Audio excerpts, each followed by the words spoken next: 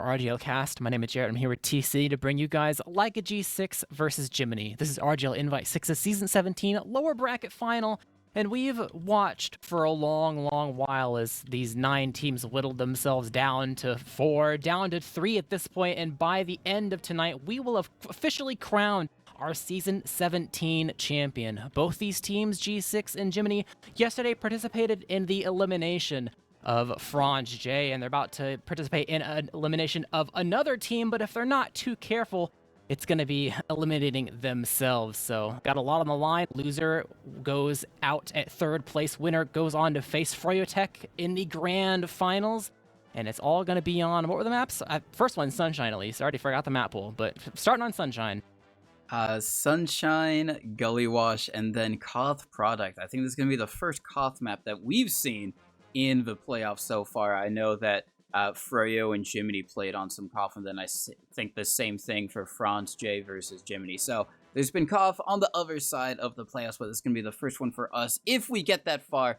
Otherwise, it's going to be a very exciting game, and I'm hyped to see how it all plays out. Jiminy beating Franz J, and managing to make their way against G6. Not going to be a rematch, unfortunate for the Franz J folks, but for G6, it's going to be an opportunity for them to get together, regroup after that loss versus Froyotech, and try and secure their playoffs, grand finals card, and make their way in. And unfortunately for them, we can talk about rosters, I guess, at the moment, because G6, if you were watching yesterday, you would have seen that they didn't have their full roster with them.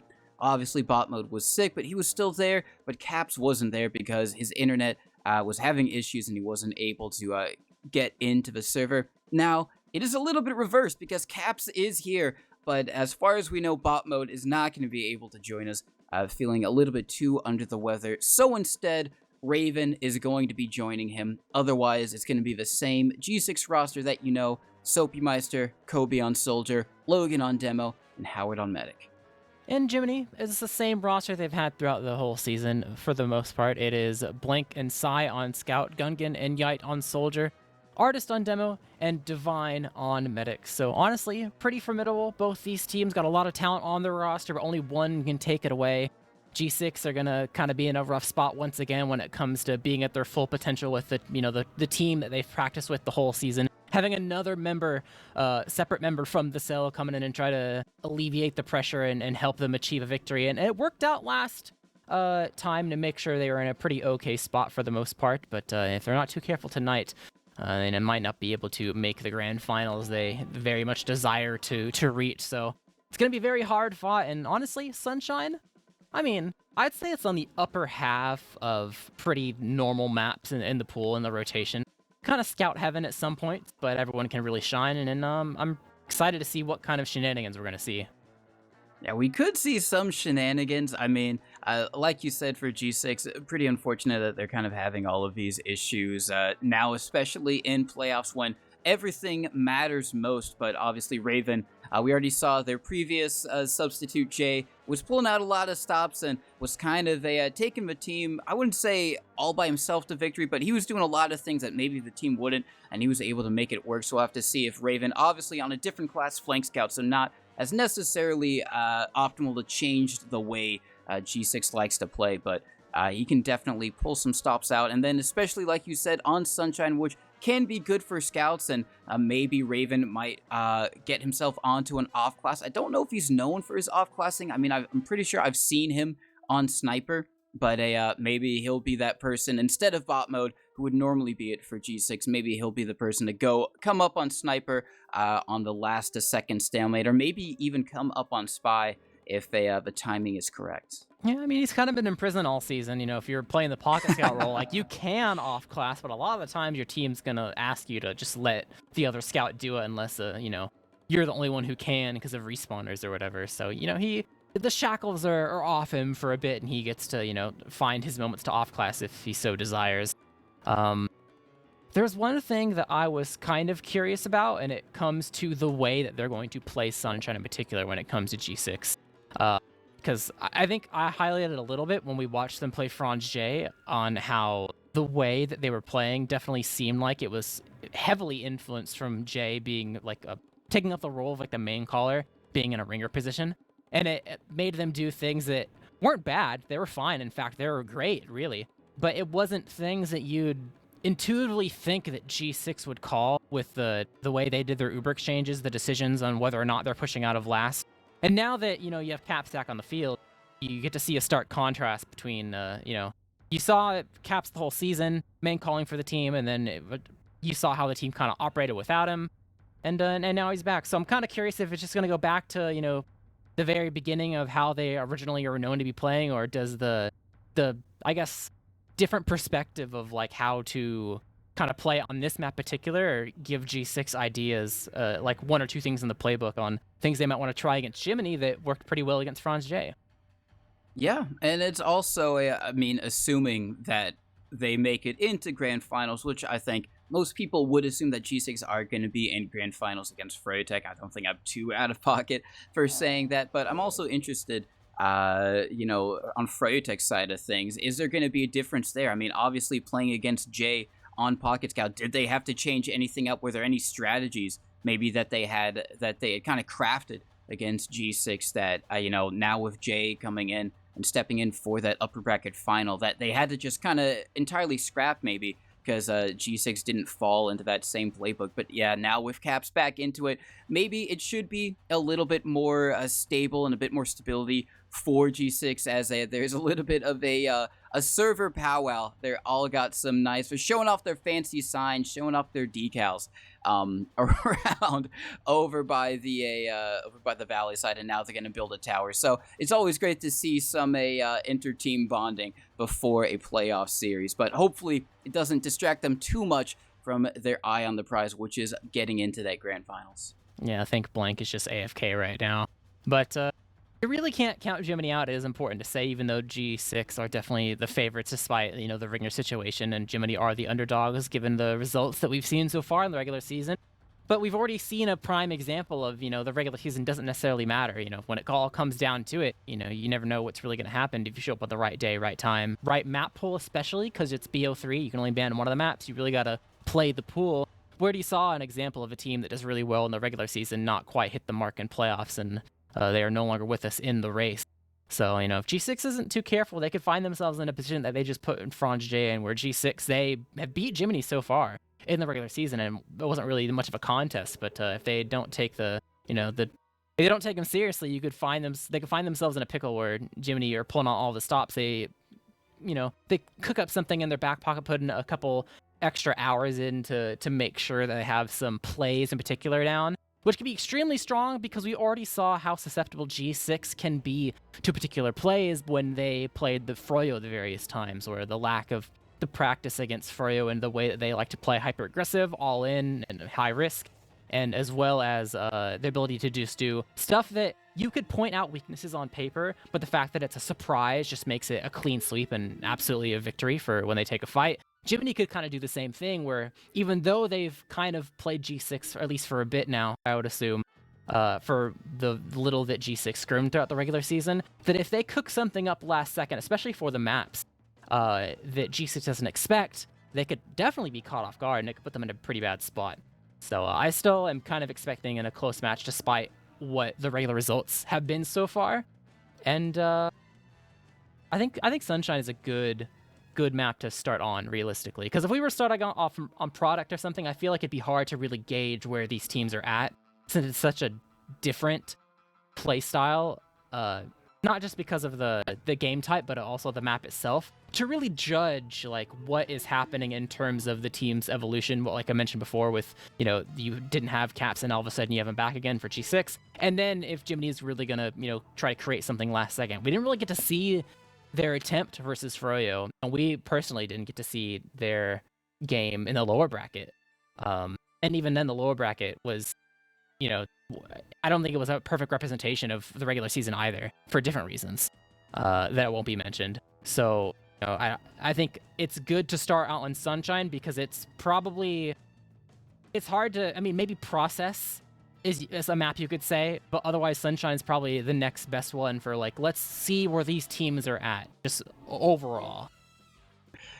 Yeah, no, I 100% agree. Sunshine should be a nice, good, equal playing ground for both these teams to really find out where they kind of stack up against each other, whether Jiminy's, if they have set plays, whether those are going to be effective in taking down G6, or if G6 just kind of a raw power as a team is going to be a little bit too much to handle. I also think even if we don't see it on Sunshine, Gullywash, which is the next map, which we're guaranteed to see, which is Jiminy's map pick, I think it could be another good place for Jiminy to maybe have some set plays, because we kind of already saw some teams take advantage of G6 on Gullywash. I mean, even from the beginning of the season, when the Greasy Dot Hogs were still around, such a long time ago at this point, Jared. But if you can recall all the way back then, they had some plays on Gullywash that kind of caught G6 out, and we saw some of those very same plays wrapping G6 from second onto middle, catch them out again because they stack everyone over in Big Door. No one's watching choke. Froyotech did it. Greasy Dot Hogs did it. Maybe Jiminy, who's had really good success against Froyotech on Gullywash, might be able to do something similar, but we are getting a little bit too ahead of ourselves. I'm getting a little bit too ahead of myself. This is Sunshine. This is the very first map, G6 map pick. While we do have the time for predictions, I'm going to say G6 won it. I think that even with Jiminy maybe having some set plays, I think G6 are just going to be a little bit too good for them to handle, at least on this map. I'm saying it's G6 5-3. I think Raven will be a good substitute for bot mode. I feel like until we see a reason to guess otherwise, I would say something along the lines of 5-2 in G6's favor. But this will be the good litmus test. Sunshine. It's a classic at this point. It's been around for ages, and we are live right now, both Demon rolling out to mid, and we'll see which team is able to set the pace and secure the mid victory for their team, and maybe even off of that, the round. We'll have to see as Sophie getting a little bit aggressive, just jumps back to the rest of the squad. No one going in for an aggressive bomb just quite yet. Just kind of looking at each other across the way. Gungan going to be going on top of Cafe for the high ground, getting damaged a lot. It's going to have to back all the way up into his side of Valley. And then G6 trying to take control across the point. Logan walking very aggressively, getting shot up by Blank. Has to back up as Kobe is in the enemy team's choke. And I think with that, there was just no space for Jiminy. They give it up. G6 win the mid. Yeah, not only did Artist get extremely bullied, but Gungan tried to jump on top of the cafe roof, and he didn't really have a whole lot of aggressive support, so they just shot him off, and they didn't have to pick or choose, like, oh, do we shoot Gungan or do we shoot someone else? So he got focus fired down, pushed back. Artist was weak. A mid-fight with no deaths purely because they are just lost so much positioning from having terrible HP and the slow fight that happened. So G6 on the move. It's their turn to go ahead and go for a sack. Sophie bombing in. Just a couple fakes, keep him on their toes. Doesn't like what he sees so far. Artist is actually extremely passive, not locking up the doors. He had to go back and get ammo as Kobe bombed in over towards the cafe. Gonna take a lot of damage. It's fine for now, but will no longer be able to fight, at least for the short term. But Yite will end up dying very close to the cafe side, getting pistoled down by Caps. They're trying to make some moves over in Valley. Maybe make sure they can equalize it. No, they're not gonna be able to find anything in G6. They're just already through the cafe. Going for the Uber exchange, put some flashes in some damage on Artist as they try to back into the cafe to make sure they can exist in time. But another nice shot onto Artist. Chris has done a pretty good job so far up until this moment where he did end up dying, but they did buy a little bit of space for the team. Raven inside, turning around, make sure he's shot down, and Sophie wants to get in and buy some space for his team. G6 still kind of have a presence here, but with both scouts dead, they can no longer fight long term, and Kobe might actually die. Juggles around, he's trying to escape. He's not long for this world, and Artist with his stickies will be able to take him down. Yeah, and with that pick onto Kobe, you're going to see Jiminy walk in onto middle. It's just Gungan jumping around, making space. Sophie on the bell tower is going to have to back up as Yite takes control of it. They're going to, oh, they trade in mid-air. Some nice air shot action coming out from both of the soldiers. As G6, they want to try and stay in here. Logan very far forward, just putting out some really good damage to everyone else from G6. They're getting their spawners. They have the faster spawners with control of the point blank. Walking forward, Gungan on top of the cafe area as G6. They're still trying to get in here. Kobe bombing forward onto a point. Nice rockets onto Artist and on the side. Forces out the Uber as Howard is super weak. Has to use as well. They're going to be trying to chase all these Jiminy players as there's one in behind it. Sophie Meister, Kobe just bombing forward. Melts Divine with some nice rockets. Sai isn't going to be able to take down Logan. Just barely surviving on a sliver of HP. And that is going to be G6 defending mid and taking second. Eventually, push comes to shove, and you have to cut your losses. Both those G6 scouts respawn, and you're just a sitting duck, and will lose the respawn war long term. And that exchange did not really bode too well for them either. An ornament onto Divine, and delay the heals coming out on for the blue team, but they do get the scatter kill onto Soapy. They have him going through more. Gungan went for a bomb. Blank might try to follow up, but gets shot in the back. Caps is there to be able to help his team out, but there's a whole giant fight that's happening inside the lobby as both teams file people through. But at the end of the day, they extend a little bit too far on the side of the blue team. Kobe already on last, a bit weak, but he has the rest of his team coming in droves as Chris going in, trying to put Artis in a box, able to take down one with the lock and load, taking the Raven out of the equation. But Soapy on top of the point, gonna have to bomb Gungan over, chasing him down. Might be able to find Kobe who's underneath him, but he's escaped him for now. They're blocking the point. They have the respawners. This might be bad for G6. Now the shoe's on the other foot, but they overextend and stay their welcome way too long. So losing 2 there means that it's gonna be a little bit rough for them to hold on to this, but it is just overall a 2-man. So Jiminy don't have the greatest incentive to go more than just a sack, and in fact, they're not even going to do that, really. I mean, Gungan was peeking his head a bit, but not definitely enough to go and commit on the 2. So overall, with all that time written off the clock, they're going to go ahead and go up the setup, maybe go ahead and go for a round reset or something along those lines.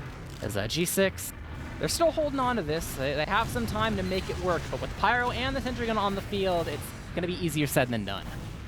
It is. I do have to say, if Artis doesn't hit that pipe on the Raven, that is 100% a round for G6. But because he did, G6 are still going to be in a very good position.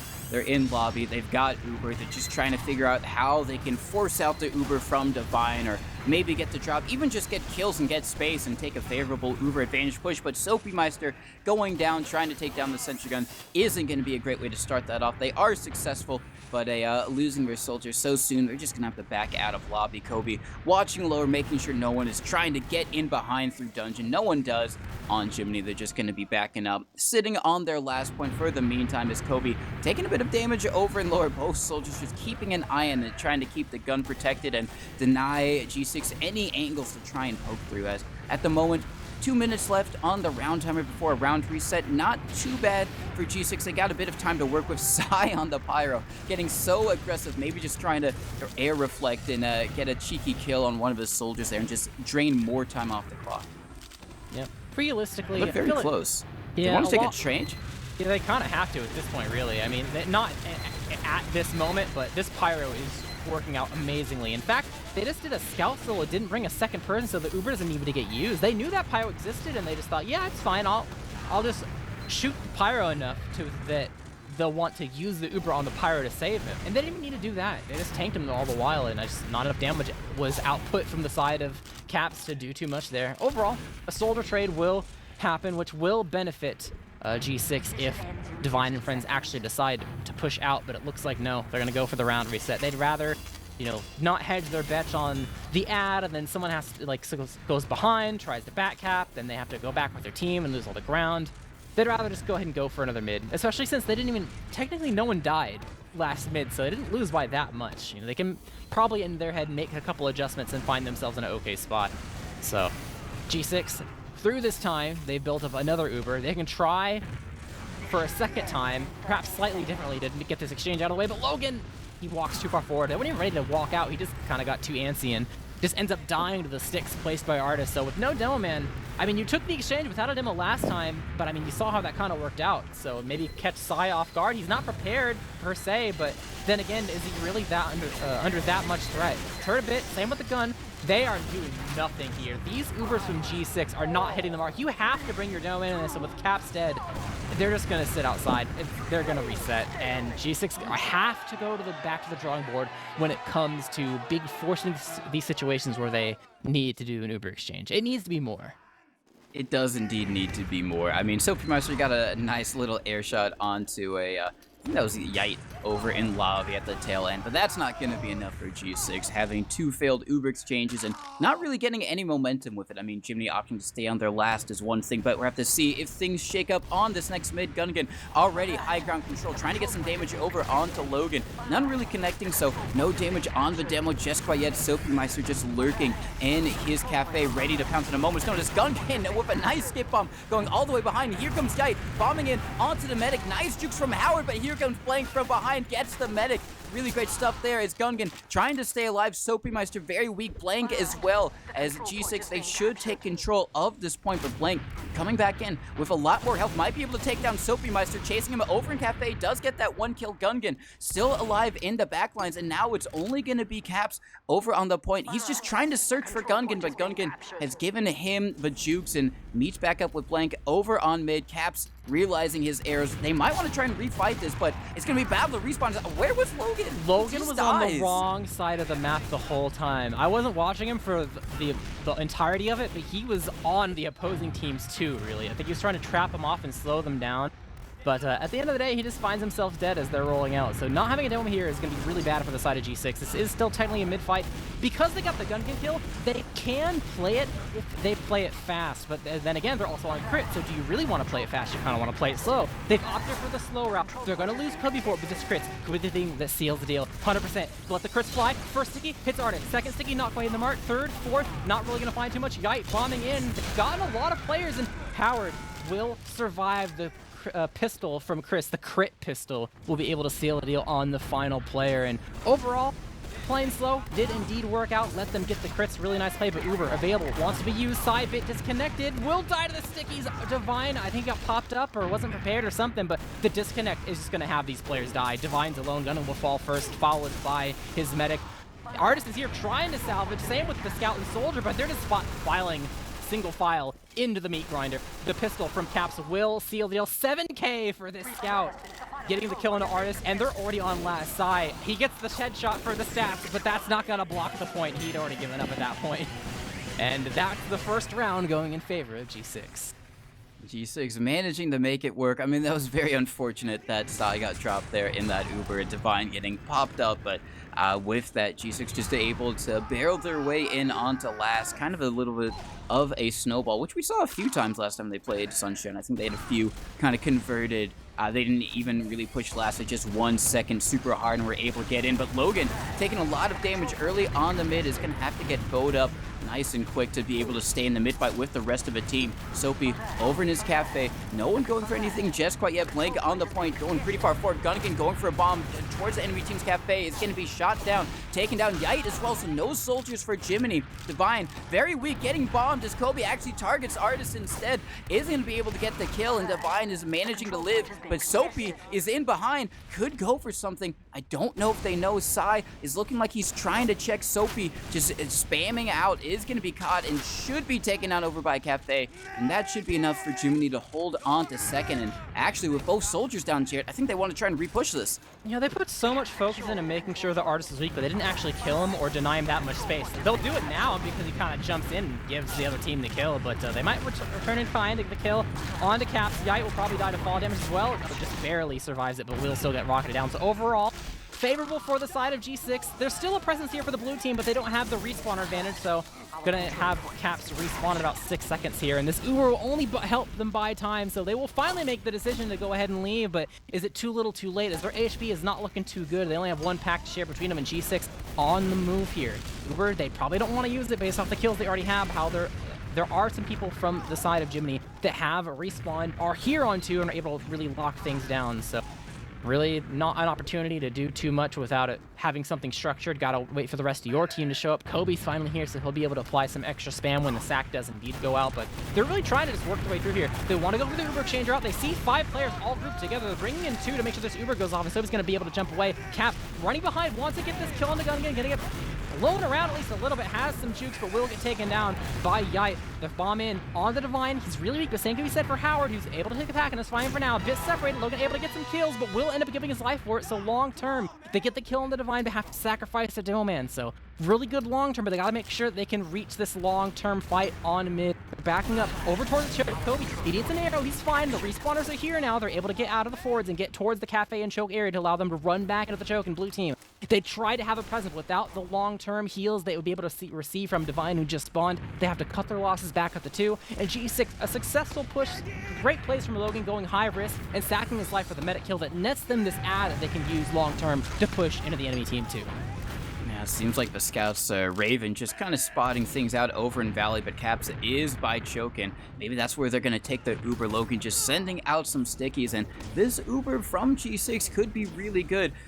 Depending on if they're going to be able to get anyone with it, or if they're able to get the point for free, because Divine playing very far back, they might be able to just milk it in and not have to use. And Jiminy giving up so much space, Gungan going in for the bomb, doing a lot of damage onto one of his scouts, but not enough to get the kill. And yeah, it's going to be a free second for G6. And with the pick onto Yai, both soldiers down, they could definitely turn this into a sack at the bare minimum. They're already taking so much space over on the left-hand side. You're playing the point. Really great stuff there. The Uber has been used from both teams. Divine getting launched up into the sky. Kobe bouncing Gungan around, is going to be taken down himself as they're all just barely get into the spawn. They're going to come back in with full health, and G6, they have to give up here. Soapy Meister just barely getting out, and they do find Yite, so that's going to stop Jiminy from coming back in. Soapy looking like he wants to try and go for some type of sack already, but G6, they get the Ubers out of play. Now things are going to slow down as both teams wait for their Uber. They're preking aggressively, but I don't think they're going to go for anything here. Yeah, blank views on sniper. Get a headshot. Bomb comes in. Maybe swap on one of the soldiers. So people will end up dying though. Get the kill on the side. So overall 1-for-1. And Yai only just respawned, so he's not quite at a door. It allows them to actually get through. And Kobe will bomb onto a gun. Takes it out. Gives up his life for it, but the distraction able to take out blank. Yai wants to bomb in. Finds two, taking Raven and Chris out of the equation, but does indeed die to fall damage. It's demo v demo. Side respawning. Uber to buy time. The drop did not recognize the respawners coming in. Howard, little bit of a mistake there, not spotting it. And Soapy's trying to salvage off any damage that was done, but realistically, there's none. Divine has everyone healthy, and the misplay from G6, I mean, disastrous. Not only is this gonna make sure that they lose too, for sure, but Raven. I mean, okay, the kill on the gun will help for sure. But overall, Jiminy in a pretty good spot. Full ad. Even on players, they know that the sniper is a threat, and as long as they can spot him, they could try to deal with it, or at least pop through, maybe kill him if they can get eyes. But they're working their way over into mid now, and we'll see the method in which they try to take it. It's Valley. It'll probably just be a straight pop through. Yeah, Artist just trying to pop in. He gets a little bit juggled by the spam. Both soldiers still on Bell. Might be catchable for Jiminy, but no, it seems like they're both going to be able to get out. So they use the Uber. They really only get some space. Not even the point just quite yet as Kobe immediately bombing in, taking a lot of damage, but doing a lot as well. As we do have a pause, so things are in hiatus at the moment. Hopefully it's not any more internet issues for Caps. As he was struggling with them yesterday. We do have word. It is Kobe 1920. He has something to do. So we know it's not any of the medics or anything like that. So it shouldn't hopefully affect the game state too much, which is always what you hope for when you see these pauses. But I mean, at the moment, it seems like Jiminy, I don't even know if they're going to be able to get this point. I mean, they could. G6 are coming in. Raven is a little bit out of the fight, and if Soapy Meister loses this one versus Yite, they might actually just have to back up, because if he wins versus Soapy Meister, taking down Raven might not be too much of an ask, and then at that point, G6 are probably just going to have to back up, because even if Yite isn't healthy enough, there's still of the risk of Yite being able to flank in behind. But of course, this is all like 3 seconds for them, and we've got maybe an infinite amount of time to really just analyze this one scene. G6 is probably about to wipe. Look at the stickies that are just behind Logan that he's gonna walk into and Gungan bombs. I didn't even see that. So that's a dead demo, man. Oh yeah. And then Caps is so deep that he's gonna get chased down, not be able to be beamed, and he's gonna probably die to Psy and Artist. Soapy is already half. I mean, so maybe so. Oh, the pack's not even there. Soapy can't eat the pack, so he's probably just gonna die to Yite, and Raven can't really stop him. So you're going to have Yite that's able to chase down the exit that both Howard and Raven want to take, and then the whole team just dies probably. Unless, you know, human error and all that. But things are not looking too good. I mean, it's hard. Like, you can try your best to, like, you know, say the different situations that could happen in a pause when you just get this little freeze frame. But, like, this is certainly very, very bad for G6 right now. Like, they have an ad, they can't, it's nowhere near usable, because they're not close enough. And, I mean, the sniper is not being a factor right now, so you can just kind of pretend that Raven's dead. And, G6, their combo separated, stickied off. It's looking like another disaster here. Yeah, it really could shape up to be a big disaster for G6. Like, unless you said there is some human error, or Raven absolutely pops off on Sniper, gets like the whip around headshot onto the item, and just walks through choke and gets like headshots to everyone, which is possible. I mean, these are some of the best players in the game. We know that they can pull out these types of plays, but assuming that all things kind of fall, I guess, how you would expect them. G6 not in the best scenario. And I mean, I don't know how much time it was on the clock when we actually paused things, but even though they are up 1-0, it hasn't been necessarily incredibly dominant from G6, at least so far. It's been kind of back and forth.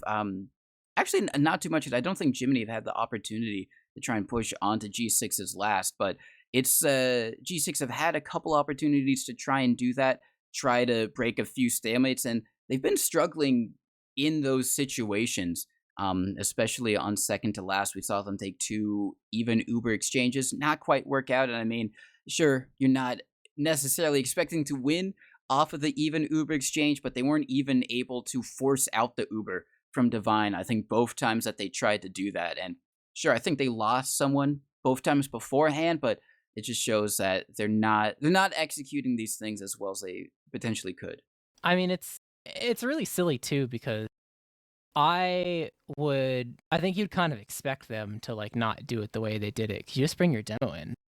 Your primary has a better fire rate than the air blast rate for your pipes, and then you just have more ammo in general. Even if the pyro air blasts some of your stuff, you still have more left in the tank to hurt him or the gun or whatever. But Logan wasn't any of them. The first one, it was deliberate to not put him in. The second one, I mean, they kind of forced their hand. Maybe they talked about like, let's put Logan in the Uber, and then oops, he died. You can't go with him anyway, and that's why it kind of sucked. So they'll probably adjust where they need to. Like, it's, they're not dumb, but it was certainly a waste. Like the first one for not sticking to the classic, but the second one just like a total accident and was like, oh well, we don't have time to wait for him to respawn. So I would kind of expect, I would hope that wouldn't be a long-term issue, at least for the rest of the match. But it certainly set them back a bit. You could argue that with the amount of time left on the clock, they could have a bigger lead than just a 1-0, given they were in a pretty good position for a long while. And they have the capability to put themselves back in that position, but given what's been happening the last couple minutes, it's going to take a bit for them to get back there. And honestly, it's looking like Jiminy are in a pretty good spot to just have a chance with an Uber to just push in a last and win. They'll probably wipe him here. They'll get a free second, and then just get a chance to push in a last when they get their Uber. No, yeah, they definitely should, unless we said someone goes for some type of miracle thing, and it is always kind of a thing. Obviously, they're not thinking about it in this moment because this moment is 90 seconds in the future, and they were in the middle of they're getting Kobe back on the server, or someone yeah, crashed or something. something like that. We had a little classic unpause repause. Maybe Kobe AFK was like internet AFK, where he's like he's standing still and then eventually disconnects. Ooh. Oh, well, Artist dead. Okay, we won't have to worry too much longer. Mind. Oh, he goes down. Everything I predicted is wrong. Wait, so, Artist still alive. That's great for me. Soapy will eventually die. That's something. Yeah, Artist had him stickied out, but I guess he just dead and did no damage. So maybe the human error, the misplay, just lets them go in. And with them being able to kill Yite in the background, Raven does succeed at that. So overall, my prediction was entirely wrong. And that's why human error is so important. Because I don't know what happened to Artist, but he had them locked out. Now G6 have taken over the enemy team plat. Their Uber is available. It's 30% ad. It's it's going to eventually be like a 10% ad. You really have to kill Divine with it if you want to go. They're trying to figure out which door they want to go through. Both their explosive classes are extremely weak, and the headshot from Blank onto Caps will kind of seal the deal there, and they probably won't be going with this. No, they're probably not going to, as we do have another pause. So, hopefully... Another crash?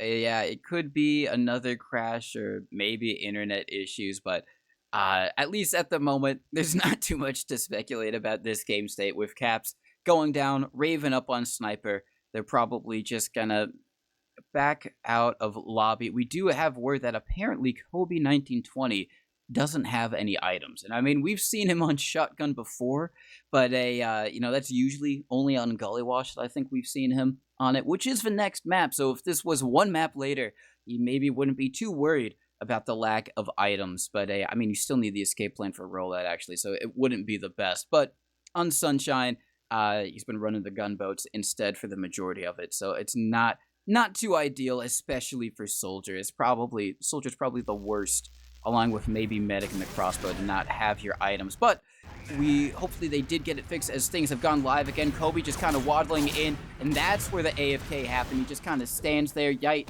is traded out, so it's not too disastrous for G6. Raven up on Sniper as they make their way into lobby to try and open some angles up for him to try and hit some heads. Yep. Even Ubers throughout everything, they're just trying to go in while the gun was still not there, and they're going for it again. So he works his way into spawn, immediately gets lock and loaded though, so he's on his last legs here. Will get taken down and try to get some room here. Logan able to pipe the gun down. No one really in an amazing position to go in. Kobe is still just sitting in spawn, I think, in the forward spawn. Not rolling out quite yet. Took him a sec, I suppose. So here's the second pause that happens. Is he moving this time? He is moving this time. All right, looks like they're good to go. But time written off a clock at least a little bit. They're trying once Oh, this again is when to he build doesn't up have the his gun, items. You Oh, can I see see. he doesn't have the item. He's just Soapy Meister's just watching his soldier wander around. Meanwhile, Death's in lobby though. I mean, Gungan died, but they did get the kill onto Logan. The respawn sniper of Raven immediately taken out by Psy. But you can definitely see that the most that Jiminy is willing to go out of last is just lobby. They're not actually doing sack attempts onto Howard. They're just poking, saying, "Hey, is there anyone still in lobby?" And they just go through. They try to bomb him, whatever. They get the kill potentially, maybe give up their life for it, but just something to kill time. That's about it. Attempt number 2. Kobe, does he have his items now? Item check. He does. He's good to go. Okay, now he's actually good to go. That is Still, that's more and more time though. Jiminy can't be mad at this. No, they really can't, because that is just a lot of free time drained off the clock for them, and it makes holding this last a little bit easier as they're going to be going over Logan just with the sign out. Yelling some things in the chat. Hilarious stuff. Last time I think we saw these two teams against each other, Artist and Logan were up to some shenanigans, which you don't normally see from two demos on opposing teams, but we're seeing a little bit more of that tonight. At the moment, G6 just still trying to figure out a way to get in. Raven is off of the sniper, so he's not going to be on that to try and open things up. As Psy just walks in with the pyro, takes down Soapy Meister with the shotgun, and that's going to be even more time drained off the clock, and it's looking like G6 gotta go for another one of those even Uber exchanges, maybe, depending on how they play these next couple of seconds, and hopefully for their sake, they got Logan in it with as well. Yep, Gungan has been running a band this whole time, does have battalion.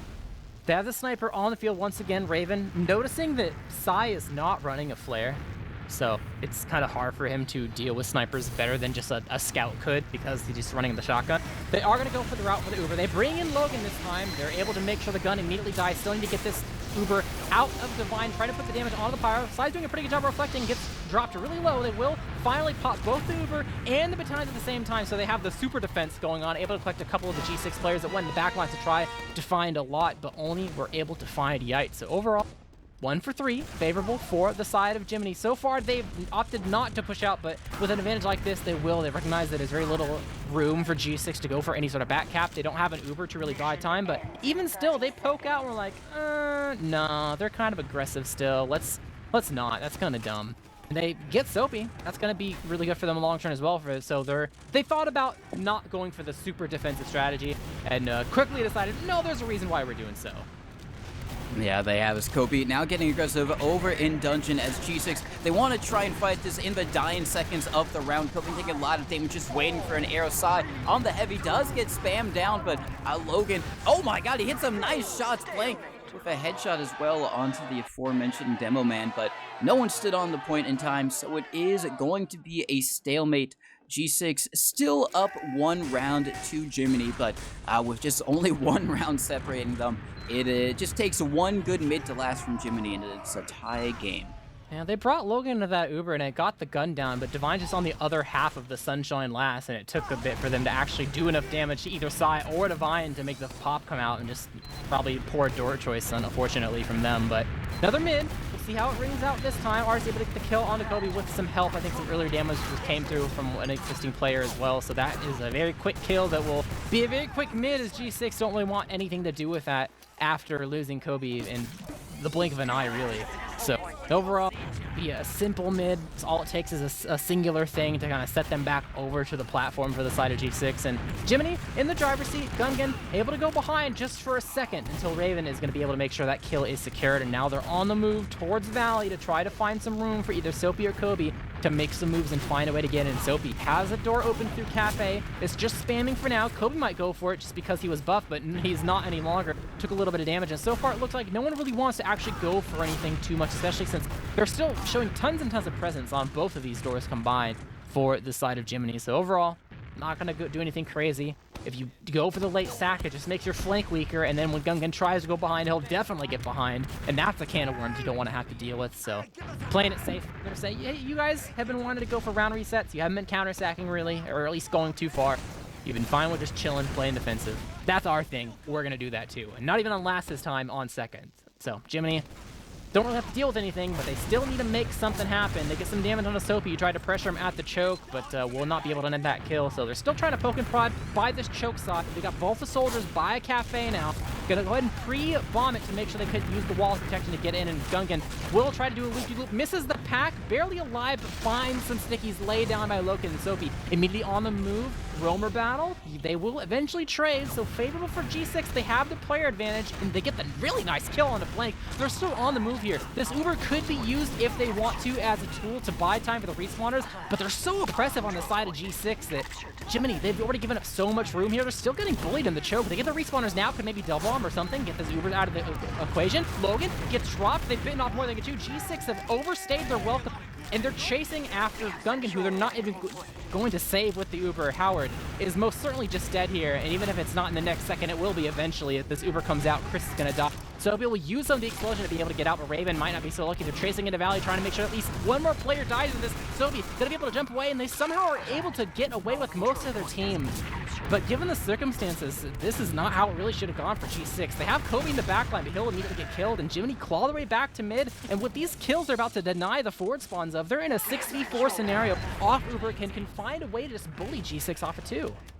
Yeah, this is going to be a really great opening for Jiminy. They're making their way through choke, and Valley Artist bombing himself in. Soapy, a lot of damage onto him, but Artist goes down. Raven just rushing forward, getting 2 like no one's busy. He gets another onto Yite. That's 3K from Raven, single-handedly destroyed the Jiminy push. Now G6 are the ones making their way in onto middle. They're going to be the ones trying to deny. If they can deny Artist and Blake, I don't know if they're going to be able to. No, Artist and Blank are going to be able to get up, so it's going to be a lot better for Jiminy. If they lost those 2 spawns, then G6 would have been able to fly immediately in, but you can see Kobe making his way in through lower, is going to be trying to open things up. Gungan on the high ground. Kobe getting denied by a nice pipe, I think, from Artist, as the Uber just comes out. I think they got forced over in Valley. They do find 2, so an Uber for 2 soldiers. Not too bad for like a G6, but the Uber is still up for Divine. You can see Sai rushing forward, getting onto Logan. Artist with some great damage, getting the kills, and Howard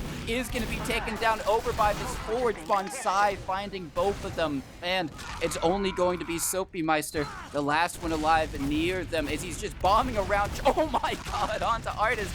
Artist gets him with 2 nice pipes. Kobe is up on Sniper by choke, but I need to save it. I mean, the damage has already been done. If you just keep the cam on Artist for like a solid, maybe like, obviously don't do this, Dolphin, but like if you hypothetically just kept the camera on Artist for like, also nice shots by Kobe, for maybe a solid 5 minutes or so, you would think that he's like trying to play soldier as Doman from how much he's just putting himself in the air. And sometimes dying for it, but sometimes making a lot of space. But what could have been potentially a free mid, I mean, the sniper has done a really good job of collecting the kills here to completely thwart that. There's still an Uber ad that exists for the side of Jiminy long term because they got that kill onto Howard, but there is a small window where it is a 6v4. They do have the sniper, but it's kind of okay. Never mind. Oh no, other players on sniper. So Kobe's still a threat, and they tried to make some space off the fact that they had that player ad, but weren't able to really find anything. Kind of afraid they were going to get Ubered around the corner, and this Uber does indeed come through. Logan gonna jump away. Pretty much the last person that they could have maybe gotten that was still at mid. The rest of them that were pretty passive on the side of G6, but they have an Uber of their own. Popping through Cafe, they want to chase Divine. He's very much caught. They're going for Artist first to make sure that he can't get away. Logan going to be able to collect Divine with a sticky, and they are having some extra players around the bell tower that need to get clean. They're able to get 1, 2, but there's still players from Jiminy that are behind, going for the back cap, and with how much time they have right now, they do indeed need to go back and make sure they clean both of them up. But I mean, they get the 1 kill on the Kobe, but not much more than that. And they will be able to maybe buy 2 of the respawners. Blank and Divine and Artist and Yite will be able to all respawn and have some sort of presence on 2. Logan was here early though, taking them off, slowing them down. I think he has enough ammo and HP to make sure it's very difficult for them to actually commit out of the spawn. The rest of the team has arrived now. And really heads up play from him, recognizing that, yeah, we need to go back as a team and clean up these players, but I should go forward and spawn camp and to prevent any form of second hold from actually coming to fruition. And now they have this extremely small ad they could really try to use if they want to. If they don't want to go for this stalemate break that hasn't worked out for them so far, there is a small opportunity they could try to take to be able to push into this last.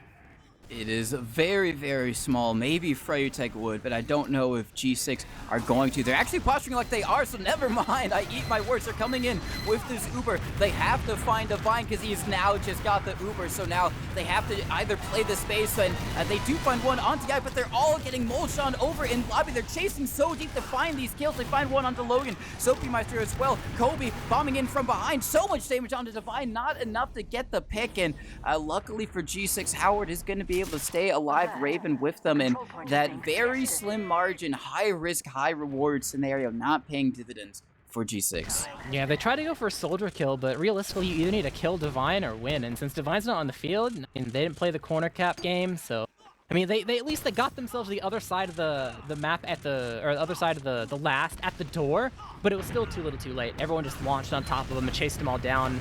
Howard lost his scout speed, and then it was kind of Finn at that point for a moment because no one was really able to escape for the most part. Except Howard, he did actually make sure that he lived throughout it all. Wasn't healing for a bit, so even though they technically should have had, he knows that I wasn't healing. That's gonna pretty much even out. So G6 will not be doing anything here other than trying to set up another sack attempt. Got the soldiers split up a bit. A lot of presence in the valley area. It looks like it's mostly just a distraction, though, for both the soldiers are by Cafe. So maybe just for Kobe. Gungan still applying a lot of pressure. Cap's going to eat most of the damage. Gungan gonna take a little bit himself, though. Needs to go ahead and get the pack. And so far, they haven't actually executed anything. They're getting heavily bullied in Valley at this point. Logan might just straight up die to spam because he's not too careful, but Kobe will bomb in, alleviate the pressure, get the kill on the Gungan. They've noticed that they've played without beam over on that blue flank for so long that this Uber exchange has to come out if they want any chance of holding on to this long term. The block and load will seal the deal on getting the force onto Howard. They're trying to escape through the shadow. They split in different directions, though. Divine will end up dying. Raven does die in the backline, but Artist is not long for this roll. Cap's able to get a 2K there. They are even on players, though. Heal advantage forward to the side of the red team, and nice shots coming from Blank. Sealing the deal there, getting the kill onto Caps. And even though they still have some players left alive, they certainly do not have the HP. But G6, they also know at the same time, they don't have the respawner advantage. They can't win this long term. Too many players are going to file in, and they don't have the firepower to make sure they can do this safely enough to keep Howard alive. So they're cutting their losses, back up at least for a moment to allow the rest of their team to arrive, and then maybe go for a dry. Or if they're not feeling too crazy about it, they could just straight up just go for their ad. They know they have a giant ad, and they could just use that if they think it's a bit too dicey.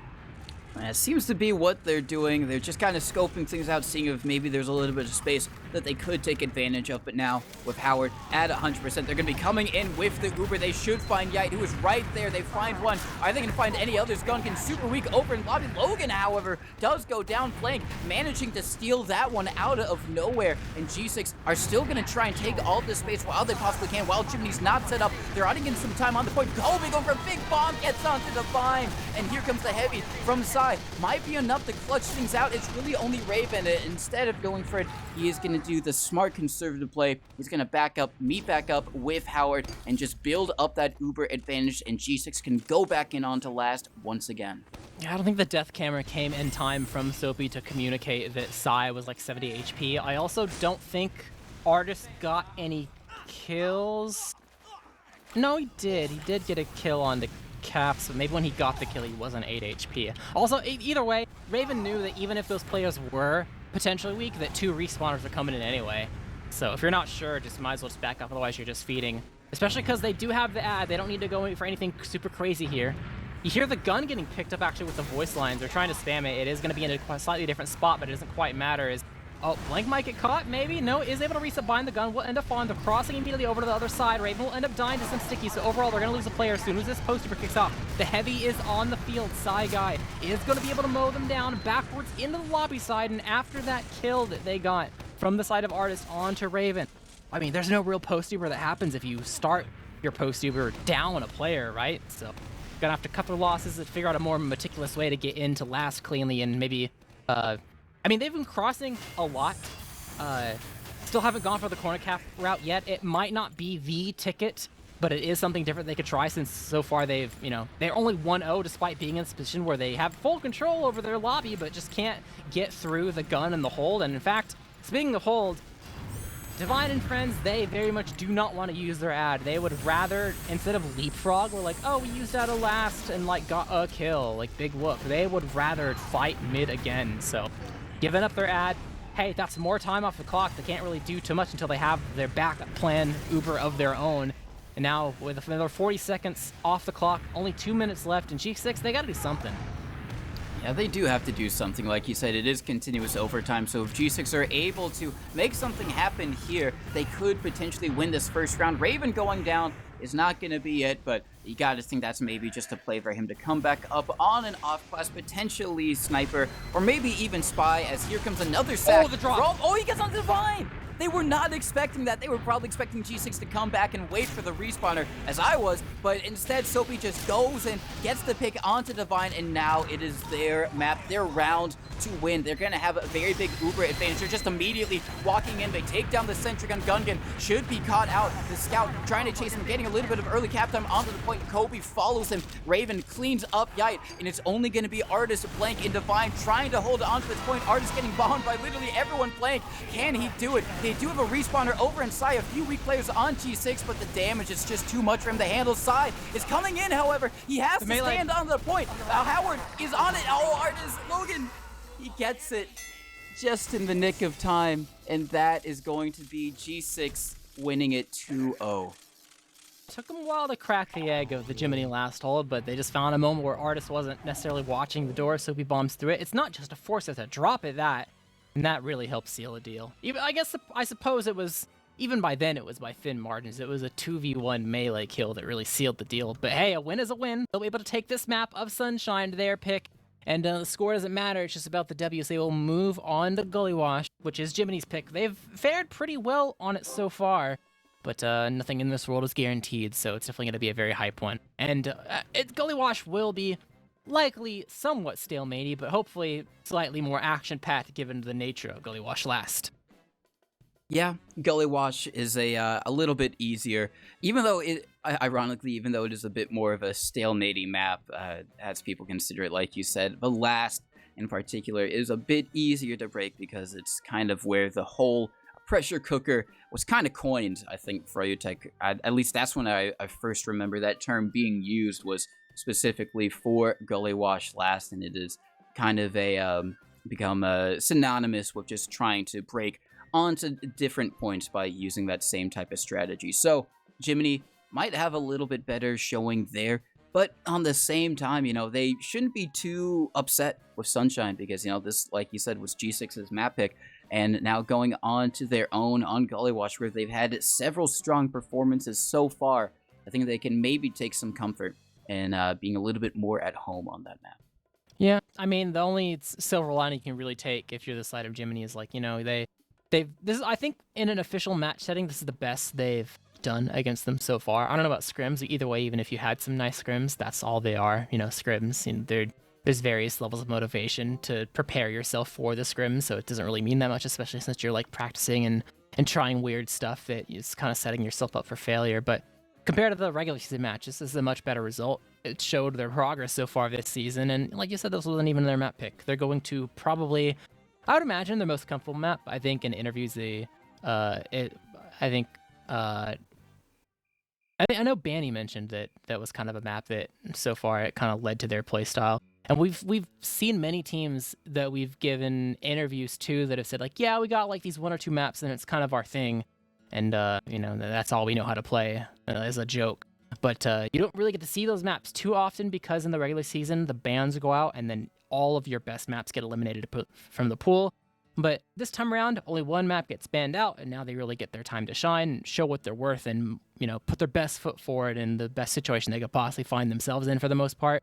And we'll see what they're capable of. And you'd hope, at least Jiminy fans would, they're really going to pull out something here, because not only is it their map pick and it's their time to shine, but it's their life on the line as well. Being a map down in this situation in the lower bracket, if they fumbled even just a little bit, you could be saying goodbye-bye to Jiminy for the rest of the day, and they would be out at third place. So it really all comes down to this, potentially. It really does all potentially come down to it. While we are waiting for, the second game to go live, we can take a little look at the stats. Pretty close across the board. Divine dying a few more times, and Howard did 5 more to be exact. So a little bit of things going on there, and otherwise it just kind of shows you you can really look, especially at the soldiers, just how stalematy it is. I mean, Soapy 7-20, a lot of that is just being in those stalemates and being the person that has to try and go for it. I don't know how many times we saw him sack in, and you just have to try and do it until it works. That final time he went in, I wouldn't say on an off timing, because you should always be expecting a sack, but I don't think Jiminy were expecting a sack right after they had lost their scout. So he just goes in, gets it, and it's just kind of what G6 had to deal with the majority of it. But going on to Gullywash, we've seen it from both of these teams. I don't think they played on Gullywash last time they were. I think there was a Metalworks game in there, and I forget what the other one was. But we've seen a lot of. Yeah, we've seen a lot of aggression, actually, specifically talking about Soapy Meister onto the demos. We saw that a little bit onto Artist, and when they played against Froyotech yesterday on Sunshine, and I think in general, Soapy has been very aggressive trying to get in onto the demo early, and really prioritizing that. And we've seen some kind of boshy rollouts, some fast rollouts on Gully. So I wouldn't be too surprised to see him maybe trying to go for the early damage onto Artist. We'll have to see if maybe Jiminy are going to be expecting that. If they, especially on something like Gully, if the demo's expecting that, they can play a little bit more passive and maybe bait the soldier in with some sticky traps instead of trying to go for the damage on Big Door. Just have some stickies protecting them, and then they can just get an easy first kill onto a soldier, and just makes the rest of the mid a lot easier for the rest of the team. But it's really all on the Soapy and how he wants to play it. But considering he's done it a lot before, I wouldn't be too surprised to see him do it again. Yeah. So the previous times they played was Metalworks and Process. So got something that was pretty soldier favored, and then something a little along the lines of Cookie Cutter, obviously, because it is Process after all. So going to Gully, like I said, going to be Jiminy Wheelhouse. A map that G6 obviously isn't bad at, but they've shown some weaknesses before. Obviously, every team's going to have weaknesses, but it's special because G6s were very apparent. Because sometimes you have weaknesses or things that you go wrong that aren't as clear, aren't patterned. And G6 have shown a couple of those throughout the regular season. But the question is will Jiminy recognize them or and be able to take advantage of them? Or who knows, maybe in the past 2 weeks, so they've had to boot camp at least a little bit to go all out with the scrims, since they were going a little bit light on it, that they can find a way to kind of close some of those holes that might have existed earlier on. I think that's the thing I'm most kind of looking forward to, is to see if there's adjustments in sort of what we've seen out of these teams in Gullywash in the past. I think for the most part, Jiminy, they're probably, even though they were losses against Froyotech, they're probably relatively confident about their Gullywash plans and the way they play. So I don't think we're going to see too much change from them. So mostly eyes on G6, at least for me, to see kind of how things would kind of change. We are waiting just a tad. The server did crash as it changed levels, so we got to go ahead and wait for that to get booted up. But do you have any expectations in particular for this match other than the... Actually, wait, before you even ask that, there was something that I was going to mention that I actually don't think... I kind of feel like G6 plays mids better when Soapy doesn't give up his life for the demo. So I kind of want to not see him sell out for Artist unless Artist in particular is a problem.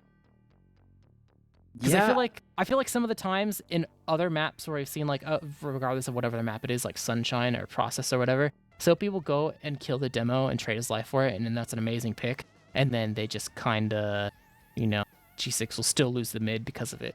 They aren't able to adapt to the way the other team plays aggressively from not having a demo man. Like the double bomb is just too strong, and they don't have that themselves because they gave up a soldier for a demo man.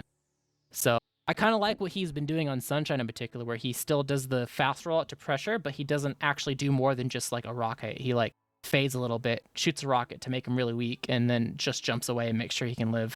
And yeah, I think it might be better if he he does that on Gullywash instead, where like maybe threaten him once to make him scared, and then just do high bombs to like threaten him and make sure he can't play super aggressive. But then again, Artist does have the lock and load. We've seen how scary his lock and load can be, especially on Gullywash. He might not need to play aggressive to be able to do tons of damage in a big door and just prevent a mid from happening, before it can really get started. And then you're kind of forced to put a lot of focus onto him, right? So might be a bit of a sticky situation, like a catch-22. Yeah, no, it definitely could be, and it is going to be an interesting dynamic to see how it plays out. And then the other thing that I was just thinking of is that, while this is all going on, regardless of who wins, you just know that Froyotech are there. Maybe they're watching right now, and they're just taking notes. They're identifying how these teams are playing, and they're just getting ready because that's kind of the other thing. Regardless of who wins this, they're gonna have to play Froyotech in the grand finals, and it can be a good thing for whoever wins, because they're going to be warm. I don't know if Froyotech are scrimming anyone at the moment. Maybe they are, maybe they're not. Maybe they're just doing some MGE, which I imagine they're going to be doing at least amongst themselves, preparing for this. But, whoever is winning this and is going to have to face Froyotech, they are going to have some good, solid warm-up. What better warm-up than a playoffs? But on the other hand, potentially it does allow Froyotech to read into their strategies a little bit more. And then there's also the mental side, the fatigue side of it as well, because you're going to be going in from a best of 3 into a best of 5. Sure, Froyotech are going to have a map advantage, so I think the max amount of maps we're only going to see is 4, but still, that's a lot of TF2 that you're going to have to be preparing yourself for after you've just played a best of 3. And I mean, I'm not sure how long of a break we're going to have. It really depends on how quickly this best of 3 ends, which, with all the pauses we have and now the server crashing is just going to eat into that time that these players are going to have to really mentally reset themselves and get themselves kind of ready to face Froyotech. And if they have any strategies or counter strategies for them, it just kind of decreases the time that they're going to have to talk about that and really figure it out. So going to be very interesting, and you can extend that to Soapy. Does he bomb Artist now? And if he does bomb Artist now, does that mean Habib is there taking notes and being like, all right, he bombed Artist, I should prepare for that? Or if he doesn't and he instead goes to fade bomb, then Froyotech know, all right, he's just gonna fade, we don't have to take him seriously, we can just continue with our game plan. So a lot of interesting back and forth dynamic potential there, which extends to all aspects of the game. So hopefully we're gonna be able to see how these teams adapt to Froyotech when they have the opportunity to play them. Yep, gonna have to pace yourself overall long term, because you got to put in the effort to make sure that you can like try to obviously get to the grand finals, but at the same time you're looking at a potential maximum of 7 maps being played. It'd be kind of crazy to go like the distance for all 7 maps, where you played 3 maps for the lowers and then go all 4 maps to the grands. But at the same time, it's like it's technically possible. You kind of want to pace yourself at least like a little bit. But yeah, definitely need to pull out all the stops for the strategy. Do we have word for the server? Because it crashed a bit ago. I'm surprised it's not up again yet. I think they're still working on it, making sure it doesn't crash again, because it's one thing to, the server crashed, get it back up. But I suppose if you don't double check that it won't just crash again, it could be pretty bad if that happens in the middle of the match. You'd have to do a little bit of remaking and hope the teams agree to whatever moment they were in. We've had some pretty bad ones before, like in the middle of a push or whatever, where it's like, we would have succeeded that push, and it's like, oh, no, you wouldn't have, and then forever. So I guess better safe than sorry, rather a handful of more minutes compared to like, oh god, teams not agreeing and then taking like an hour to start again. I deal with that once before. That was a time to remember, but not a fond one to remember. Were you on the victorious end of that hour-long debate? Yeah, me and Space Ghost had to podcast for about an hour, just sit, like in sunshine, zooming around. I remember that. I thought you had to debate for an hour about whether your team was gonna win the push. Oh, no, I remember that. I remember that podcast actually. No. That one was different though, because that was off of a ringer dispute. That wasn't from crashes. Thankfully, Yes. I think most of the config issues stuff so far, where it's like, oh no, you put the wrong config in, we have to like decide, how to remake the game because we were in the middle of a push and then the round reset for some reason. Most of those have been fine. Spare maybe like one where there's a big disagreement that took like 15 minutes unnecessarily when it was like really obvious like who should have been favored. Because it's like, that one's kind of, it's like, okay, whose server is it? Whose fault is it? Okay, you get the short end of the stick because it was your server and you screwed up setting it up, right? So I guess it shouldn't take that long. But I imagine like Crash would be even more different because that's not like a team's fault per se. You don't have that easy out of like, guess it's technically one team server, but you can't fault the team because like your server provider like screwed up or something, right? So yeah, that would be a mess. Yeah, that's a bit harsh. That is a nice thing, I guess, specifically for Invite now because they do have the RGL server, so they don't have to necessarily worry that. Because I guess in theory, when you load into it, it should always be on the right config. So that is. I think we talked about that maybe at the beginning of the season, but that is on trial for the Invite guys. I don't know if it's in its advanced as well. It might just be Invite. Oh, okay, it's in advanced as well. So.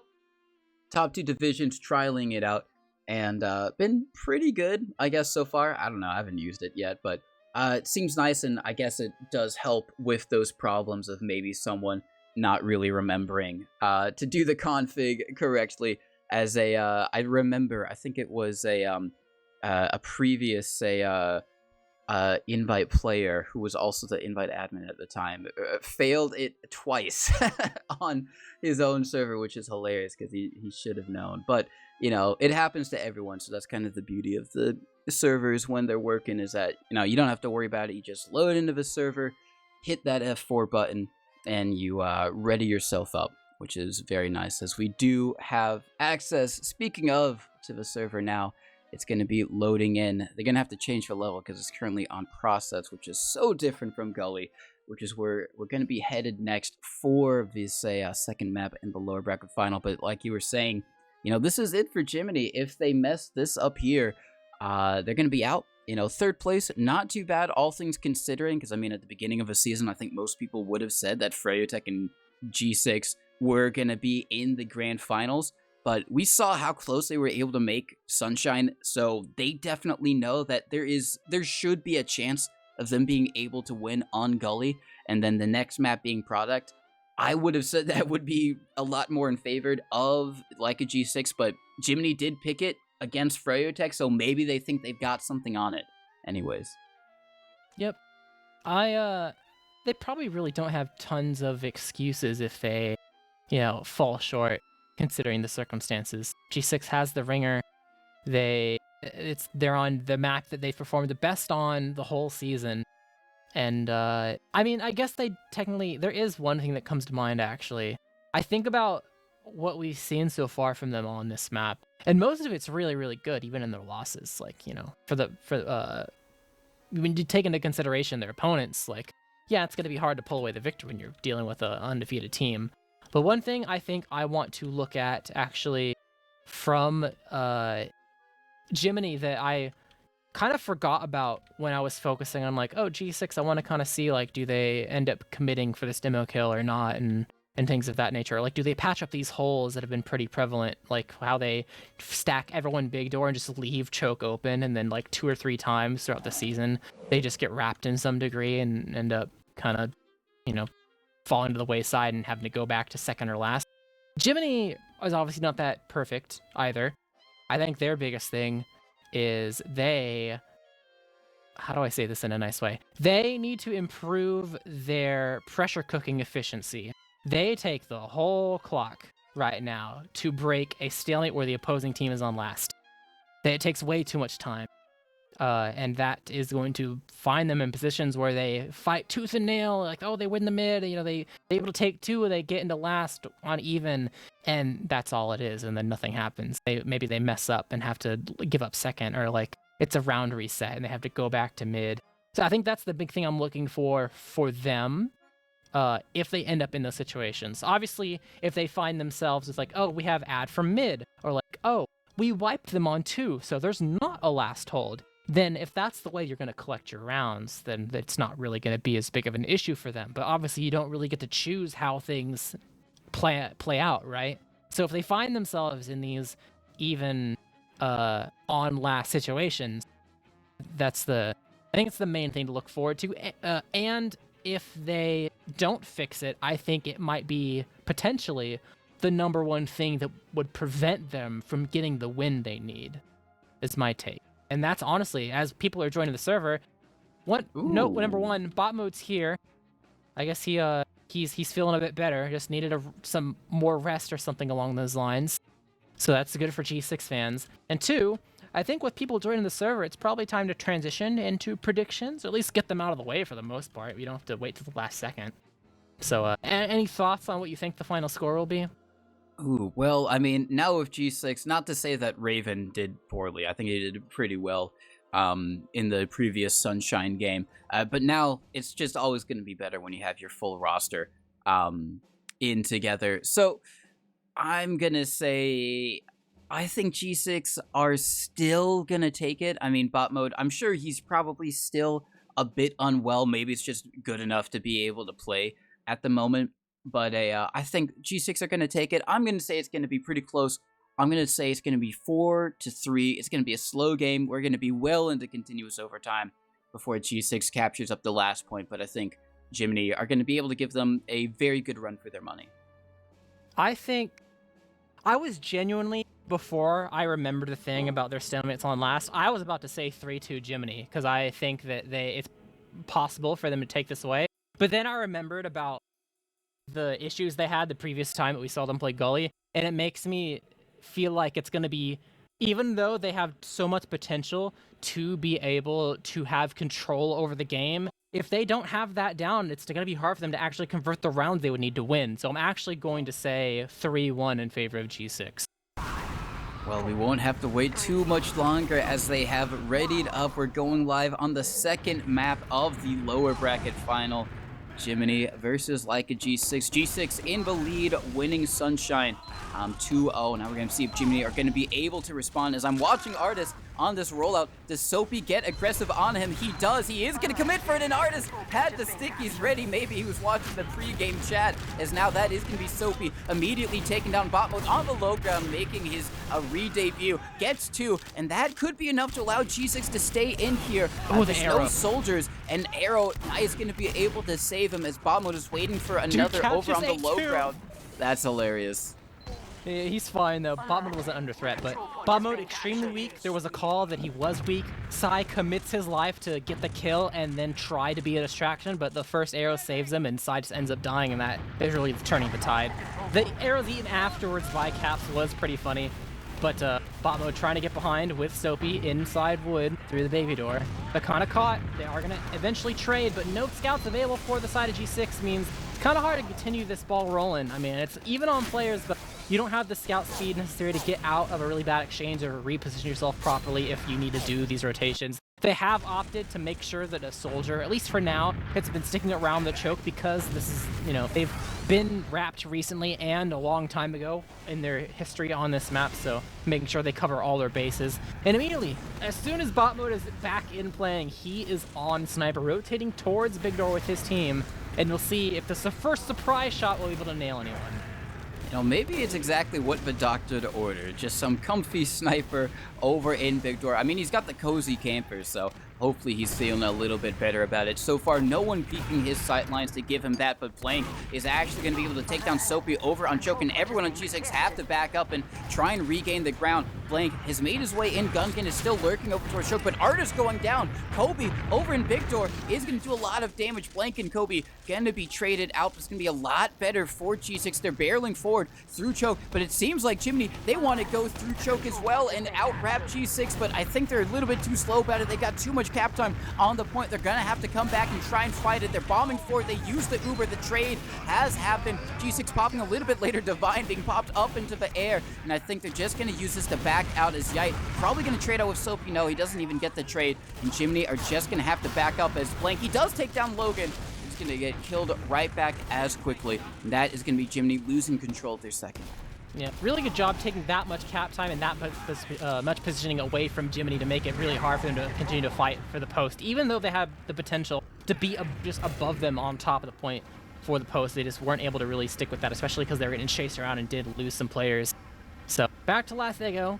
Kobe is on the shotgun, like you mentioned. You mentioned that previously we saw him running on Gullywash, and he is on it once again. Second water right now. They do know about it, though. Yite is going to come down here and try to end up fighting. I don't think he knew the shotgun wasn't in play, though, but Gungan will indeed bail him out, so both soldiers in water will be able to make sure that he's no longer a threat. And that will be the sack for the side of G6. But since both soldiers went and tried to get that kill, they are not in the best of state to go ahead and go for a counter. So they get healed up, but the time for sacking has kind of really passed. There were some players lingering in the lobby they could have maybe gone for. Soapy was relatively alone for the most part, but not really able to use that as an opportunity. Chris going to take a lot of damage here. Going to have to get healed up, but mostly eyes are on bot mode here and Blank to see who is able to get the first shot, because I can only imagine that the first kill in the beginning of this part of the stalemate would be from one of the snipers. Probably would be from either of them, Blank and Bob mode, as we do have a Soapy standing on the point. Logan Never mind, is going to be demos. going down. Yeah, instead, it's not going to be the snipers, as it's going to be demo on demo violence. Yite over in lockers, gets one. Is going to be traded right back. Caps going to be able to avenge as Soapy standing on the point once again, doing a lot of damage. It's Gungan with the skill stick, gets the pick, and that is going to be unfortunate for Soapy, but he did his job. He got a lot of cap time on the point, and now that means that if G6 try and go for it again, they have the opportunity of maybe just eking it out under Jiminy's noses, or if they go for an Uber exchange play, just takes one quick second, and they might be able to capture up the point, just like that. There's the headshot from Blank onto bot mode. Is going to slow things down a bit. One less player that G6 can use as a resource to try to make sure that they can find a way to crack themselves into this last. We'll see what it respawns on. I kind of feel like he might respawn on Scout. We'll see. He has room for off-classes still. Could he go Spy or Sniper, and that would be perfectly fine. Will end up staying on Sniper once again to see if he can get in a shot onto Blank eventually, or maybe even go for some sort of hero shot, as Soapy has been constantly going in water. He's fine for now, needs an arrow, will eventually get it from the side of Howard, so he's still existing down there, and Gungan will be the person to try to end up dueling him. Actually goes under preemptively, kind of losing the duel. Could get shot from someone coming through river if he's not too careful. The pipes won't quite connect though, and it's actually Blank who's on Pyro, goes lower and tries to chase him down as Soapy wants a challenge.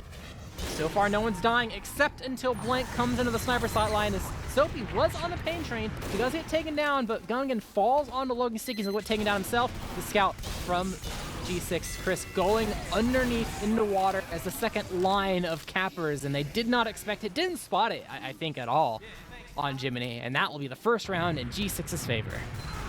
First round for G6, doing making it a lot quicker than they were on Sunshine second, trying to push into last, and that pressure cooker that we talked about earlier being very effective for them, as we see Soapy Meister this time not opting to try and get aggressive on Artist, but Gungan tries to get aggressive onto Logan. It's going to be shot out of the sky. Yite as well, 3 falling for Jiminy, and G6 having an excellent start to this mid. Soapy trying to chase, getting some rockets. Kobe with in behind is going to be able to lock out their doorways. They go in through lockers, and they are just going on a little bit of a chase here, just trying to find Divine. They do manage to do so. Artist the last one alive, getting some good damage, but not enough to find a kill, and that is going to be a very dominant mid-wood for G6. They're just going into water. Howard crossing through it at 48% HP, and they know that they're there. They have somewhat of a defense set up, but how are they going to maneuver through this? The Uber comes out, they get a little bit of cap time, bombing in, Pyro and Heavy on the field. So much cap time, actually. It's a little bit of an unflash, and they're just going to straight up win it, and boom. The Uber wasn't even over quite yet. Howard just takes it off, dies, immediately melts, but it doesn't matter because they got so much there in the first couple seconds of the Uber. Didn't really drop anyone either. So G6, the funny water play will end up working out, and honestly, this next mid, I think it wasn't even from the difference of the soldiers playing less aggressive, because it was pretty much a scout show in the defense of making sure that Jiminy couldn't really do too much, so I'm kind of curious to see if Jiminy will play as aggressive as they did previously. Gungan over on the low ground, taking a trade with Soapy. They are going to trade out, so Roamer on Roamer violence as Yite getting pushed over in Big Door is going to trade out for one. Caps cleans up the other, as it is going to be even. No soldiers on the field at all. Blank rotating around, trying to see if he can get some, but Artist nice pipes onto Logan, takes him down, and that's going to be the call for G6 to try and escape. Sai is chasing forward. Can he find one on the bottom? Oh, no. They do manage to get out to safety, and Jiminy, they are going to capture up mid. Seems like they want to try and fight second. Yep, they do have this Uber to buy time for the respawner. Any kill they would get onto Jiminy in the middle of the Uber, because they're all kind of around each other, would be great, but they have to make this jump. Oh, the body block side prevents Howard from getting to bot mode in time, but they are able to stay alive at least for a little bit.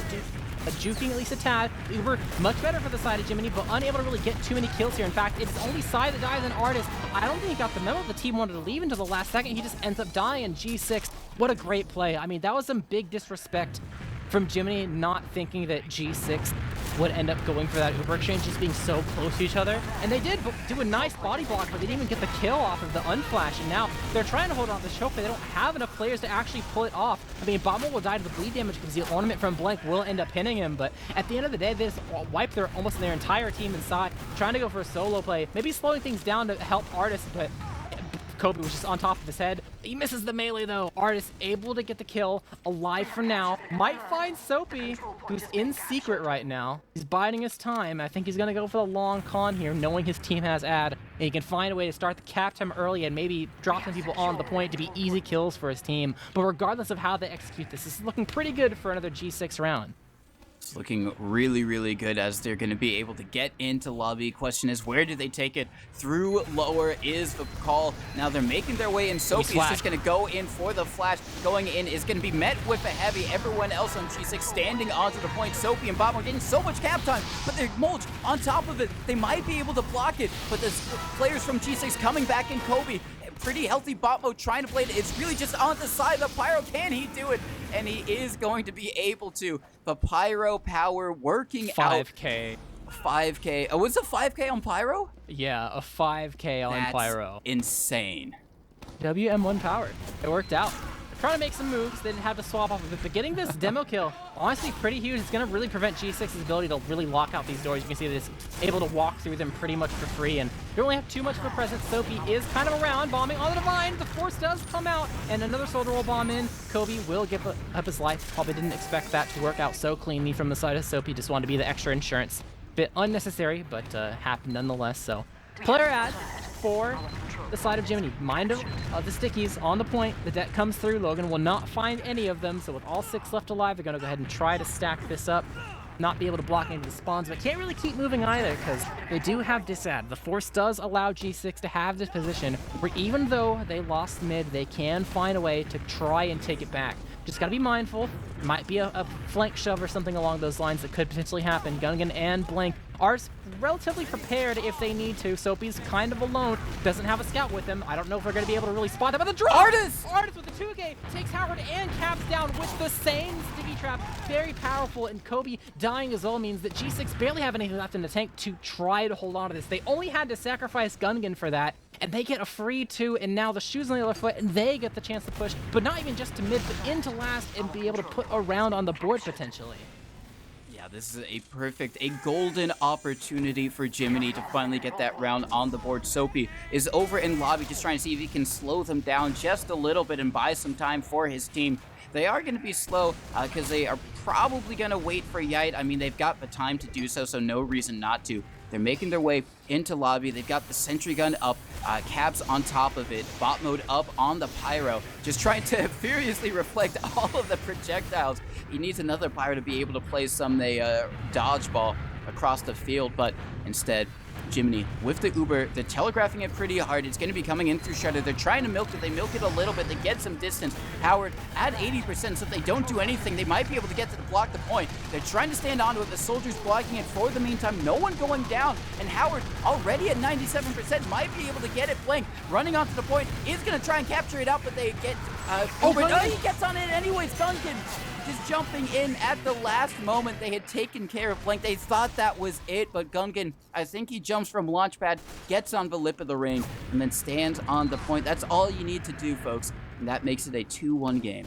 The really funny thing is he tried to jump earlier and just sacrifice himself to put damage onto the heavy and just give himself up for the damage in the team. But he messed up his jump and hit the ceiling, so he was still alive because he didn't go all the way in. And him being alive lets him go for that play to be able to secure the round. Artist will be the first death in this image, followed by Tris and Sai. So overall, it was a little bit even up until the final kill of Gungan going down, and G6 already on the move. Soapy and River wants to find a way to catch them out. Divine is already pretty much on last, so we won't be able to find him. Maybe we'll be able to find Yite, but no, he skips all the way out too. Wants to jump in, recognizes it won't be too good, and just goes ahead and gets out. So overall, I mean, the start wasn't too abysmal for the most part, but I mean, I guess realistically, your demo going down right off the bat isn't going to work out too well, even if you get a return kill.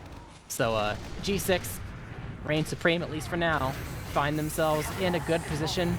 Even, but they can try to set something up to try to break the stalemate. The gun's barely set up, only level 1, could get spammed down. Sight is on Sniper though, makes it a bit difficult. They don't have the off class quite yet, but Soapy just spam a couple rockets will be able to take the gun down because Blank was not attending to it at that moment, so very lucky timing there. Bot mode in water all the while as well, so might be able to find some sort of point play that has worked out for them previously, but the Pyro's on the field now, no Sniper, so while they don't have to fear about instantly dying to a headshot, it's going to be much more difficult for them actually to get spam onto the sentry. It will be a little bit of a fight in lower, a 1-for-1 trade. Yite going to try to challenge Soapy. Chris is there to be able to make sure the pressure is alleviated, and now with no swords available, I mean, Soapy's 1 HP, but he just eats an arrow is fine. This is going to be really hard for the side of Jiminy to hold long term. They might have to go for something aggressive and not just sit back here. Otherwise, you're just going to get forced. Soapy goes in. They are able to actually take him down. Very confident here. Caps on top of the point. Art is going to die, taken out by the side of Logan. Blank is running at the combo. And so far, they're actually doing a pretty good job of holding on to this with the more defensive route. It is extremely chaotic and very hard on paper to be able to hold this, but they're pulling it off at least for now. But how much longer can they really hold on to this? They will eventually have to go for the more aggressive route. They go for this Uber exchange. They get enough damage off to make the Uber eventually happen. There was a Pyro on the field. I heard the medic call, but they are able to at least stand on the point at least for a little bit longer. Divine trying to juke and jive and dodge, and he is alive for now. Logan, not long for this world in secret. They forgot about him for a second, trying to turn for another target, but no, he was the last one there and will be the last one to fall. So only thing that G6 really has at this point is Soapy on the lamp. He is up high in the sky. Do they check it? I don't know if they do. They don't. Yite.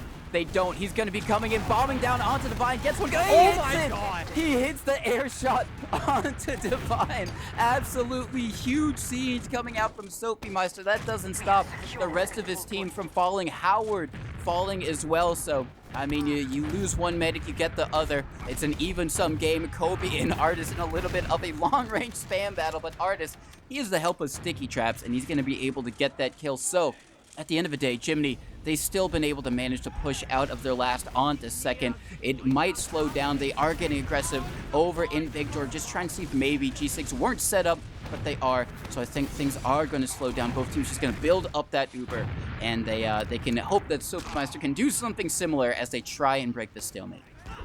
Previously, when they rotated towards Victor on the side of G6, Jiminy did go for the flank shove, but Soapy was there. He ate the kind of push, and because of that, they weren't thwarted too much. They're able to keep their beam alive, and Howard's A-okay. So we'll kind of see if they're going to try to go for the same thing, knowing that, I mean, they can get the Soapy kill, but they can't get that much more than that. And if you only get one kill, I mean, that's kind of just a sack. It's extra helpful if there's already someone behind and you get that kill once someone's actually already committed, but they did it a bit early. So I think if they want to do that again, maybe wait. Also, make sure you can still cover Big Door, at least to some degree. I mean, Artist is trying, but getting really hurt. Same can be said for Logan, though. Sophie finds an opening, bombs in, gets a little bit of damage onto Divine and Artist together, but will get scattered down by Sai, and Yite's getting extra bullied from Kobe, who's sitting in the choke with the shotgun. He took some damage himself, but will be fine for now, and that sack runs through. In classic Jiminy fashion, they will not opt for the counter sack to make sure that it doesn't end up actually being late and they can keep their defense as high as possible throughout it all, but they will have to deal with the bottom of sniper. It's another surprise shot on the field, has not quite revealed himself yet, and I don't think anyone is seeing the dot against the wall. Yite will end up peeking and will be able to see the sniper in play, so the question is what type of trigger will they pull and when will it be? Yeah, the choke push, you have the exchange. They're going for the exchange route, but it's oh so passive. They were not patient enough. They were not aggressive enough on G6. I mean, they get one. Oh, no, okay. They find Logan. They get Logan. That's something. And Howard alone, never mind. G6, I think they were a bit lazy and thought they're like, yeah, that Uber's so bad, we don't need to worry about it. But no, they went the distance and they kind of paid a price for it. The discipline not really working out in G6's favor.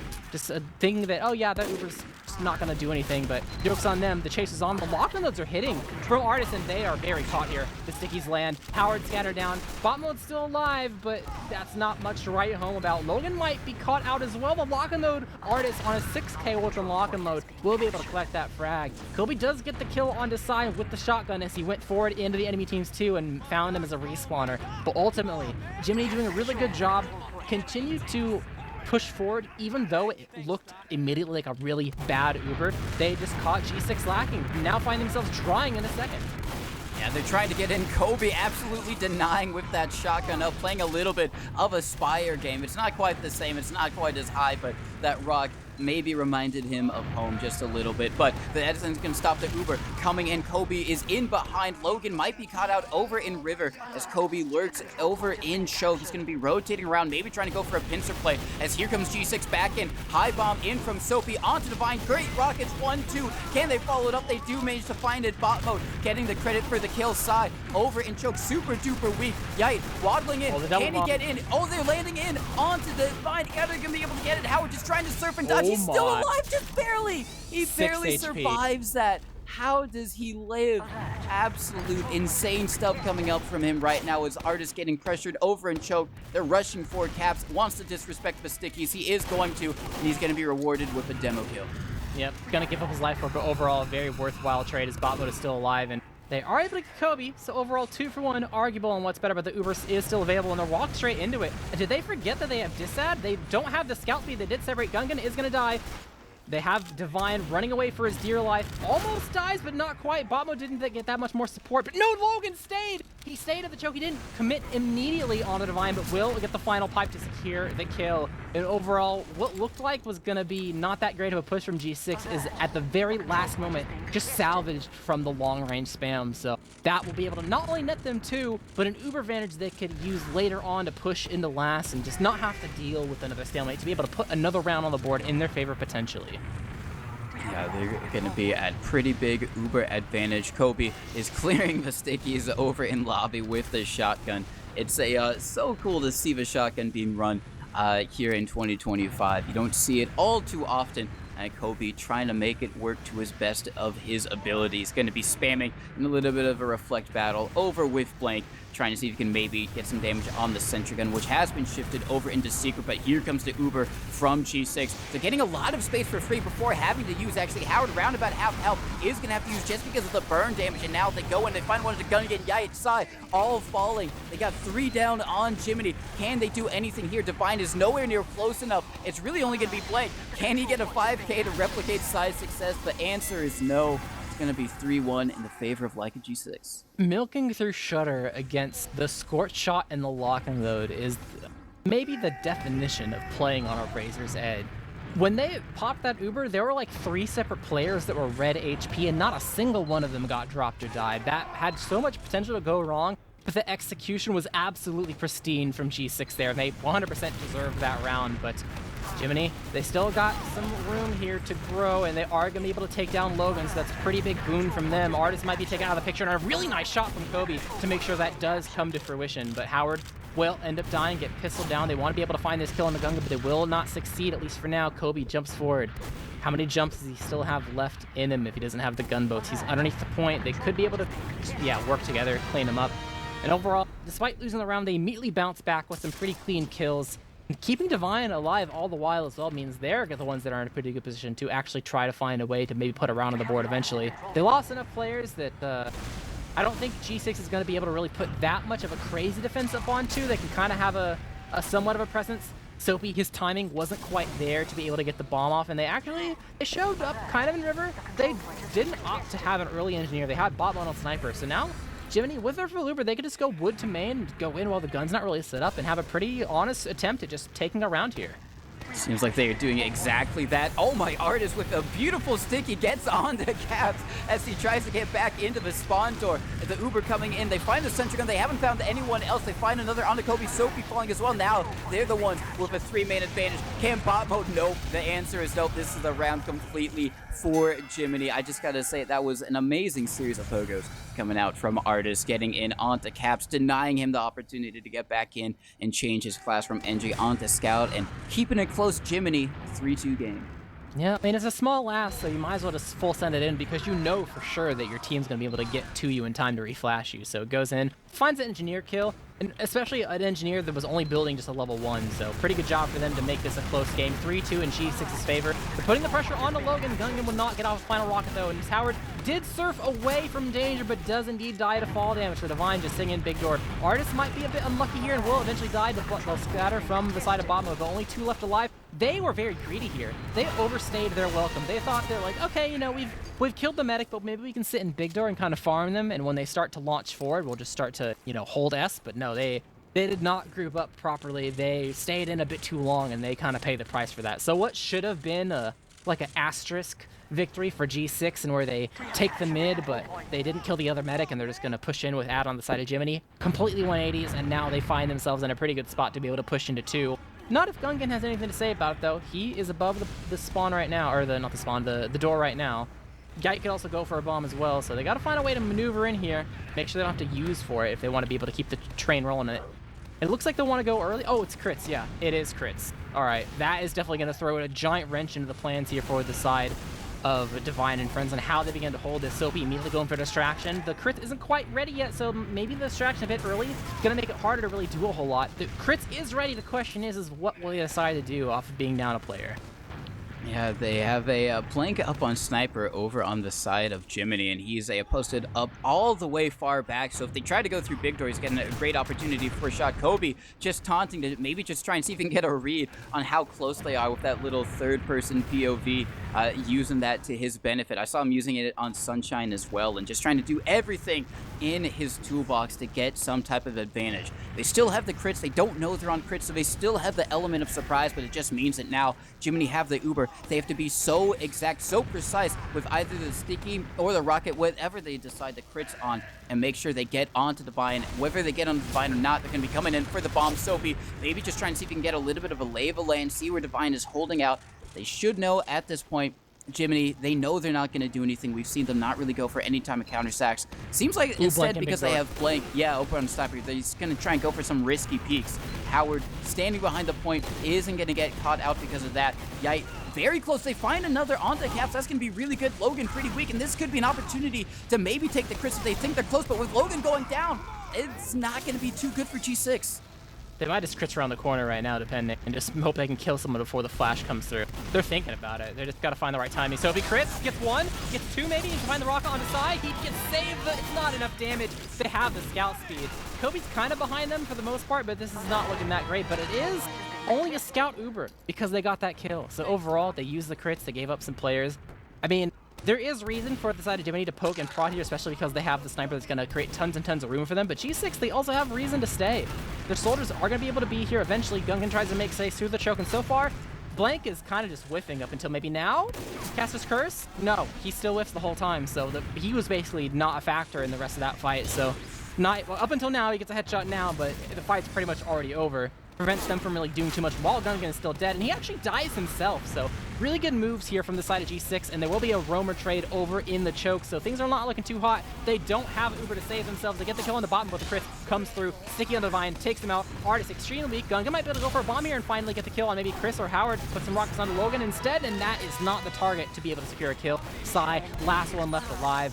Chris will be able to get that kill as well and maybe leave one, keep going. There are some players still left alive on the side of Jiminy to try to go for some sort of defense. You have Heavy and Secret, but it's looking kind of rough.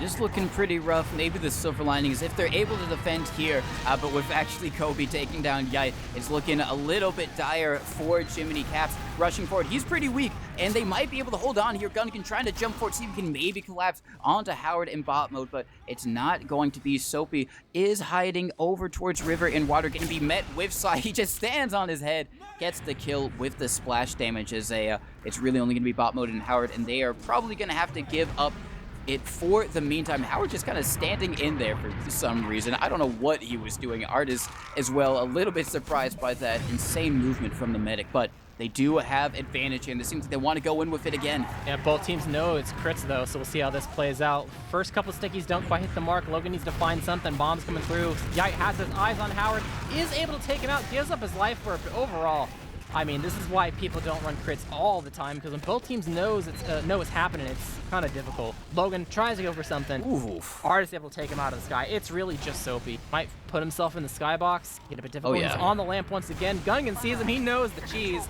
and will probably be able to get out just barely. Has his team to help him as well, so Logan will probably get respawns here, but still add for the side of Jiminy in a pretty good spot. Just got to pick a door really and start working your way through.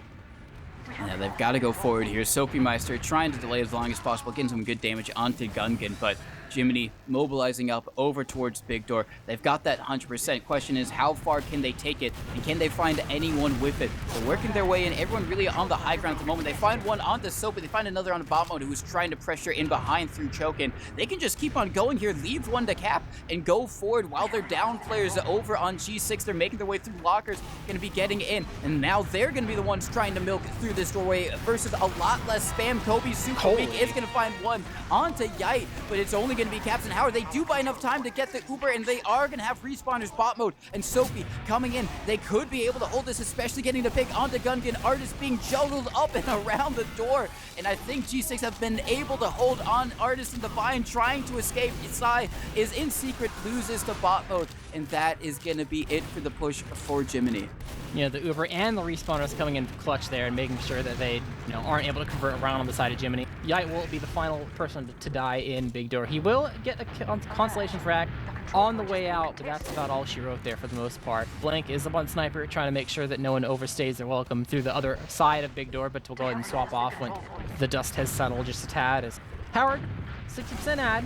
I mean, you can kind of dry in the mid, really, because they got back spawns all the way on their opposing too, and Artist is extremely weak and can't lock down the doors. Is nowhere near his medic, realistically, so bombing in, Yite gonna make sure not only Howard, but also Logan dies as well. What a play from the side of Jiminy. Yite, known for being a salvager all those years ago when he was on Flank Scout, and he does it just the same even when he's on Soldier. Find a bad situation, take it in his hands, and flip the script and make sure his team's in a good spot. Kobe on the floor will surely, after getting this frag on a Gungan, will get taken down. Artist with the pipes there to make sure he seals the deal. And Gungan a little annoyed at how he's dying there, but at the end of the day, relatively fine. His team's in a good spot, 80%, pretty big ad to work with. And they're in another position where they could, if they execute this properly, could tie up the game 3-3, as we're about to infin overtime in the next 10 seconds.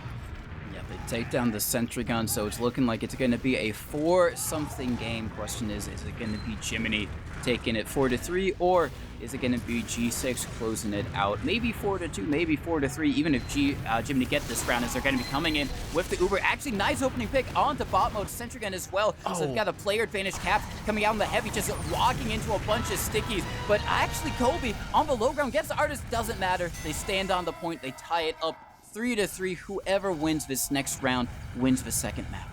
Yeah, they blocked the point the first couple times, and eventually they just kept filing on top of it, and they had less, they have a heavy of all classes.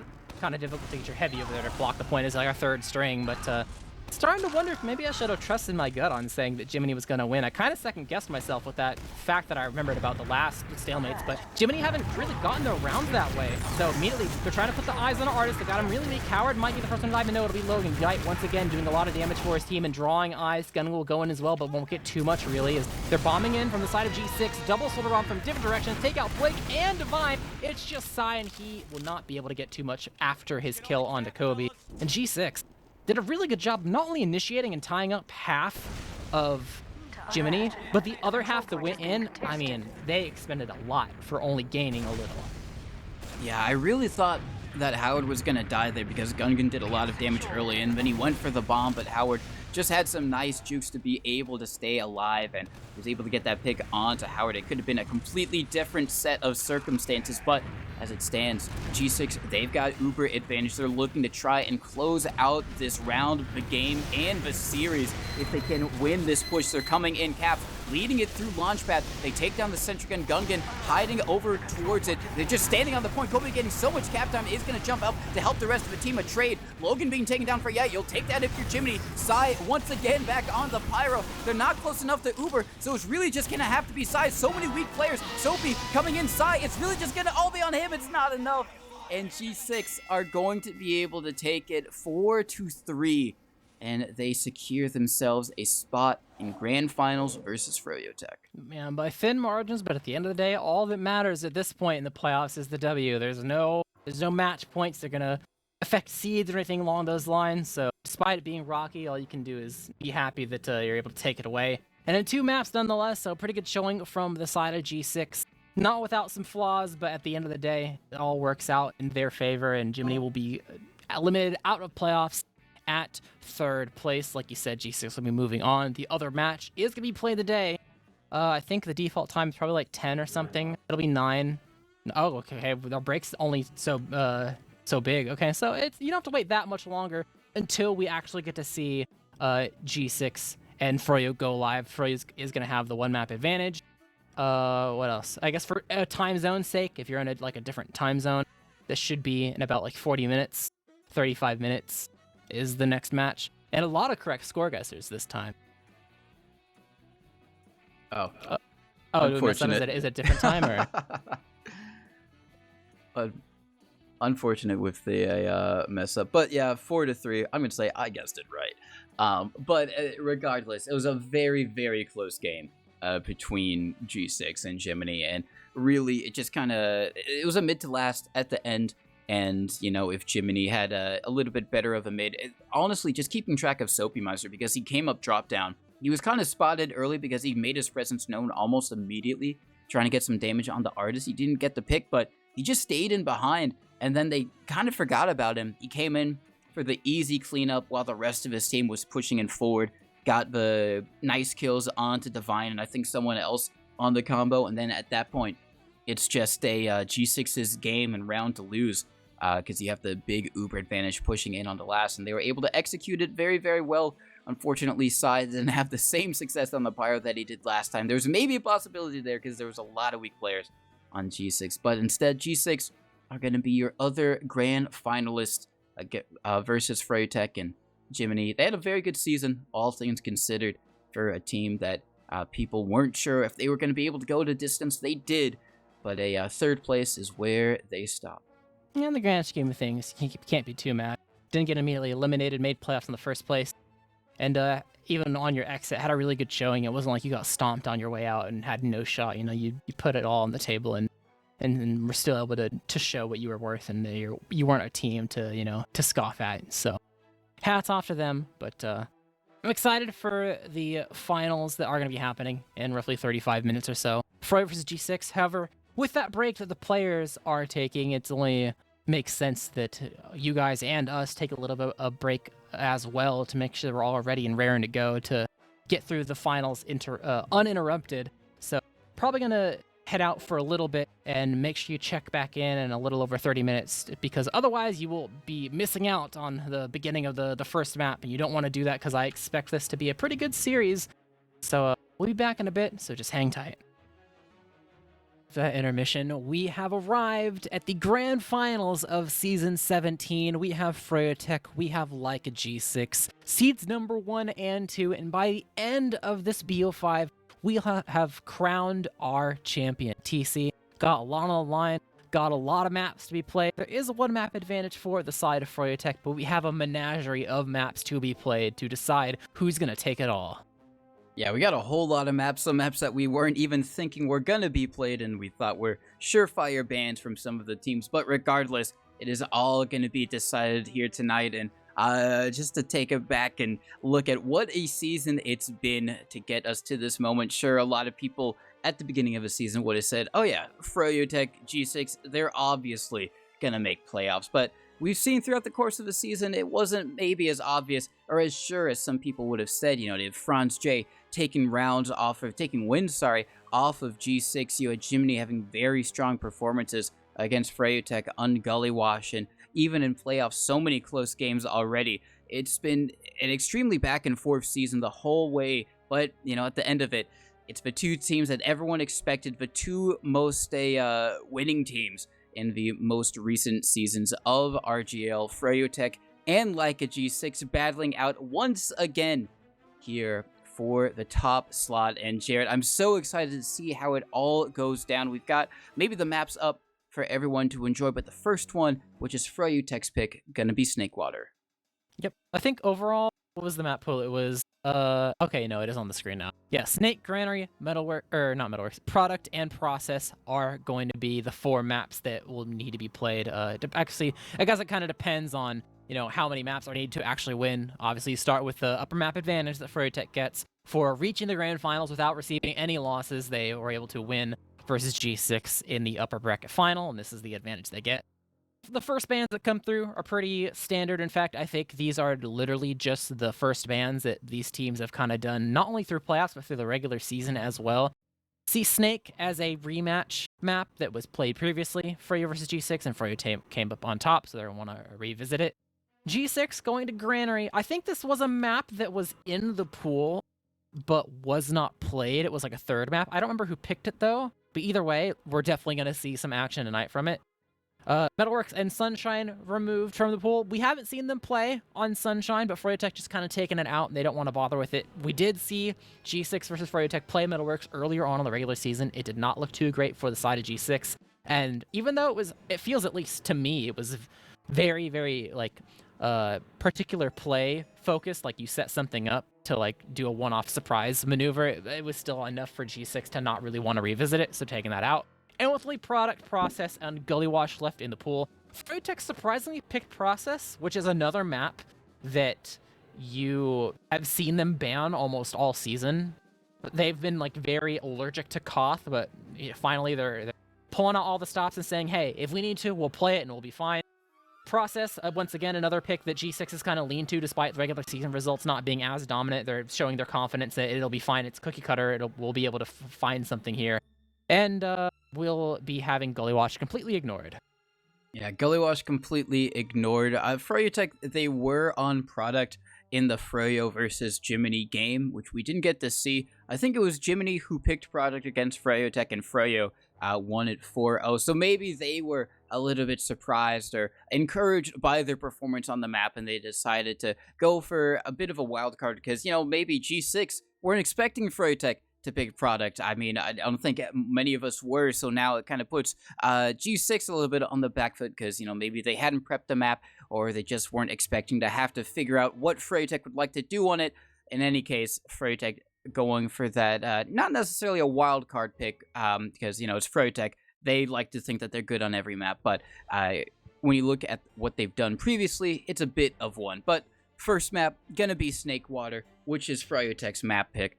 And, you know, they've been pretty good. They've been pretty consistent every time we've seen them on every single map that they've played so far. So probably not going to be much of a surprise to see them do well on this one. But just to quickly run down the rosters, just in case for some reason you've been living under a rock, you know, you haven't been paying attention to this season. You're like, I'll just come for grand finals. What's it going to be? It's going to be Froyotech. Well, you're right on that part. It is Froyotech. It's going to be Banny. It's going to be Brand Slam. Those are going to be the 2 scouts, Laz and Patty.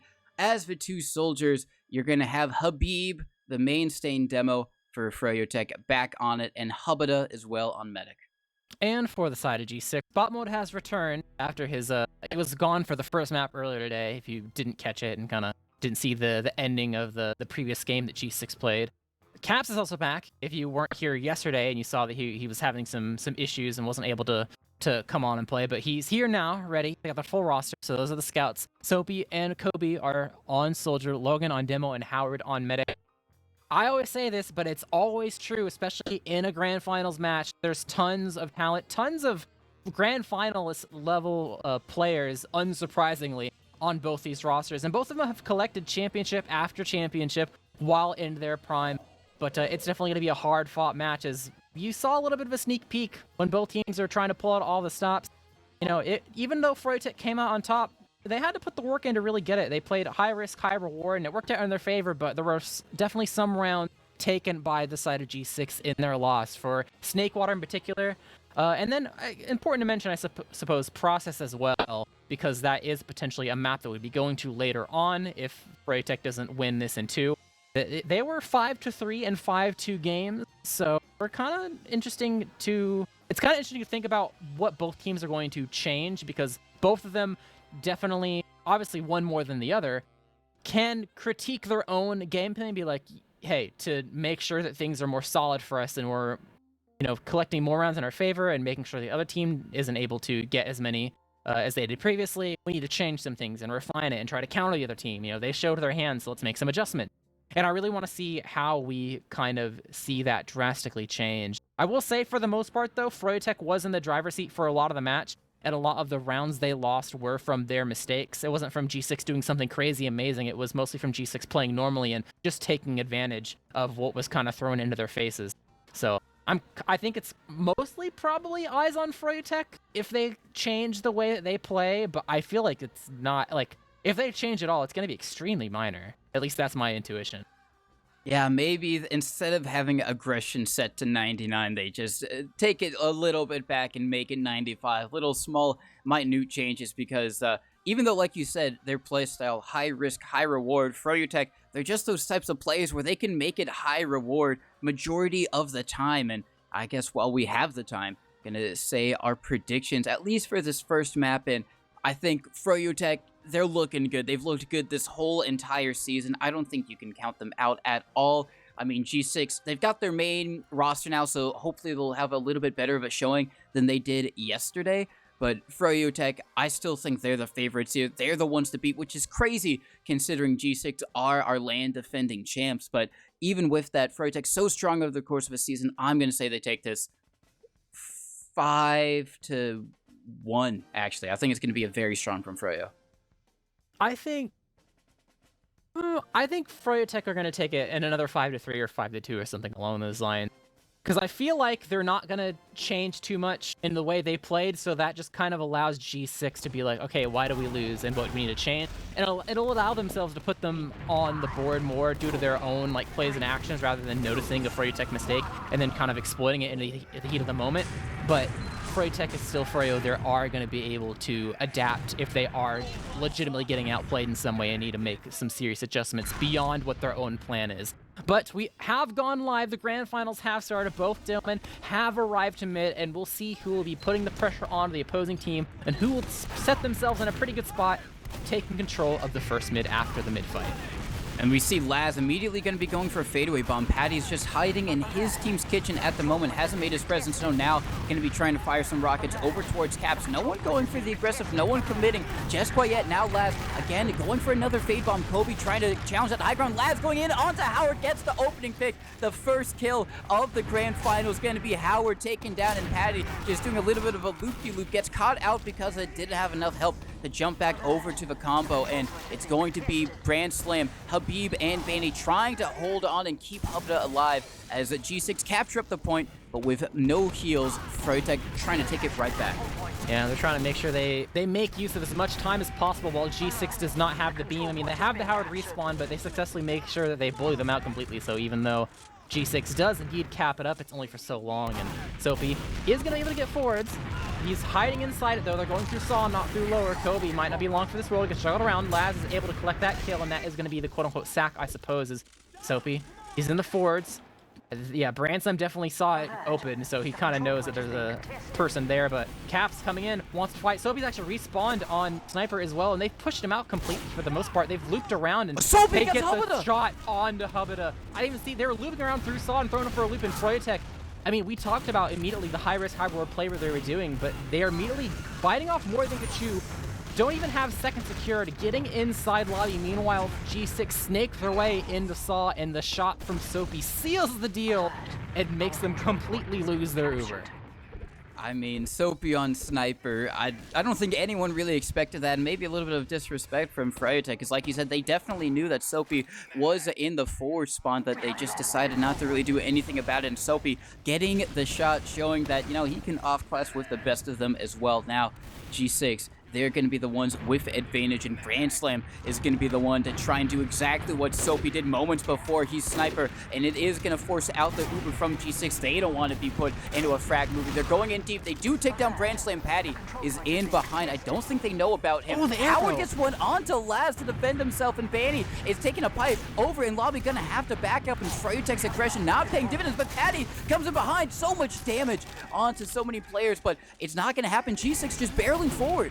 Ooh, the ornament Banny a bit weak. Almost getting top of the point. Will eventually get scattered down. They're trying to lay down the stickies. Logan putting in the hurt. The force does indeed go through, and Soapy gives up his life for it. They're on the chase. Nice pipes from Habib. Logan's going to have to give up his life, but Howard doesn't have anyone else really to help him. Will get scattered down, and Froyotech, they get forced, but they get a whole lot for the Uber. 3 kills, two of them being in very important combo classes, making sure that Soapy is indeed not going to be able to get the forwards. And bot mode on Sniper, Kobe kind of hiding in the corner, will not stay there for too long. And Froyotech, they're just already on the move, starting this drive push, knowing that they're just going to go in off of a 6v4 advantage and take it pretty easily.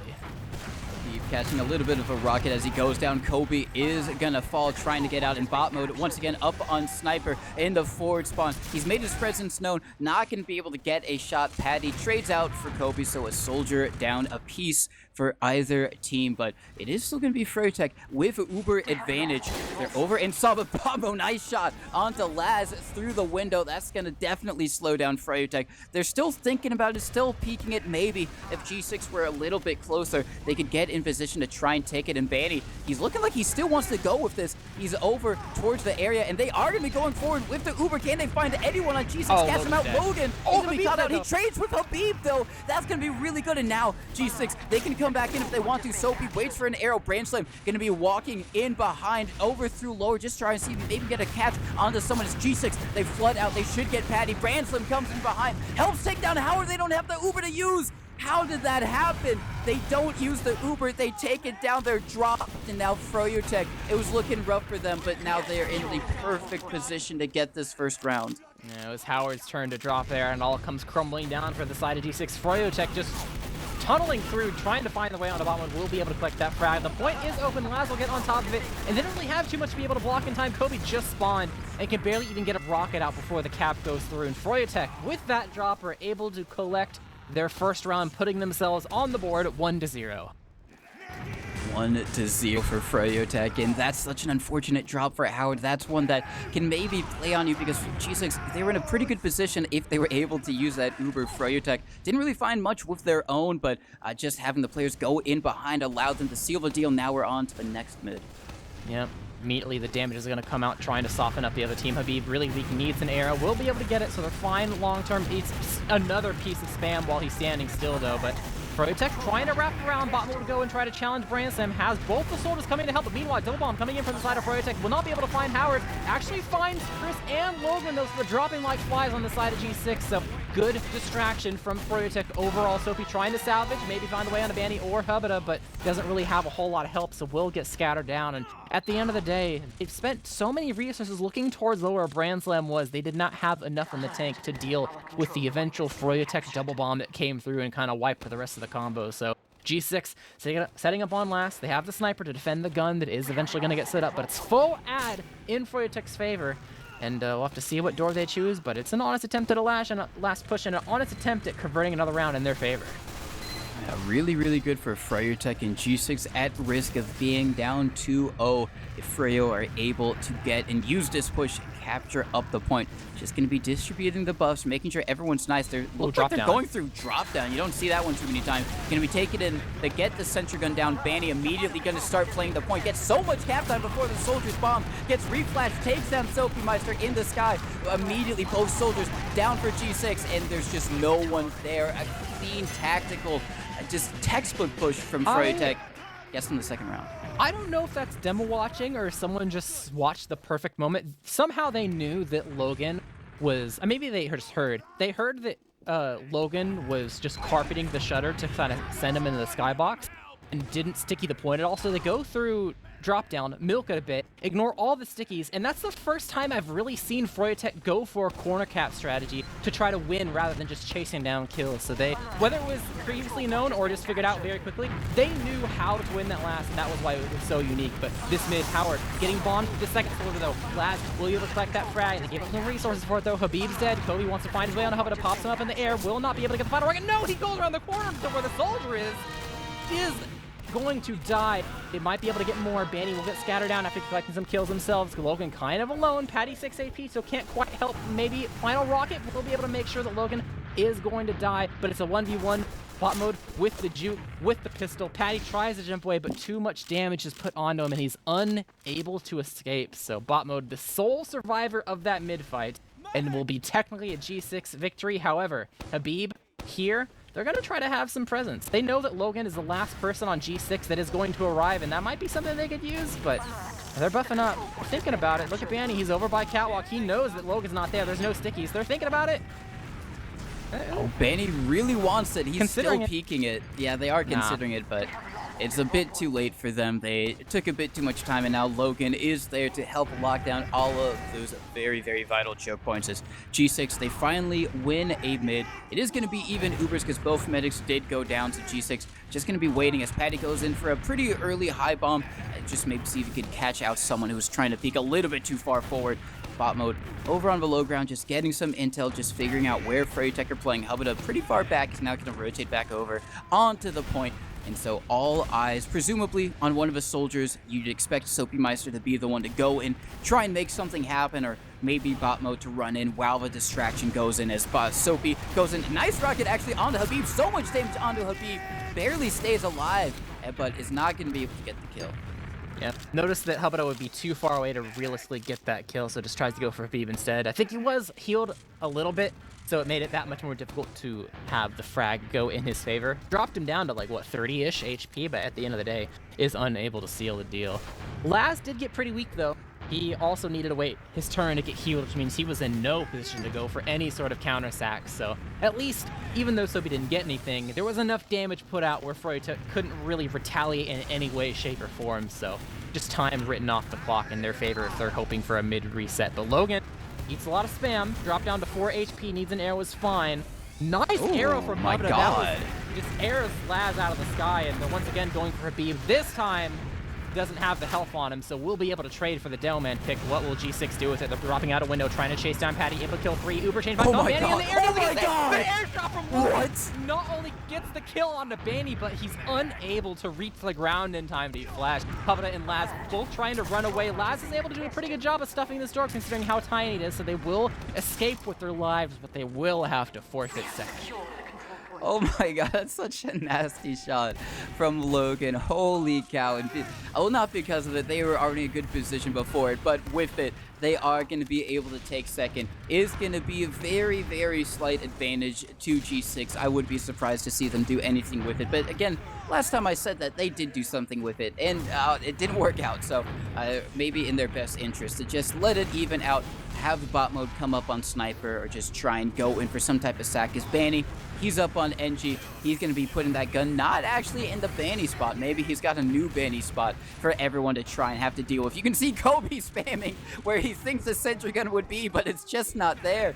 Banny, maybe with some 200 IQ plays, at least in the meantime, as he's put it over and lower. The soldier's really trying to spam it, but it's just not there. As Laz gets a pick out onto bot mode, they don't know where the sentry gun is, and that has stopped them for the meantime and has drained a little bit of time off the clock.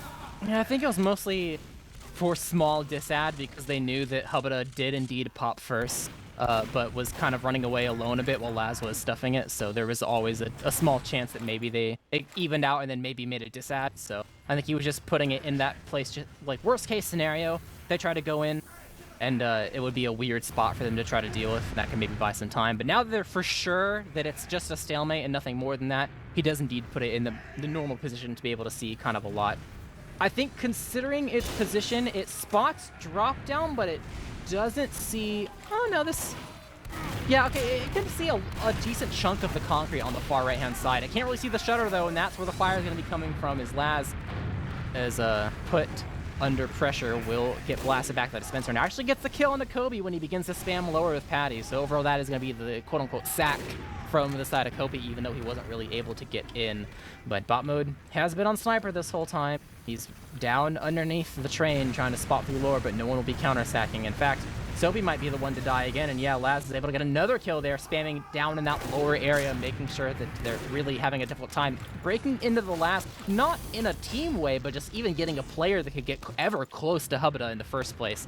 Snakewater being known to be a very formidable last to begin your sacks going through because of all the doors and the gun and the traps. Habib hitting Logan is a huge kill and will end up biting off more than he could chew, but Bransam responds in kind, takes the sniper out of the equation. Only 3 left alive. This is exchange territory potentially. He's able to get the one on the Bransam and on the Laz. Patty coming through lower, getting the one rocket on Howard, jumping away. Patty wants to be able to get this final rocket onto him and gets pistoled down at the last second. Froyotech only have 2 players left alive, but G6, their heals are so passive, they're so slow at this. They barely just got the gun down now, and respawners are coming in 3 seconds. Coopers haven't even been used. Yeah, they're taking a lot of space. They have a lot of ground before they do use the Uber, but the Froyotech respawners are right here. Banny up on the heavy, going to be coming in to try and help in this post fight as the Uber's used from both teams. Bot mode rushing forward, just try to see if you can maybe get anything. Gets taken down. Nice stickies from Logan. Patty blocking the point. Really well done there. Howard might be at risk of falling. He's going to rotate over to try and help Caps as they're rushing forward onto the point. Arrow, they keep him alive. Another arrow onto Sophie, doing a lot of damage. It's really just going to be on the Caps, and instead, I think recognizing that they should back out of there. Howard actually manages to take down Patty, and I think with that damage onto him and getting that kill is going to allow Howard to safely escape out onto second. Froyotech going to have pretty moderate Uber advantage, but I don't think they're going to do anything with it. With only 12 seconds left before a round reset, I think we're headed to another mid-fight, Jarrett. It extremely needs to be emphasized, especially because this is the type of thing that Cheat Feed will never be able to spot properly. As the sack goes in, they're probably going to enter a meat grinder and just all die. Yeah. Hubada's arrows are so critical and have been so on point. They have been at least 3 separate times now, like the difference maker in making sure that Froyotech doesn't crumble when they're put under pressure. So that's definitely a huge contributing fact that's making it so hard for G6 to actually coordinate and get some of these kills in some of these long drawn-out fights. Yeah, Hubada definitely showing his worth so far as we go in onto another mid. Last time G6 were able to walk away the victors, but not able to convert the round proper. We'll see if they're going to have similar success as Laz and Patty. Both going forward. Patty going in behind Laz, going for some fadeaway bombs as Patty comes right back in. It might be caught over towards Kitchen. Actually, no one dying just quite yet. As I say that, Kobe does go down. G6 on the back, but Soapy is so weak. They're all very weak over on G6. Howard not going to be able to get out. Habib with some well-placed stickies takes him down, and now it's just gonna be a question. Logan looks like he wanted to, maybe he was thinking about, but thinks better of it. Just gonna bomb back to the rest of his team as G6 lose the mid. Froyotech with Uber advantage. Froyo did honestly such a good job of making sure that even though Patty eventually died, the initiation didn't lead to their soldiers exploding. They're able to not only make the space and put out the damage and give room for like Habib and Banny to kind of, and Bransam too, to kind of run forward and bully a little bit. But they stayed and kept their lives and made sure that they weren't going to get initiated on and got the arrows they needed and were able to go in for the final push to actually seal the deal for the mid. And with that here, they're trying to milk it in. They've spotted that G6 doesn't have a sniper, and they're just saying, hey, we're just going to walk in. Easy peasy. Patty is a bit weak, so he's not going to be able to participate really because Uber has to go on. Can't really get arrows. They're jumping in, able to take down the gun, bringing in some cap time this little, but the focus is the kills. They are able to get the kill on the Sophie, and Kobe Laz giving up his life for it. Banny thinking about teasing towards the cap, but Logan is there sticking it down. Initiation from Patty will end up getting cleaned up, and it is a 4v4 scenario. Bransam getting sticky down is going to be pretty hard for long-term Froyotech. Habib will end up trading. It is a 2v2 in terms of players remaining, but respawner advantage favorable for the side of G6 means Froyotech will have to cut their losses, especially with Howard surviving throughout it all. They do have Uber ad long-term, be able to push out a last. No off classes from Froyotech on the respawn. Don't want to go for some sort of spy or sniper play, just old-fashioned force attempt. As they're getting in lobby now. Not all of Froyotech are quite here yet, but they're getting there, and G6 getting through the doors. Laz in onto Howard. Immediately, Force comes out. Might be able to get Patty depending on his landing spot. They're trying to chase him. He's going behind. Branslam's there too. Bot mode in a world of hurt. Gets the kill on the Patty. Will get killed and dropped by Branslam, but this is giving so much room for Froyotech running forward. Howard's alone on back. swear they're capping last two. As soon as they went forward with 2 players to behind in lobby, G6 were running around with like chickens with their heads cut off, completely scattered. Howard left alone, trying to find a way to cover all the doors going in last, but it was just too much too soon, and Froyotech, with the Chaos Theory, sealed the deal in that round, making it a 3-0 game in their favor.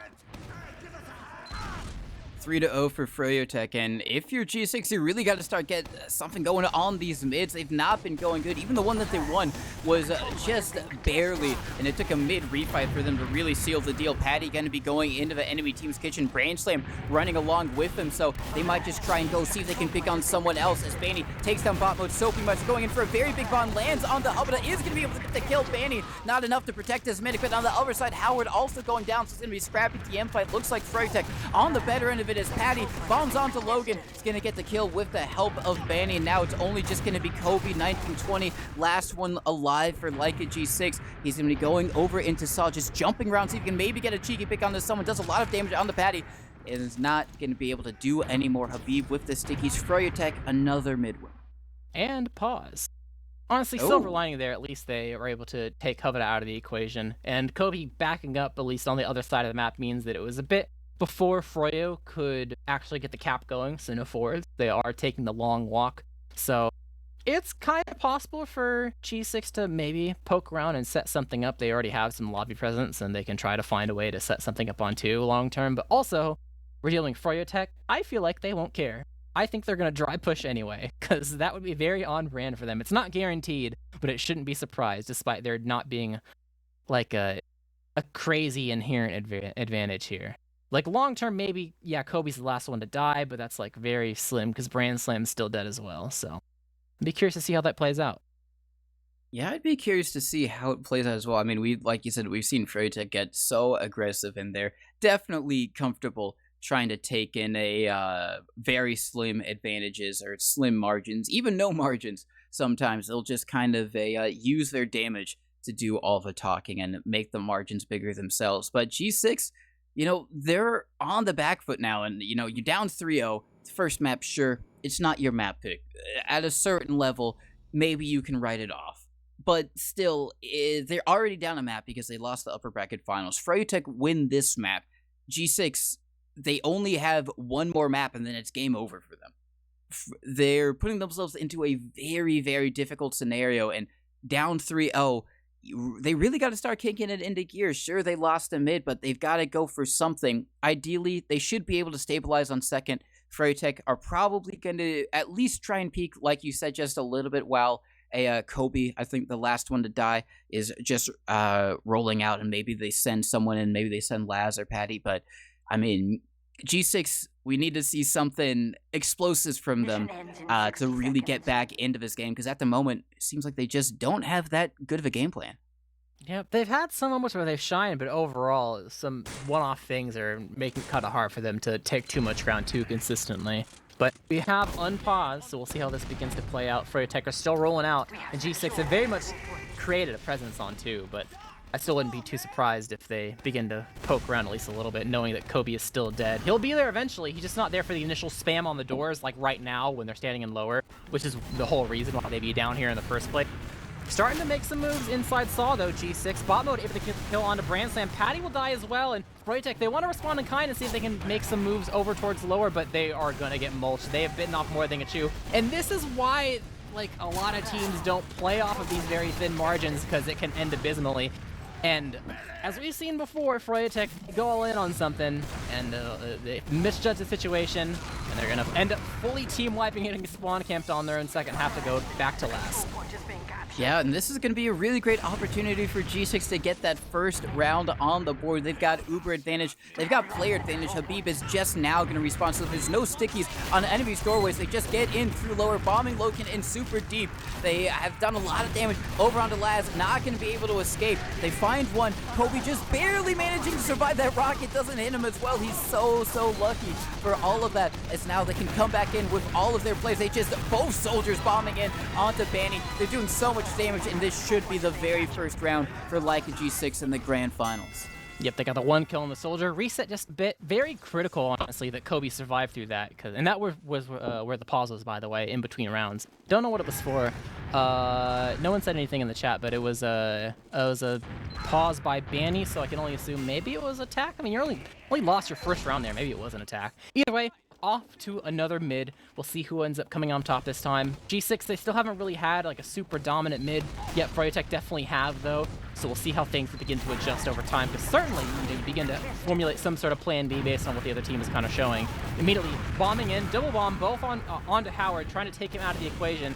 Hubada already extremely far back, definitely a mid created by Froyotech to just get the medic out of the equation. They're putting Hubada in the hot seat right now, trying to find a way on him into Saw, but they're not being so lucky as they send a lot of players. Bot mode, only 1 left alive, and just gonna go ahead and run back to Howard so he can begin to maybe build his Uber, although it's gonna take a while for him to get there. The rest of the team's already pretty much respawned at this point, but so far, that's not the first time they've used that strat this match. Gone in, taken Howard out, Hubada stayed alive, and they even win the mid from it. They don't even need to like forfeit the mid and try to claw back in from their own 2. In fact, they get the opposing 2 pretty much for free, and another chance to put another round on the board.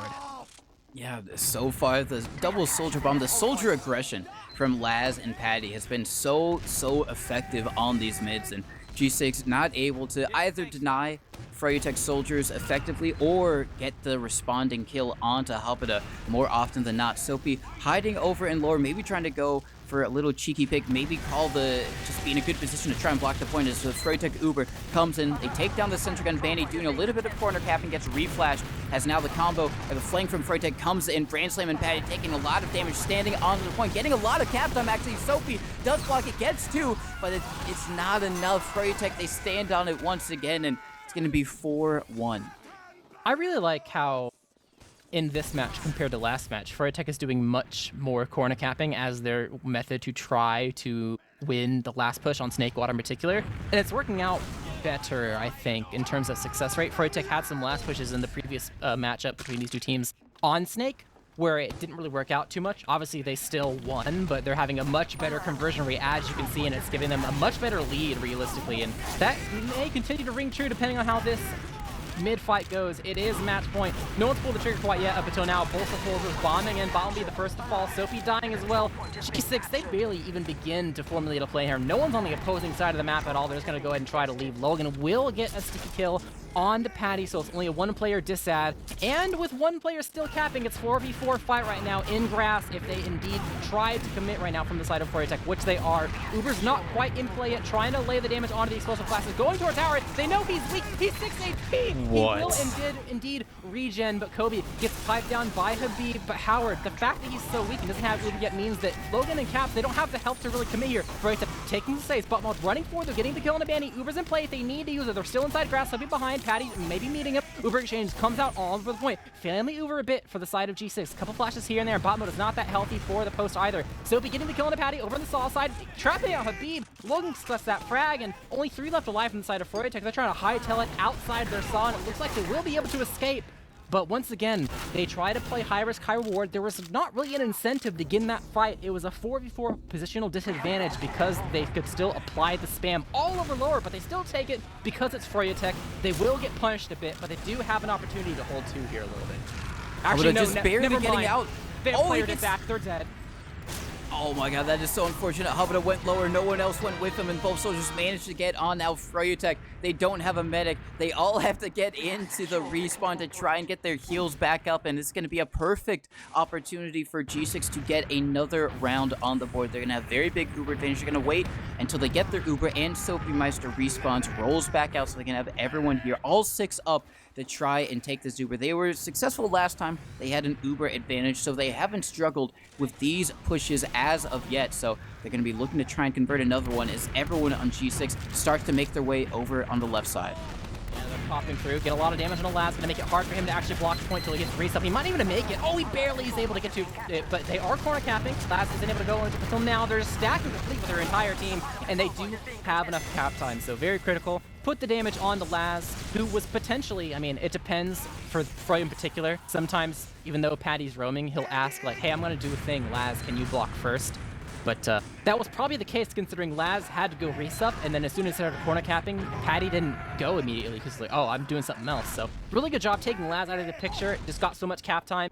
And everyone on Froyotech kind of just landed on the point at the same time and ate the same explosive damage. So really good job from G6 to clean up those kills with our early damage as well in the beginning. So on to another mid. Still match point for Froyotech, so G6 can't be caught slacking. They're going to take a page out of their back, try to go on the way to Hubba. Soapy gets him really weak and is able to get the frag. Bot mode with the pistol. They give up a lot with our Howard. Chris, bot mode last on left alive, bot mode behind enemy lines. There's a lot of people that were thinking about chasing him, but they will decide not to. Just go ahead and play together around the point. They're kind of pretending they're not actually all having a presence in mid, only leaving the ×2 to maybe lure bot mode in to see if, you know, I'll take a 1v1. Surprise, it's a 1v3, but it's too smart for that. It's going to be way behind, nowhere near 2, so these forward spawners aren't able to do anything. And they are actually sending people back. Both Banny and Laz are gonna go, and they see that, oh, he's in lobby? No, not worth. Let's just go back.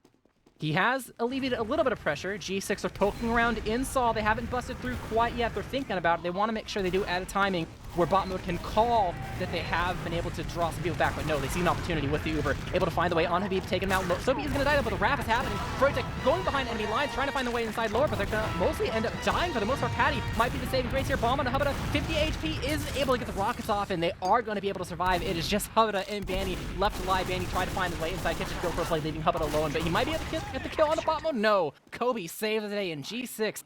And they almost gave him the runaround. Once again, going for these high-risk plays. And, I mean, previously in the match, this match, and obviously the match before, for the most part, their high-risk plays were working out in their favor, but I think we're starting to see a chain reaction here of them going all in and then it broke.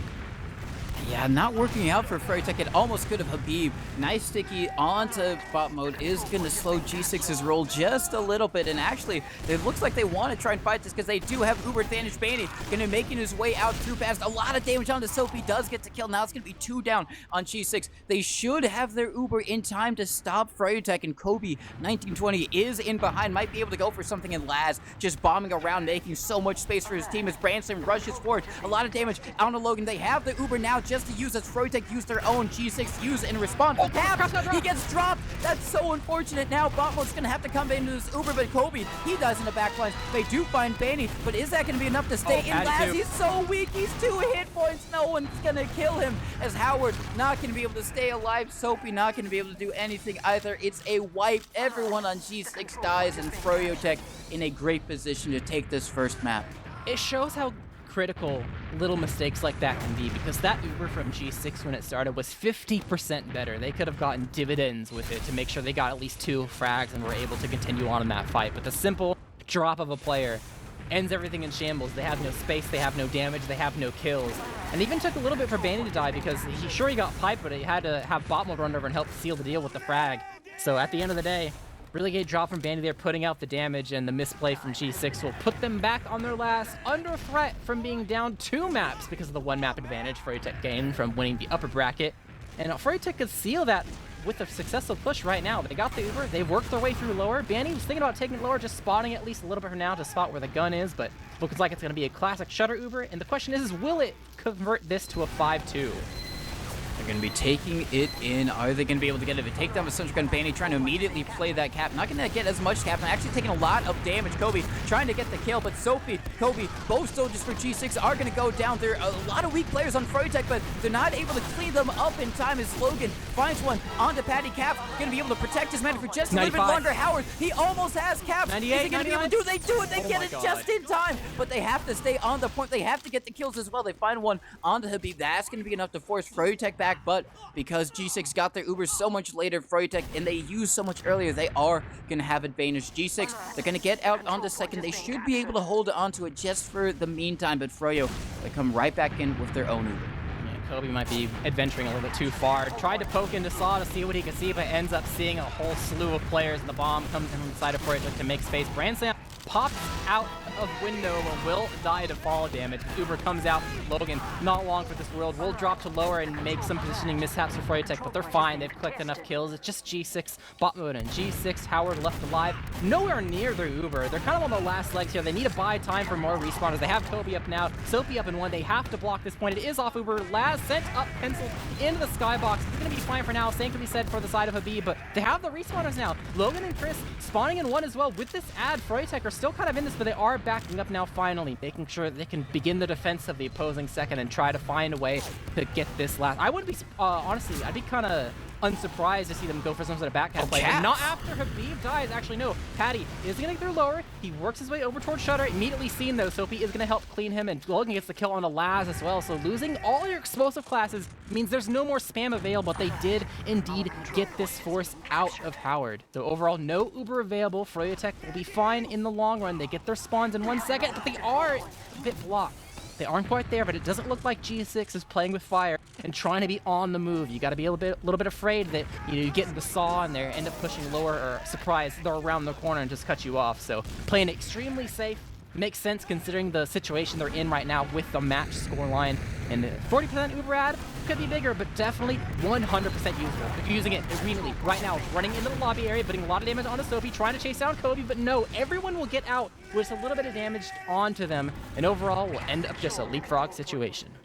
It's such a scary leapfrog situation if you are like a G6, for sure. You have Uber advantage, but do you go with it? Because one mistake, one back half, and it's game over. The first map would be going to Froyotech, and it seems like they're unsure about it themselves. I don't think they're going to do it. They're taking their time here. Habada already at 50%, and G6, they're only now they have Logan over in lobby, and he's just going to be setting up some sticky traps. And yeah, G6, they're not going to be going off of this Uber advantage. Bot mode, he comes up on Engineer, and we're going to be settling into a stalemate. And this is going to be Froyotech's turn to try and break it, see if they're going to be able to deal with this very, very difficult last. We got the Sentry Gun coming up in the Banny spot. And, I mean, you can understand why G6 did it, but, you know, the thing is, we saw Jiminy, they held on to the last, they didn't push out, and it bit them. Because you just give a team so many opportunities to push in, eventually, one of these times they'll be successful.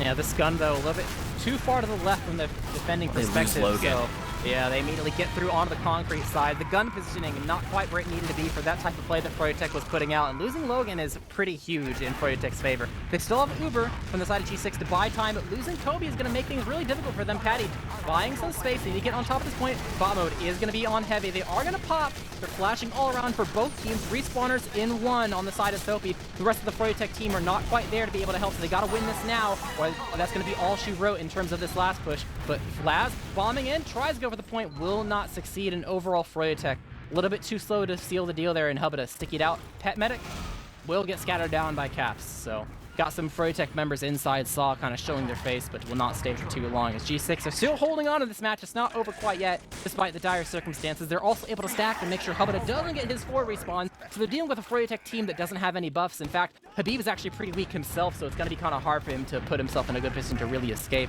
No one's going back to give Habada scout speed, so it's going to be even long before they get there. They do have the firepower, though. Caps, in dire situations, will be able to drop, and they're going to lose the rest of their team, though. Froyotech, they went all in to make sure that they could get some frags, assuming that Howard was going to be able to play a little bit baities because he didn't have his Uber quite yet, but going all in to stuff the doors did not work out in their favor. Even Laz dies as well, so be unable to really be able to reach Habada because he's already gone all the way to last with Froyotech.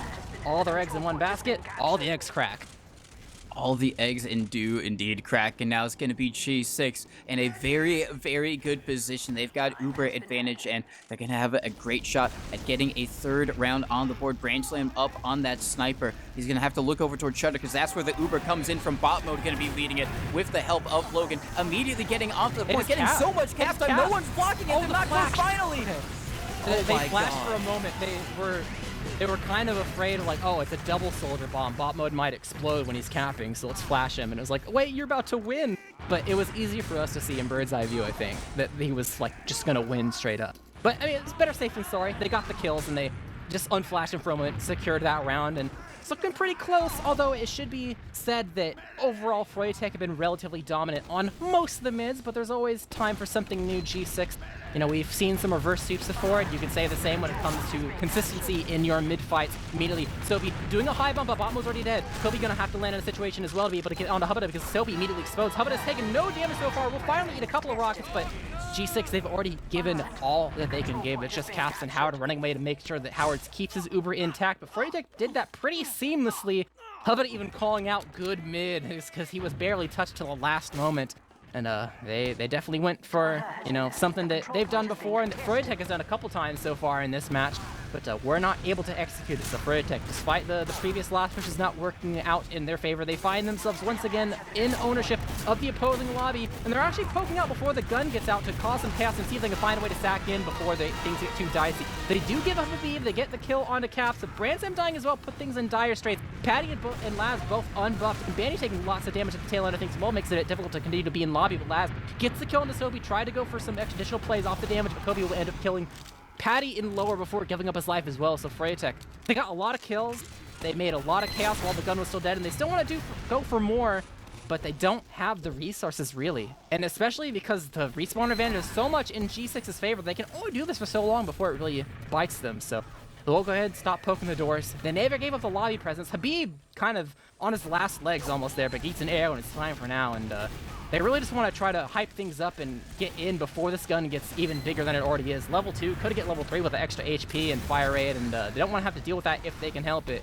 But they're being pretty oppressive right now on the side of G6, making sure it's really difficult to find anything pretty cleanly. You even have Kobe peeking through the shutter in the lobby, which is extremely dangerous, to put some extra damage while they're huddled around the pill while we're trying to buff up for the eventual sack. Coming through now, 4-man through the door. The soldiers can't even get in. They get the sentry gun, but at what cost? Both the soldiers and Ransom as well. Soapy from behind. Hubba dead, or almost dead, has to force. Soapy's still alive, finds his way into kitchen, and G6, they can just walk out and take this for free. Banny is trying to go for something. He's over, down, and lower, but he's going to be well spotted and taken down. It's only going to be Banny. I'm sorry, Hubba and Habib. Soapy Meister is all the way in behind. I think they know he's in behind, but they're not really looking for him. He could have the perfect layup onto Hubba as everyone else from his team come in. Hubba trying to escape through lower. Soapy Meister is in. He gets one rocket off onto Hubba. He gets the final rocket. He kills the medic, but still, there's a little bit of a scuffle as Patty is going to be the one going in behind for Froyotech, drawing so many eyes, getting G6 all the way back. And they did lose Logan in that, but I think they should still have enough confidence to go forward. Patty is trying to escape, is barely going to be able to get out. That is very, very clean footwork from Patty. Banny, not the same, cannot be said, as he does go down. And Froyotech, they're on the back foot here. They got to get out of mid. They're going to be at very slight Uber disad as well. Previously, if he hadn't done that, they probably wouldn't have a real chance at holding 2, but now they actually do have a chance. I mean, it's still disad. You're still down a scout, so G6 will end up pushing this after they block Banny's spawn just dry and then maybe use the Uber later on. But they're in a much better fighting position because of the moves that Patty made, especially with him not dying at all. So G6, they're getting inside Saw. I mean, I guess they don't want to extremely go for the dry push because 1, it's not a spamming class. 2, it's on the riskier side of things, and 3, they already have an advantage. I guess you don't need to force it, so they're playing it the safe route rather than the very aggressive and greedy route that I stated before. But the double soldier bomb comes through from the side of Froyotech, trying to find a way onto Howard, taking no damage so far. Laz putting the damage onto Logan instead. He eats the pass. Hubba goes down. Kobe got Hubba.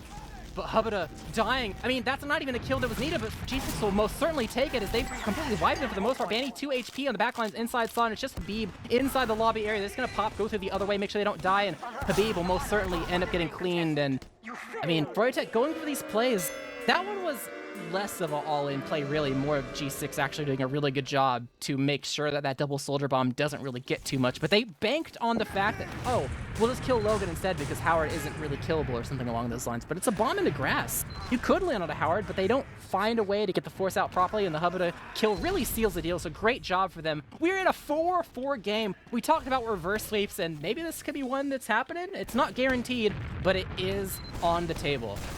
Is on the table. Habib taking a lot of damage early on. We'll have to see if G6 can finally win a mid here. Soapy Meister is going to be going for a fadeaway bomb. Laz trying to do the same as well. Both taking a lot of damage. Patty is going to be going into the enemy team's kitchen. Bot mode is now there to try and shut him down. As here comes Laz over on the high ground. No one committing just quite yet. Now Patty going to be going in for the bomb onto Howard. He does get it. Patty, expert stuff. Laz with the follow-up. Can he get onto Logan? Not going to be able to do so as Hubba rushing forward. The only person left is Soapy Meister going in for the bomb. It's not really a rocket onto Hubba, and that is going to be Froyotech winning the mid with Uber advantage. But we have seen them beef last pushes before. It is not a surefire victory for Froyotech right now. G6 need to hold on to this last point if they want any shot of winning this first map. They've held on pretty good so far, but Froyotech, they have been adjusting the way they push last, and I think it's overall given better results for the most part, but nothing in this world is guaranteed. You have the bot mode, sniper, and Caps engineer to kind of slow things down for them. Maybe it's Shutter or no, he's still deciding. He's poking around trying to find what door he wants to use. I think it is going to be Shutter this time. We'll see if this really seals the deal. Popping through. First objective is the gun. It's only level 2. On top of the bucket will get taken down. Corner capping is the play that Froyotech has gone for so far. Doesn't immediately bring over any soldiers. Will go for it again. Now the trigger will get pulled. Trying to bomb in. Almost a really nice shot in the Bandy, but the rest of Froyotech is going to end up falling. They're going for this corner cut play, and previously worked out really well, but G6 has read them and realized that, hey, they're not chasing us down. They're not committing to this corner cap play as much. This new thing they're bringing out to the table, and we don't have to give up our soldiers' lives just for half a second of them standing on the point. And that gamble pays off in dividends. They keep most of their team alive. Howard at 100% already in Froyotech, full wipe. Are able to set up on top of mid, but could be in a better situation, especially with Patty dying right there. That's going to be one spamming class less to get this force out of Howard.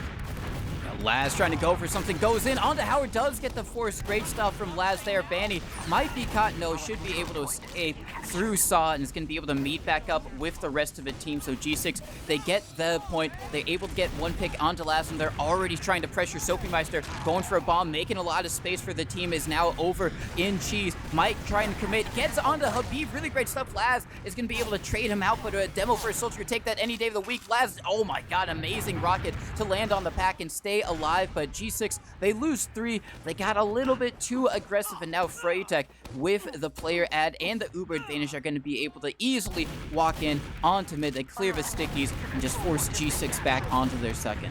Yeah, they didn't stack and want to play aggressive, but that let Laz go ahead and get his forwards. Got the kill on the Soapy, really turned the tide and made things a much more favorable situation for the side of Froyotech, even with their ad. Don't really have an opportunity to use it, but I think it's Froyotech, and they're going to act like it's ad anyway, potentially. Yep, they're acting like it's ad. They don't have an inherent advantage to work off of, so they're just going to try to walk in. Not popping the Uber immediately. I think they've kind of realized they're like, oh, they're not really that afraid, but it doesn't matter. Go in, find the way onto Logan, trying to put some damage on Howard. Will not overall succeed, but they find kills elsewhere. This is why they do this. They know that even though they don't really have that much of a reason to fight, they will create a reason on their own. They get the force out of Howard at the last second, and they will be able to escape inside a lobby. But with Hubba completely untouched, they have this ad to use long term. Soldiers currently dead. Then be kind of hard to go in unless you see a really favorable Uber, because Branson has to stay back and cap. They will decide to not go for a crazy push right at this moment, and they need to get tons and tons of kill for that.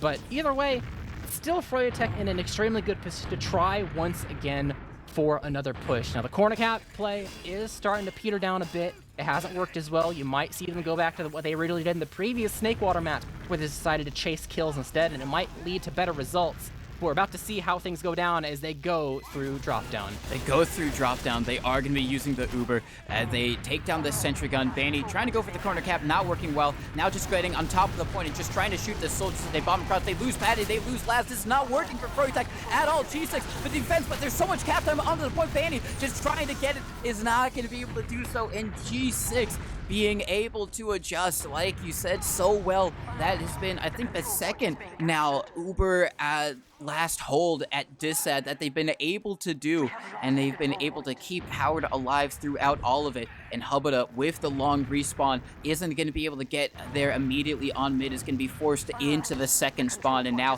comes up Banny up on Sniper. G6 easy capture point onto middle. They're going in through Saw. How far can they take this? Patty is going to bomb. He gets shot at by Caps, is probably going to fall over and lower. Soapy does find it. Banny does backspawn over to the rest of the team, and that Uber finds the point, gets a kill, but now Froyotech, they're the ones with Uber advantage. And Jared, are they ballsy enough to try and push out here with this very, very slim Uber ad? I think they might. We've seen crazier things. I mean, I think for most teams, it'd be totally normal to say like, nah, it's fine. It's Snakewater last of all things. We'll just not use the 30, and we'll just be fine. And just stalemate, go for a mid reset. We've won most of the mids. But it's Froyo, and they just got a Kobe kill. I think they might push. They got another headshot as well on the someone, on a Logan, I think. Yeah, they're poking out. They know that because of this kill and of how scared G6 is going to have to play, another headshot rings out, that it's going to be easy to get in. But Soapy onto Hubba does get the force. What a play. It might be in tandem. Howard will get forced as well over in grass by the side of Last, trying to run forward. Lock Banny out on Sniper. Will be able to get him out of the picture. 44 scenario right now. Trying to find a way in the lobby. Froyotech are indeed on Last. So both Ubers expended. Fourth dropped a couple players. G6 don't really have a crazy opportunity to push this. Logan might be caught. Oh, he's very much caught. He's very much dead. Goodbye. And with no demo man around, Froyotech have an opportunity to at least poke around. They know that any door they want to launch through to get a kill could lead to something great. And they might, yeah, no engineer. They're definitely trying to make some moves at least to see if it is available for them, as, you know, who wouldn't? But I don't know if they're going to quite commit. All depends on the damage, how much they take themselves. And a dead Habib, never mind, cancel. Go back to last, 2 minutes and 30 left on the clock for the round reset. Just go for that. Hope it'll take a little bit of damage on this way out. And there is no gun in Lad.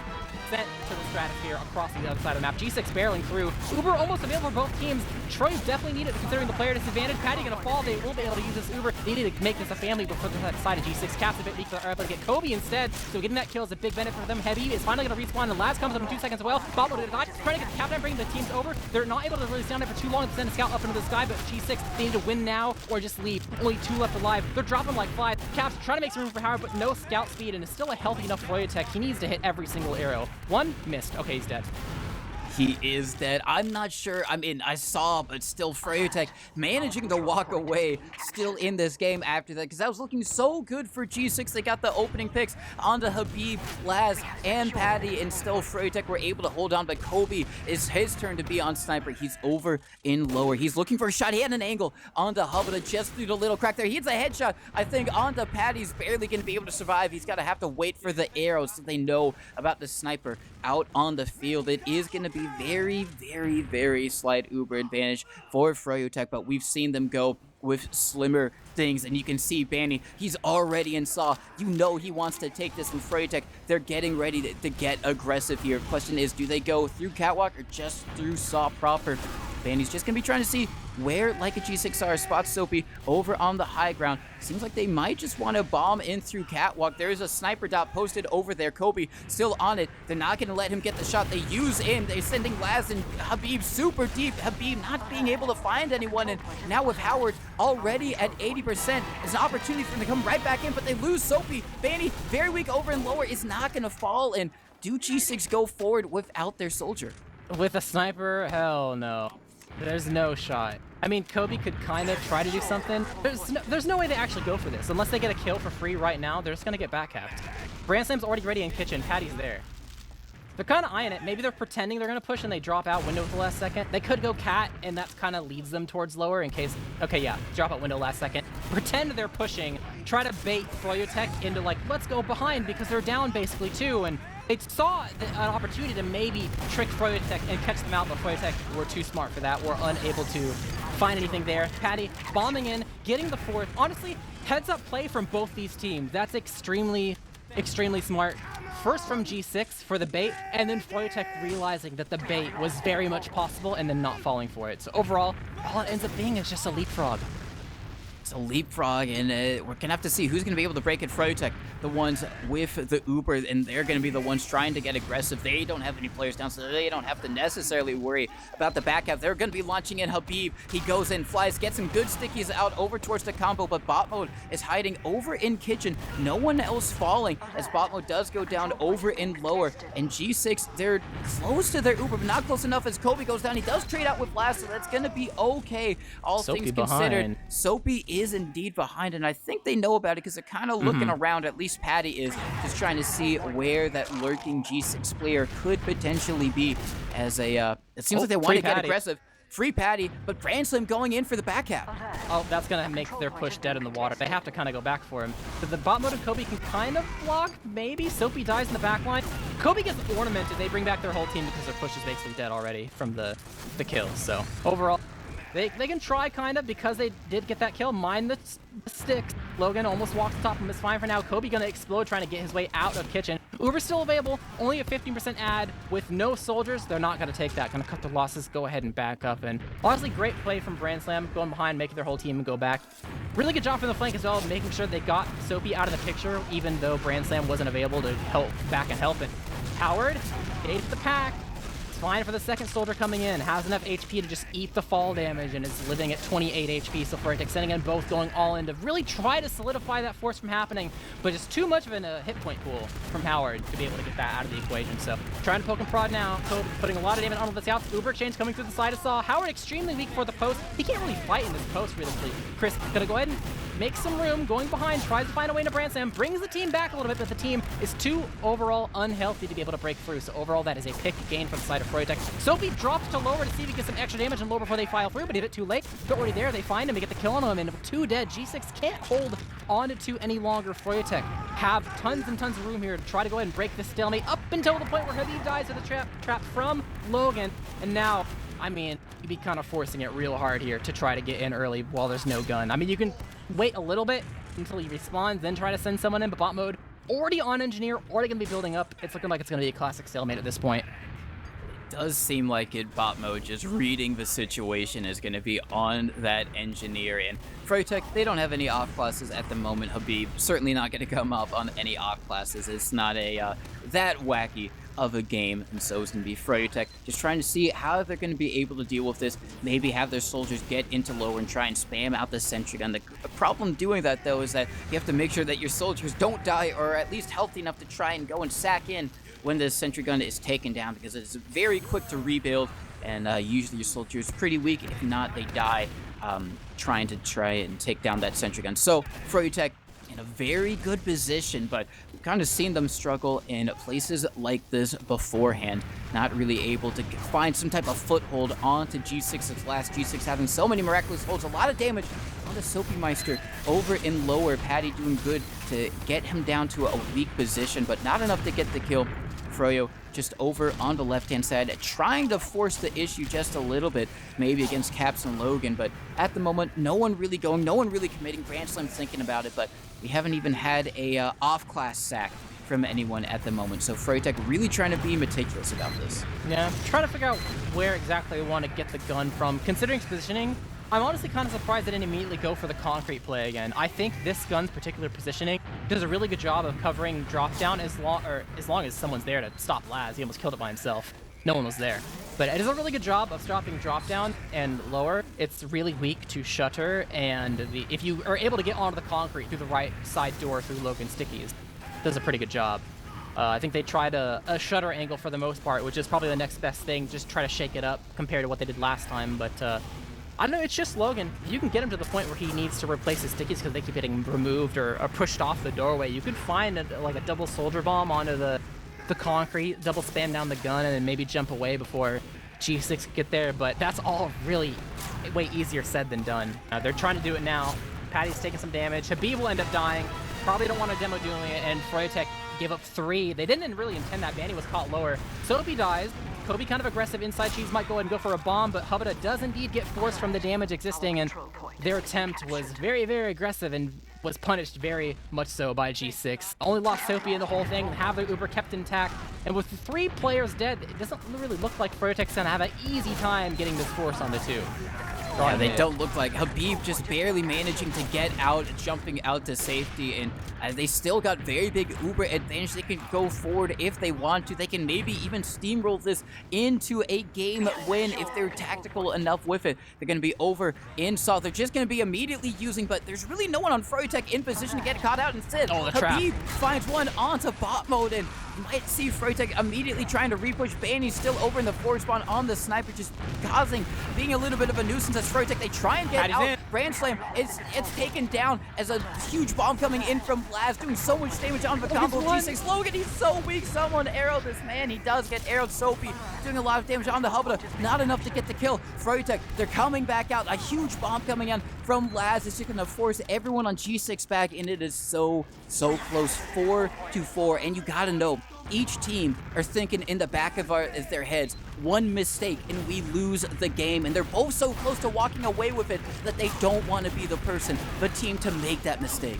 Yeah, up at 100% still, hasn't needed to use yet. A lot of time bought by the side of G6 though. They will have the Uber in time for a second, but Logan caught in the corner a little bit. They will not have their demo man, so you're gonna have to definitely use this Uber as a tool to buy time for his respawn. If you want to hold this, the question is, when do you pull the trigger? So if you're trying to make some moves inside, saw potentially no, they're going for the exchange into grass. Bot mode dying to the stickies of Habib spells disaster for G6. They immediately try to leave. They want to body block him in the door, but they're not quite there in time. In fact, Banny almost gives up his life, considering the damage that was put on him as soon as the Uber ended. Kobe the same, taking a lot of damage, and actually they scatter Banny down, so it's going to be harder for them to go ahead and go for the sack, considering they have to go ahead and finish the cap.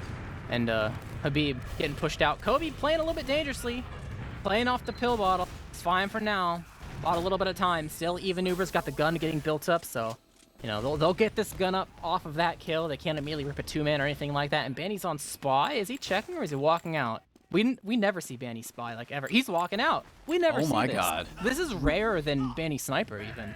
This is incredibly rare, but Banny has come up on spy, and I mean, I don't think G6 are going to be expecting it as long as Banny doesn't immediately out himself with a bumping into someone. So Banny going to be making his way through drop down. Question is it just a takedown the sentry gun so his soldiers get a nice stack? He's not cloak and dagger. He has to go. He's not cloak and dagger. Oh, he gets it! He just immediately gets it, just like that! He gets on the Howard, now Froyotech. They come in with this Uber. It should be curtains for G6 here. Kobe gonna be taken down. Logan comes out of his spawn. He's just trying to spray and pray, see if he can hit anyone with these stickies, but it's not working. Grand Slam, he stands on to the point. So much cap time. Soapy and Logan trying to defend it with everything they're worth, but it's not gonna be enough.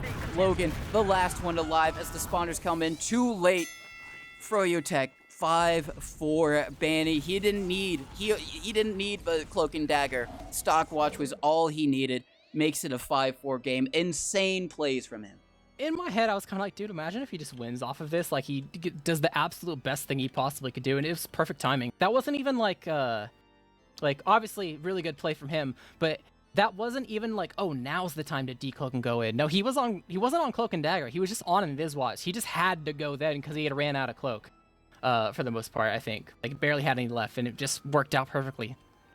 Howard just over there near the gun. I think he was probably going to go for the engineer kill, but just saw a medic instead, and that'll really seal the deal. An extremely close match. I don't think a whole lot of people expected the match to get this close, but it definitely shows that, you know, it's the grand finals. If there's anything left on the table, you still have to try to use it to win. Otherwise, you know, it's kind of a waste. So Froyotech still kind of on top of things. They're 2-0 so far in this series. G6 still have some life left in them, but it's only so much. So, you know, they're going to have to put a lot left into these few remaining maps if they want to come away with this. In fact, they'll have to win the 3 remaining maps. The next one being Granary. Next one is Granary, and I'm just looking at the logs. I mean, it was almost a reverse 5-0.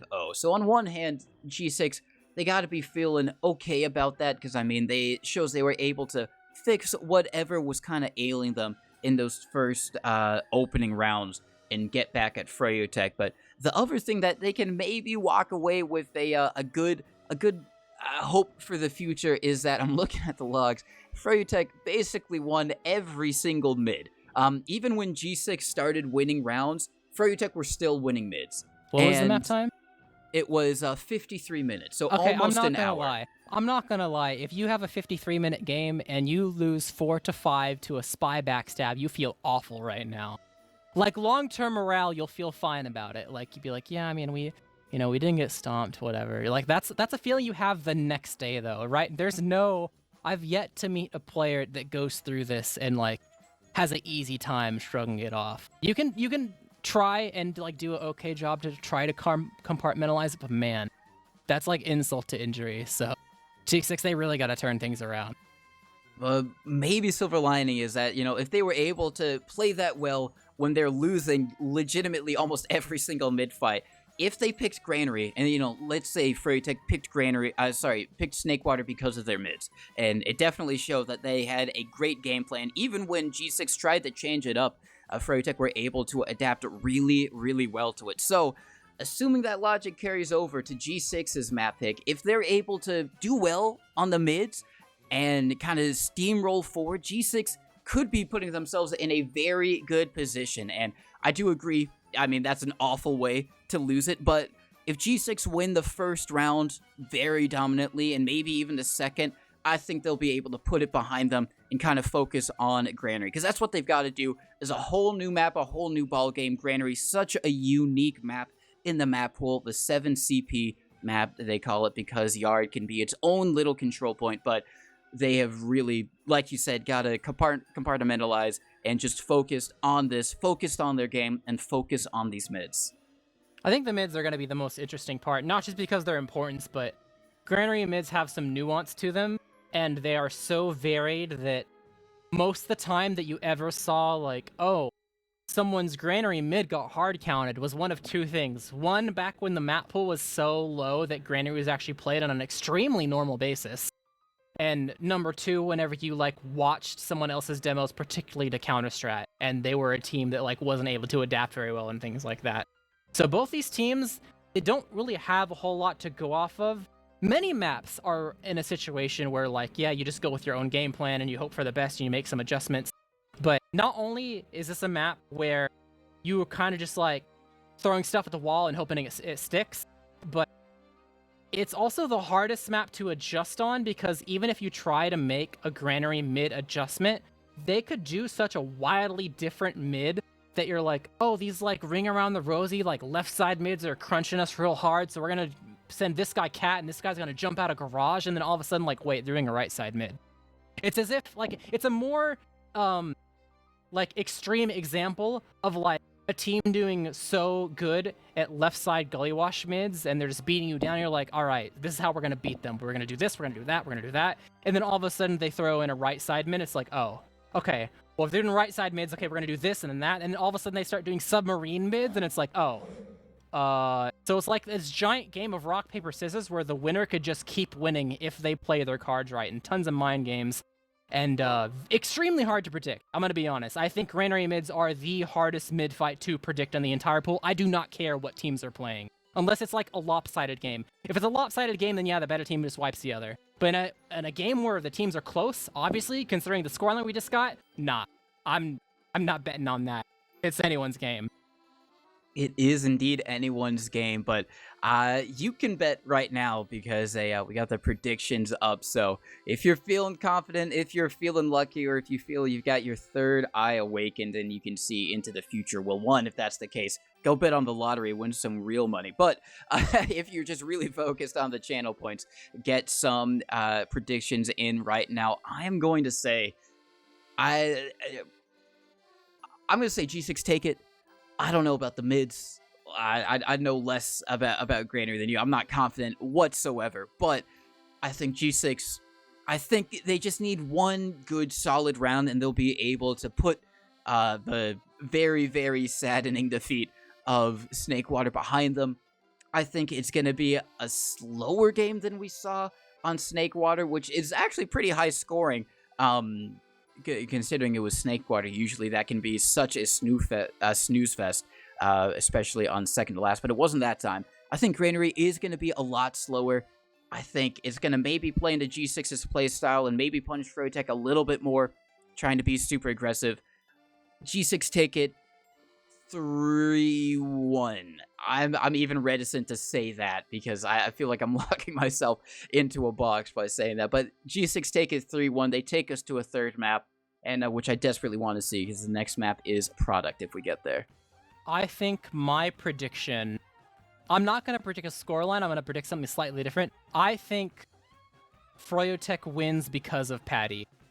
Okay. I think Patty is going to go crazy on this map and dig his team out of any hole they find themselves in. I'm half tempted to message him on Steam right now and ask him to do the rollout from Rewind 1. Honestly, yeah, maybe he will. Maybe he's reading your mind. He's going to go for it.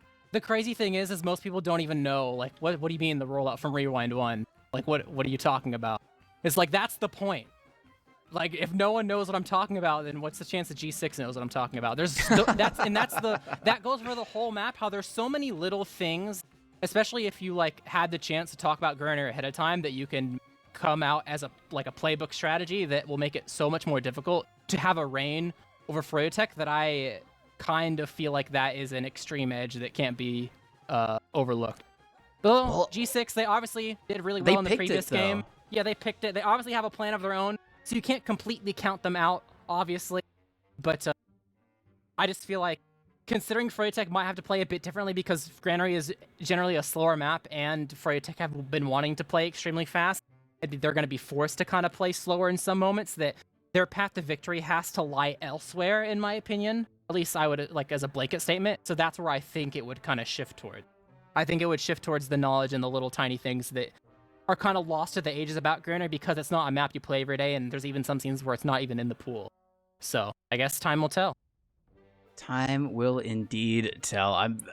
very excited to see how it all plays out because, like you said, I mean, on one hand, you've got Benny. He's probably the most experienced player, definitely in the server, and he's probably played the most games of Granary out of everyone here. But yeah, I mean, like you said, it's crazy to think about, but I guess in comparison, you know, a lot of the people on G6, except for maybe bot mode, haven't really played as much Granary as some of the guys on Froyotech, like Benny, like Patty, like a Habib as well, potentially. So there is maybe on paper a little bit of a knowledge gap that could be exposed if Froyotech are able to work that into their game plan. But, you know, G6 picked it. You gotta assume they've done their homework on this and have some idea of what their path to victory is. Even if Froyotech's changes, you got to expect G6 have got their own, and they got to be confident in it enough to be able to take them the distance, as I think we are about to go live on the second map of the Grand Finals. Froyotech taking the first one in such a close fashion,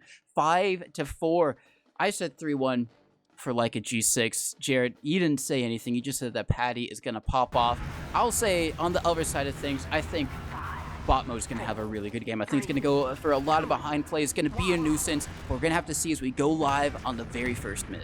Yeah, bot mode's key is definitely not going to be stats related. He could have like 170 DPM and still have like 4 different moments where he could bring his team to victory just through finding a way to backcap and like off-class plays. So definitely going to be an important factor to keep out for if you are G6 trying to find a path to victory. You see the Demoman roll out, different directions, Habib on the floor. Logan will take the crate, so you already see the difference in the way that the mids are played off the bat. Double high bomb, one soldier maybe landing on the lamp. That'll be Laz taking Howard out of the equation. Immediately is Patty. Habib will end up falling, but it might be the only kill that G6 are going to get for this mid fight. Up until Sophie bombing in, finding Hubbard at the last second, trying to escape, gets some damage onto Brand Slam, not enough to really secure the kill. So overall, pretty dominant mid from the side of Froyotech. That double bomb took the heals out of the equation at the last second. The silver lining is the Hubbard of Death that G6 didn't even got, so they are able to at least have some positioning around on last, and maybe even 2, depending. There's going to be a while before the heals can roll out, so Froyotech are here trying to cap without being very disrespectful going in like that. Maybe a distraction, though. Patty in, collects 2. My predictions on point so far. Froyotech 3 left alive, but they got both scouts out of the equation, which doesn't bode well very much for trying to push in the mid. However, the player disadvantage can't be ignored, per se. Cannot, and I think what's going to happen, G6 are going to take yard and just set up there. Froyotech going to be able to hold on to mid proper, but it is going to be a very, very slight advantage towards G6 because Howard, he did die a lot earlier in that mid fight, and Soapy, with the late play onto Hubba, was able to close things out, and I'd be surprised to see G6 try and go for something here. Froyotech, they're not in garage just quite yet. I mean, Habib is, but now I think with their own Uber coming up to 90%, they're going to be a lot more confident to stay here. Cap's taking a lot of damage, actually. It's barely going to be arrowed up over to safety. Kobe over in choke. He's just going to have to waddle back over as well. So now we're in the stalemate. I'd say one of the biggest stalemates in the game, in the map pool. Granary second, onto yard. Can be I mean, there's only 2 doorways in. There's not a lot of ways to kind of sneak behind. You can go over into yard, which we might see bot mode or try and press the flank that way, but Froyotech gonna have to create creative here, or just maybe sack their soldier in through choke. A lot of it kind of depends on the positioning from G6. If Howard is close enough to sack on, you sack onto him. If he's too far back, you sack onto Logan, because Logan's not beamed. If Logan's too far back because he's afraid and wants to be beamed, then you cut into right yard from the defender's perspective. And they're trying to make some moves now. They get the kill on Kobe. Patty has worked his way into right yard. Brand Slam as well, so they have found on both sides of the map a way to get in. Laz bombing and creating space, kind of putting G6 in a box here. They're not really sure how to respond. They get the kill on the Brand Slam, which is very good. Bomb mode will get sticky down. Caps might be, nice air sticky from Habib, and Froyotech completely dismantled them. They're stuck inside a corner. Kobe unable to really help because he's respawn. And the drop! Holy play from Laz. Gets the spoon on Logan as well. He's alive throughout it all. What a play. Oh my god, Kobe, he's hiding up over in the high ground. Laz has spotted him, so he's not going to be able to go for a play there. That is such a devastating moment for G6, but such a glorious one if you're Laz or Froyotech. Nice little rocket, I think, on the bot mode from Laz as well. He is just absolutely popping off at the moment, but Froyotech, they're just going to wait until they got their Uber. There's no reason to go in at the moment. They're around about 60%, and G6 are just going to try and fiercely get their defenses up because they know Froyotech are going to be coming in just a moment's notice. Important to highlight, this is the version of Granary that does not have the rocket room, but does have the line to prevent a resup as soon as you get inside the shutter. Also, Froyotech cannot get inside the shutter into last. I emphasize this because there's like 10 bajillion versions of Granary. The Uber goes through, they take down the gun, they corner cap, they bring one of the soldiers over, but it's not quick enough as they just continue to bring the cap their way. And Froyotech take the first round 1-0. 1-0, and that is going to be very, very heartbreaking for G6 just because of that drop in. That is not the mental reset, or the opportunity for a mental reset that they needed. Froyotech immediately taking the lead on their map hook, and now G6 are going to have to try and figure out if there's some way they can have a better response, a better showing on this mid. Logan, once again, like you said, taking the high ground. Habib over on the low ground. Logan going to drop off as Froyotech come out from their garage. Habib going to get bombed. Soapy trying to go for the air shot. Bot mode follows up. Up into the skybox. Lands on the crate, but gets taken down. Kobe with the kill. Nice upward direct there. Last trying to bomb in onto the medic, but Howard stays alive, and G6, this time they are the victors. They keep their medic alive, and they are the ones in a good position to try and take the round. Yeah, they got the fancy air shots, but did not secure the kill there. They went for a double back, and the first mid they went for a full commit. This time they faded in the air and wanted to land on the players that were aggressing onto them, but that left G6 not having to really worry about anything. There was no pressure onto them because no one actually got onto them, and it didn't really clean up the kills efficiently and quick enough. So G6 find themselves in a good spot. Logan gonna be a bit weak. It's fine for now. Gonna be mindful of the Brand Slam Sniper. He's 1 HP. Really spooky, but is relatively fine. Not climbing. Yeah. They're getting ready to go through one of the shutters. Mind the sniper. They immediately pop through, trying to find a way onto the gun or the sniper. Laz behind them in the window. They aren't corner capping. They're trying to find a way to be able to get some extra frags here. But it's going to be Sophie, the first one to die. Patty is 3 HP, is going to die, but the rest of Froyotech immediately melts. Holy! That was all in one moment. The initiation was on point despite the slow start of things. And G6 immediately tie it up 1-1. They tied up 1-1, and yeah, that was a bit unfortunate for Laz. He was over on the high ground behind Froyotech. He kind of beeped his jump, and then he came back in a bit later, but at that point, everyone was kind of looking at him. So, G6, they do manage to tie it up. They had a much better mid on that last go around. We're going to have to see if they're going to have similar success for early aggression onto Habib, the soldier bomb. I think it was from Soapy, and then the rebomb onto Howard, paying dividends for the G6 squad as Habib this time going to be over on the high ground. Logan staying on top of the catwalk. Patty going to be going in for the high bomb onto Logan. Habib. Oh my god, Habib is going to be able to get onto Cap. Soapy just bombing in as Froyotech take control of G6's garage as Howard tries to escape, dodging the rockets. Patty not going to be able to get the kill. Logan and bot mode, they do find one last going all the way in, just desperately trying to get onto Howard. There's no one to protect this medic, and Banny, he's on the chase. Can Howard get to the spawn door in time? I don't think so. And Banny, that's going to be an easy kill for him. Such a late death for like a G6. Yeah, it's going to be a bit before they have the heals here to actually do anything onto Froyotech. They're going to respect at least a little bit going back up. Got to make sure that you are able to cap mid because they lost so many players. So they do have some room here because it wasn't a total loss. So they get some positioning.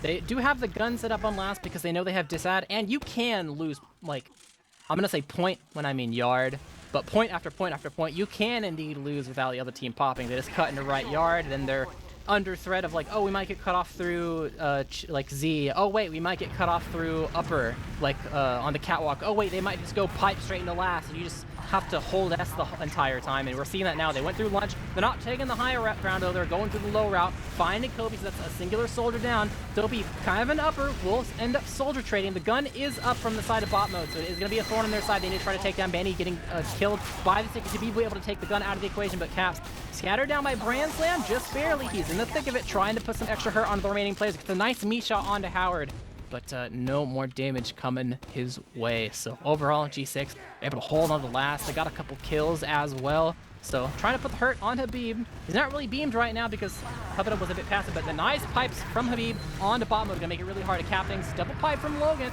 Patty blast him back, make things difficult long term. They're trying to corner cap this, not use their ad quite yet. Bandy being a little bit of distraction. Lower gets shriveled up, scattered him at the side of Caps, and Patty's staying an extra bit longer, and Z is going to die as well. Finally, they see a moment where they can Uber in and maybe get the kill on the hub, and put a lot of damage on him, but it's just a solo Uber. Logan's not quite ready. He's here now, but the Uber's pretty much over. They got 2 kills for it, but it definitely could have been a whole lot more. They're working their way in the mid. The rest of Froyotech leaving. Sophie trying to catch up. Branslam just ends up dying himself, though. Oh, Branslam gets the kill on the Kobe as well. Holy, all the alt pubbing is working out in his favor. 90% for Froyotech, and this is looking like a really free mid for them.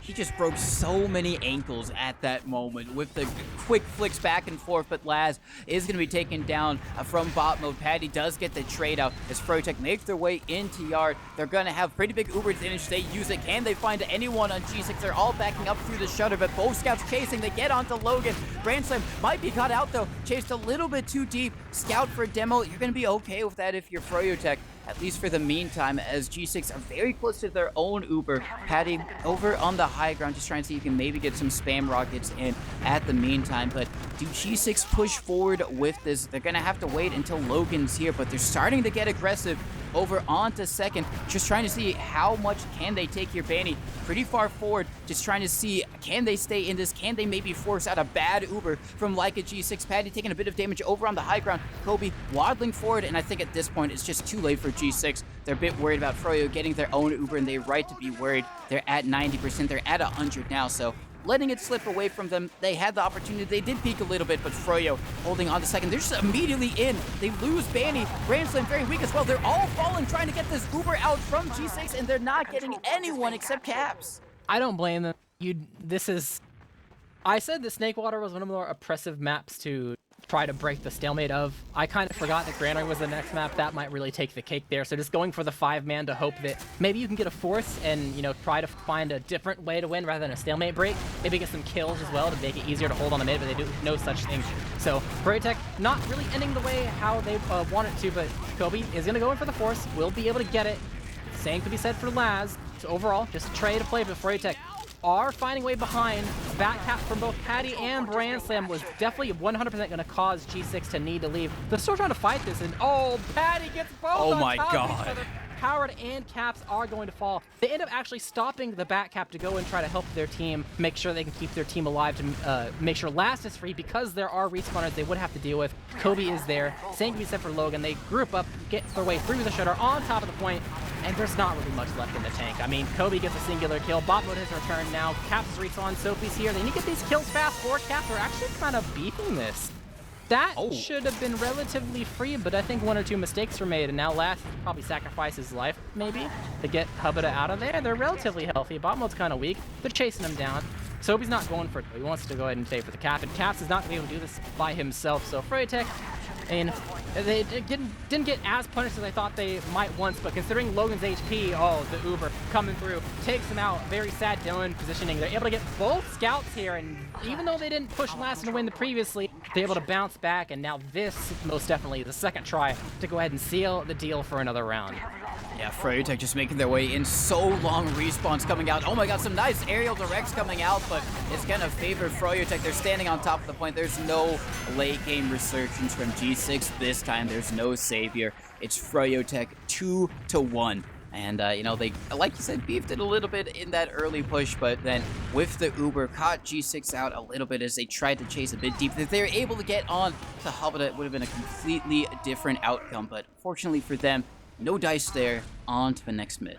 Yeah, I've been catching out Logan a lot. It's honestly a pretty, probably the hardest, maybe demo map in the pool.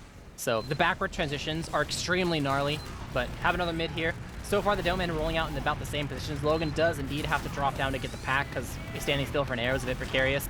A lot of damage on the Patty. Gotta make it hard for him to initiate. Does have the ability to get an arrow, and Botmode actually getting pretty aggressive while Froyotech tries to take control of the opposing team. Garage, how about to be in their half HP, and Khabib and Bandy will be the first ones to die. Brandslam running forward, try to equalize it, getting onto Logan Howard, but the rest of G6 will go ahead and find him in the corner, take him down. It's just Havada and Patty behind enemy lines together. They need to make sure they aren't chased down and can get this Uber in time, but Patty, he needed some ammo. We'll be able to get it. They have the Uber, but with no scout speed, certainly they're able to at least get Hubada in the poke stupid when he eventually has to pop, right? Right? You would hope so. Depends on if they actually get forced here over in Garage, and they are going to get forced. Patty trying his best to do the escort mission, keep Hubada and get him back to last. But Soapy is in on Brand Slam. Everyone on G6 are here on last, and Logan just cleaning house with these stickies with the help of the 2 scouts. I don't think anything that Patty and Hubada could have done would have been able to save this for them. Habib gets the stickies on the point. It's too little, too late, and they make it a tie game 2-2. G6 with a really great mid, and then at that point when you're, like you said, you don't have the scout speed, there wasn't really much that Patty and Hubada could do in the backlines that far back. Yeah, I think he had to go for the further back ammo pack long term, because if he went forward for one, he might just end up wiping with his medic. But it's a tough call to make, because if you go back for that ammo pack, you're certainly not making in time to participate in any way, shape, or form. He barely got there, and it was too little too late. So tied game, 2-2. This time, Habib will roll it upper. The Delmet will mirror for the first time in the beginning of the mid. Immediately bombing onto Patty. Takes him out of the equation. Hubba the half HP. Giving up both their soldiers for it, though. They take down Habib. He was 10 HP bot mode. Turning heads. Will try to go for the pack, but will not be succeeding on distracting for much longer. And even though Hubba is really weak, they kept him alive. Player advantage for Froyotech as the rest of G6 tries to run away out of yard.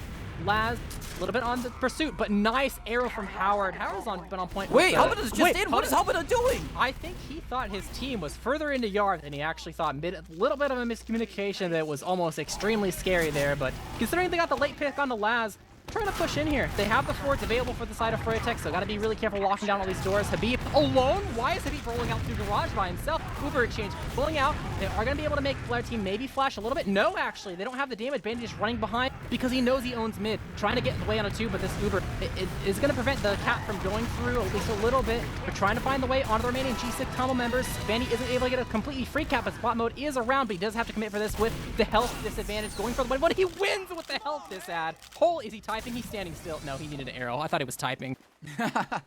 He could have been typing maybe in an alternate world. He does type there. Either way, they do want to try and go forward onto this mid. It's going to be a 3v3 at least at the meantime, but Froyotech are going to have a little bit of the faster respawners. Laz is now here to help defend this point. So I think G6 are just going to slow things down just a little. They have very, very slight Uber ad. I'd be surprised to see them take it, but, you know, I've been surprised before. They've had mixed results with it. Froyotech over in Garage, maybe trying to see if there's any angle, any way they can maybe try and start to get some momentum here, but at least for the meantime, just going to be a stalemate.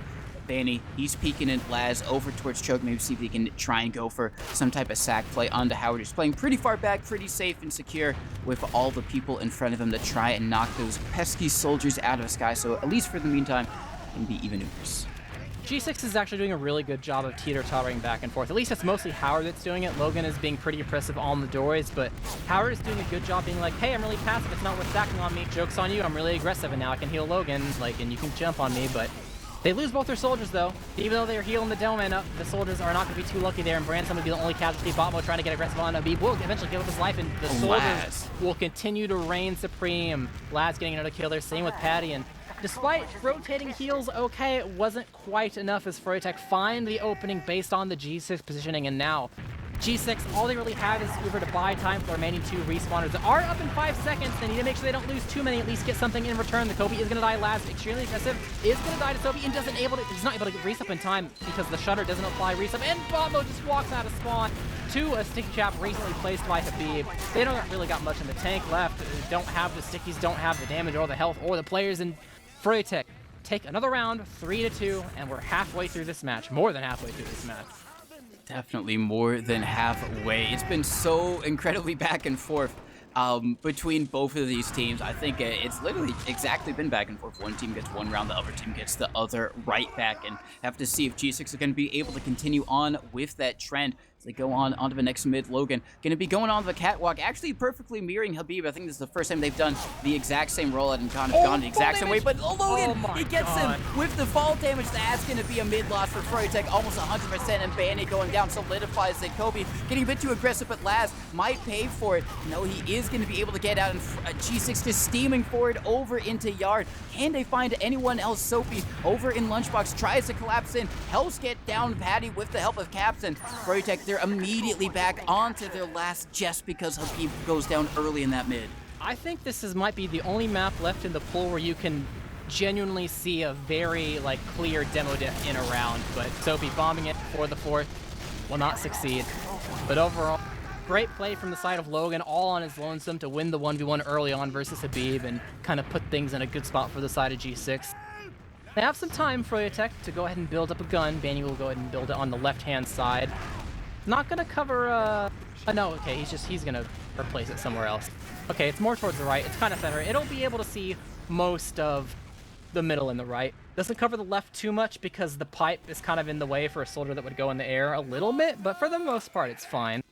And we'll see what G6 really do here. They do have the bot mode spy. Has he actually gone out of the spawn? I didn't see it. I assume so. Oh. Yeah, he definitely has.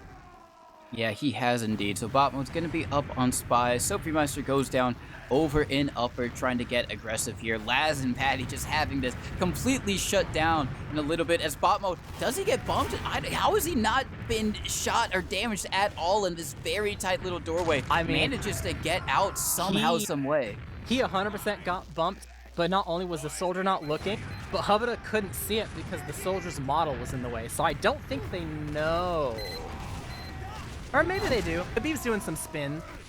Yeah, Habib is doing some spin work right now, some fancy footwork. He tries to go, and now they definitely know, and that is going to be bot mode taken down. But Howard, yeah, he gets forced. That's going to be really disaster for G6. Froyotech moving in. They do find Patty over on the high ground, so Froyotech maybe just trying to make sure that no one rushes in and tries to go for a little bit of a wraparound while they press forward. But now they're just going to be waiting for their soldiers. They're still going to have Uber advantage to work in on the second.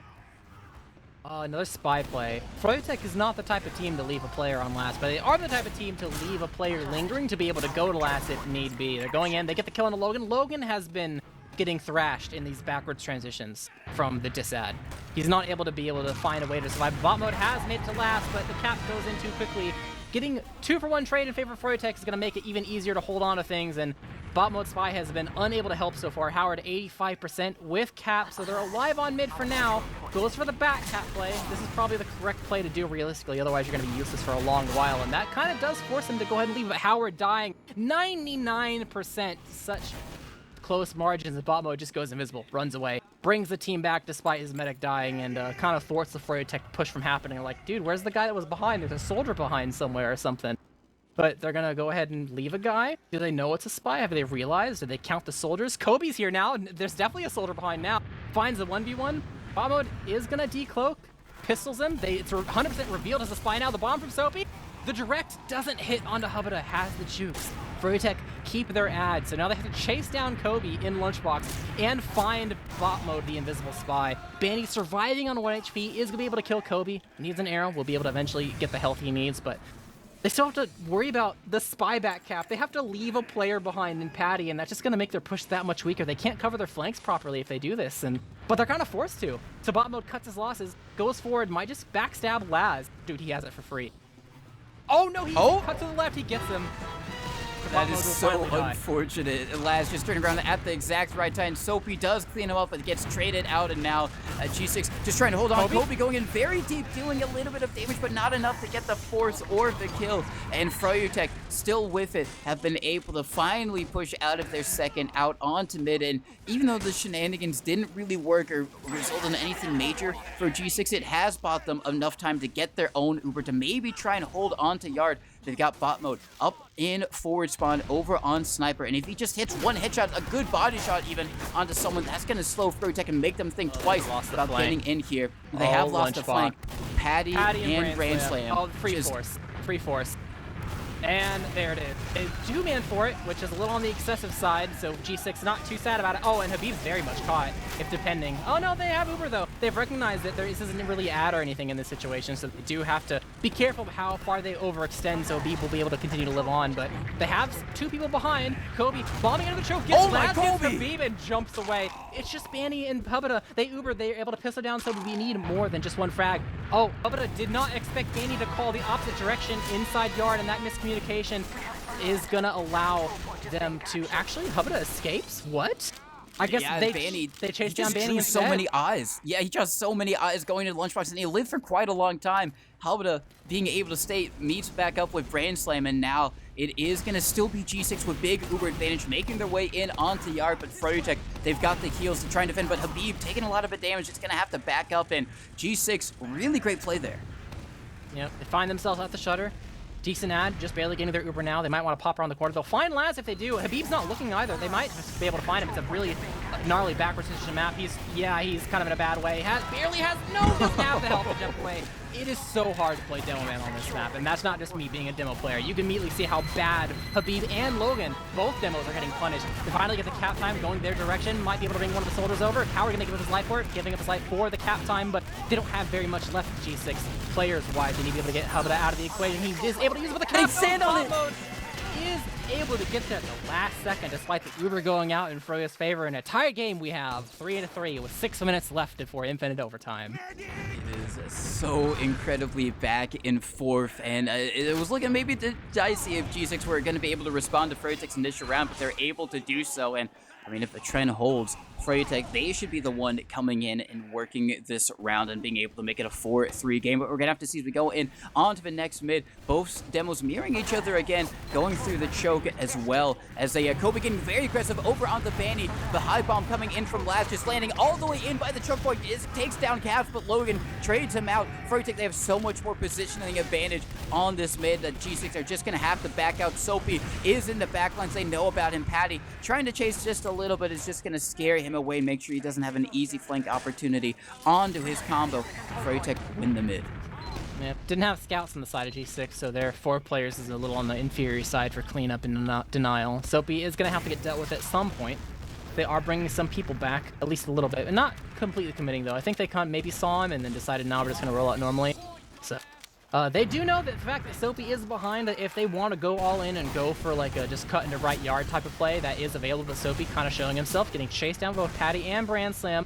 Will probably eventually die, but actually no, some nice rockets slows him down, and he can call it. They're kind of bringing 2 back all the way to the opposing second, so G6, they have a little bit of room here to poke if they want to. Kobe's over by the choke, doesn't really have too much support, and Soapy still alive despite being chased by 2. They will eventually give up their chase and go back to mid, go ahead and get their health up and make sure things don't end up, pretty dire for them. Is all that is time off the clock, more favorable for the side of G6, and Froyotech, they gotta be kind of careful about what they do here. Soapy's inside garage now, can make a move if the timing's right. He is spotted, is gonna jump away. Doesn't want to get chased down and be a free pick for his team and be a liability, but so far done a very good job evading the chase of Froyotech, and we're reaching a point where, yeah, push comes to shove, just abuse the fact they have both players. Bombing in, oh my god, Kobe! He's alive as well. He's able to completely crunch them, and Froyotech lose 3. Soapy coming in, is able to juke and jive, and he's getting out. He's just completely free. Froyotech, they have been dismantled. They have the Uber to use, they get the Kona Logan! That is exactly what you've been saying. They get the kill onto Logan. Unfortunately for them, the Uber has been used from G6. Kobe, Logan, both not there. No projectiles really in that, as Soapy was just trying to jump away. So Froyotech managing to hold on even after all the great damage that Kobe did. Now they're going to be working their way over into Yard. Brand Slam and Banny leading the charge here, peeking Shutter Door. And G6, they have to try and stabilize here. They can't let Froyotech get too aggressive and maybe push the flank like they did last time they're in this position. Brand Slam, Patty over on the flank, just drawing eyes, and this is one of those positions that you really can pressure cook in because it's so close-knit. Habib does go down. Patty over on the high ground is going to be able to get one on the Soapy. Banny just rushing forward, gets on a Logan. They're all falling on G6, and Froyotech, they capture up second. They're going to capture up last as well. This is a Froyo round done and dusted, and they only need one more before they win grand finals. A really unique situation to see a demo man commit and initiate for his team in a situation like that, where he crosses from the shutter to Z and takes tons of damage, deals tons of damage, is going to die to spam, but did enough that allows the rest of Froyotech to follow in suit, flood across the point from the different directions, and immediately just turn them into dust for the most part on the side of G6. So off to another mid. It is match point, like you stated. Froyotech, if they win this, they're in a pretty good spot to be able to crown themselves the champions of this season. It has been 3 years since Froyotech have beat G6 in a RGL championship matches. Logan finds himself a little alone. It's Kobe going to be the first one to die, though. Same can be said for bot mode. And Logan, kind of weak. He's fine for now. Ethan there. Banny will get scattered down. But so much damage. Laz will give up his life for the Logan kill. And overall, Froyotech doing a pretty good job of putting themselves in a good position here to continue the chase into Yard. They're leaving one on cap. G6 knows that they can at least exist in yard, because if they were to fight, it'd be a 3v3. They can hold the doors. Be mindful, though, Patty around the corner, immediately thwarted. He's kind of put in the box, and Soapy collects that frag. Oh, my lord. He gets the frag. Really great stuff there from Soapy Meister. Now, G6, they can peek a little bit.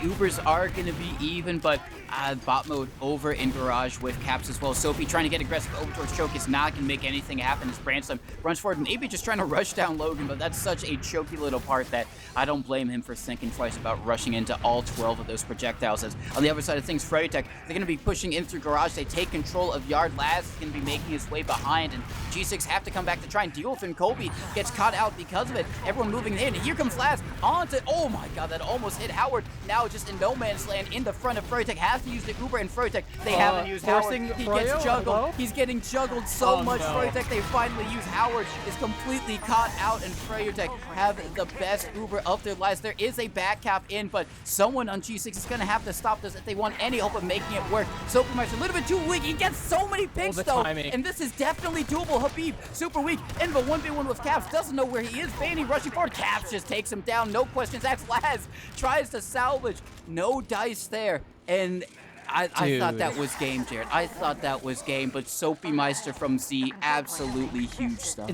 They salvaged that so hard. The reason why that Uber was so bad is because Howard accidentally surfed into the enemy team and had to use, so it was very heated moment, impromptu, and the scouts weren't prepared to, like, yeah, let's exchange, let's go for the force at this moment. So they didn't actually spend the beginning of their time trying to get the force out of Hubada, and it was very abysmal near the tail end of the Uber. But they knew they had to salvage and go all in. Froyotech weren't covering all the doors properly, focused on the cap and making even probably talking about the back cap that was underway and whether or not they needed to deal with it or whatever. And they completely mulched. So G6 had to go for that play. Worked out tremendously, and now they find themselves back in ownership of mid. We have now officially hit infinite overtime. Not that it really matters because Froyotech was already at match point. But G6 poking through the choke. They recognize that both Habib and Hubba are playing on the safer side. They're not really targets to be able to sack on immediately, and it's allowing them to get through some of these doors. But Kobe will end up dying in a Garage, unbeamed for a little while, and Branson will be able to run forward and with the help of Benny and make sure that kill does indeed happen. But Patty working his way in over towards the choke. Under jump by Soapy. Soapy might lose his defending. He's going to be able to land on the pack. There is a threat over in Branson on the side of Howard. Turning towards Logan instead. He is going to get dropped. Galmo dropped as well. Howard's alone. Caps on the other side of the map. Soapy red HP as well. Howard's going to have to use on no one. Wants any player. Please come to me. Help me get this force. Has no scout speed. Oh my god, it's deja vu. How are they going to find themselves out of this one? Juggled up in the air. Habib able to collect that frag. Soapy not that weak. They have the force though. The cap will finally go. Oh my god. It's Froyotech's way. But it is too little too late. There's too much map control. I mean, Logan dies! Habib able to get the stickies into the shutter. Playing a little too greedy, but maybe felt like he had to. It's just Soapy and Lunch. He's not even in a position to go ahead and block this point, and this is looking extremely free and looking like a Froyotech championship. They stand on the point. There's no contest. It's a 5-3 granary game. Froyotech are your Season 17 champions. They have managed to do something they have not done in quite a long time, beat G6 in the grand finals, and they have been able to crown themselves the victor. So huge congratulations to Froyotech, remaining undefeated in the season, both the regular season and playoffs, and now in grand finals as well. They are going to be your winners. G6 going to be your runners up in second. Not too bad, but you know they were definitely trying to win here, trying to win this season. I mean, sure, they weren't, by their own admission, taking the regular season too hot, but, you know, for playoffs, that's when most teams start to get things into gear, and they just, Froyotech were able to eke them out. Yep, definitely put in the hard work, and it most certainly paid off, so hats off to them. And honestly, I'm just really happy that we had a whole, like, at least from what we casted personally, we had a really, really good, like, set of games throughout this weekend. I don't think there was a singular game that was like, that wasn't really, like, entertaining. That, you know, team kind of got put in the dirt, wasn't able to really do too much. And you know, can't have it 100% perfect, but I think it was a really good showing from all the teams. And at the end of the day, Froyotech are going to be able to make sure their title stays intact from their streak they've been on for the past handful of seasons. And honestly, I think the final word for this season overall is obviously you can't wait till LAN because they're going to have 2 of them in the span of only a little while. Yeah, there's 2 upcoming LANs. There's the obvious RGL LAN, which is going to be happening at the end of the next season, not this one. The next one, there is going to be a LAN, which they've done quite a bit now. I think this is the 3rd one in a row.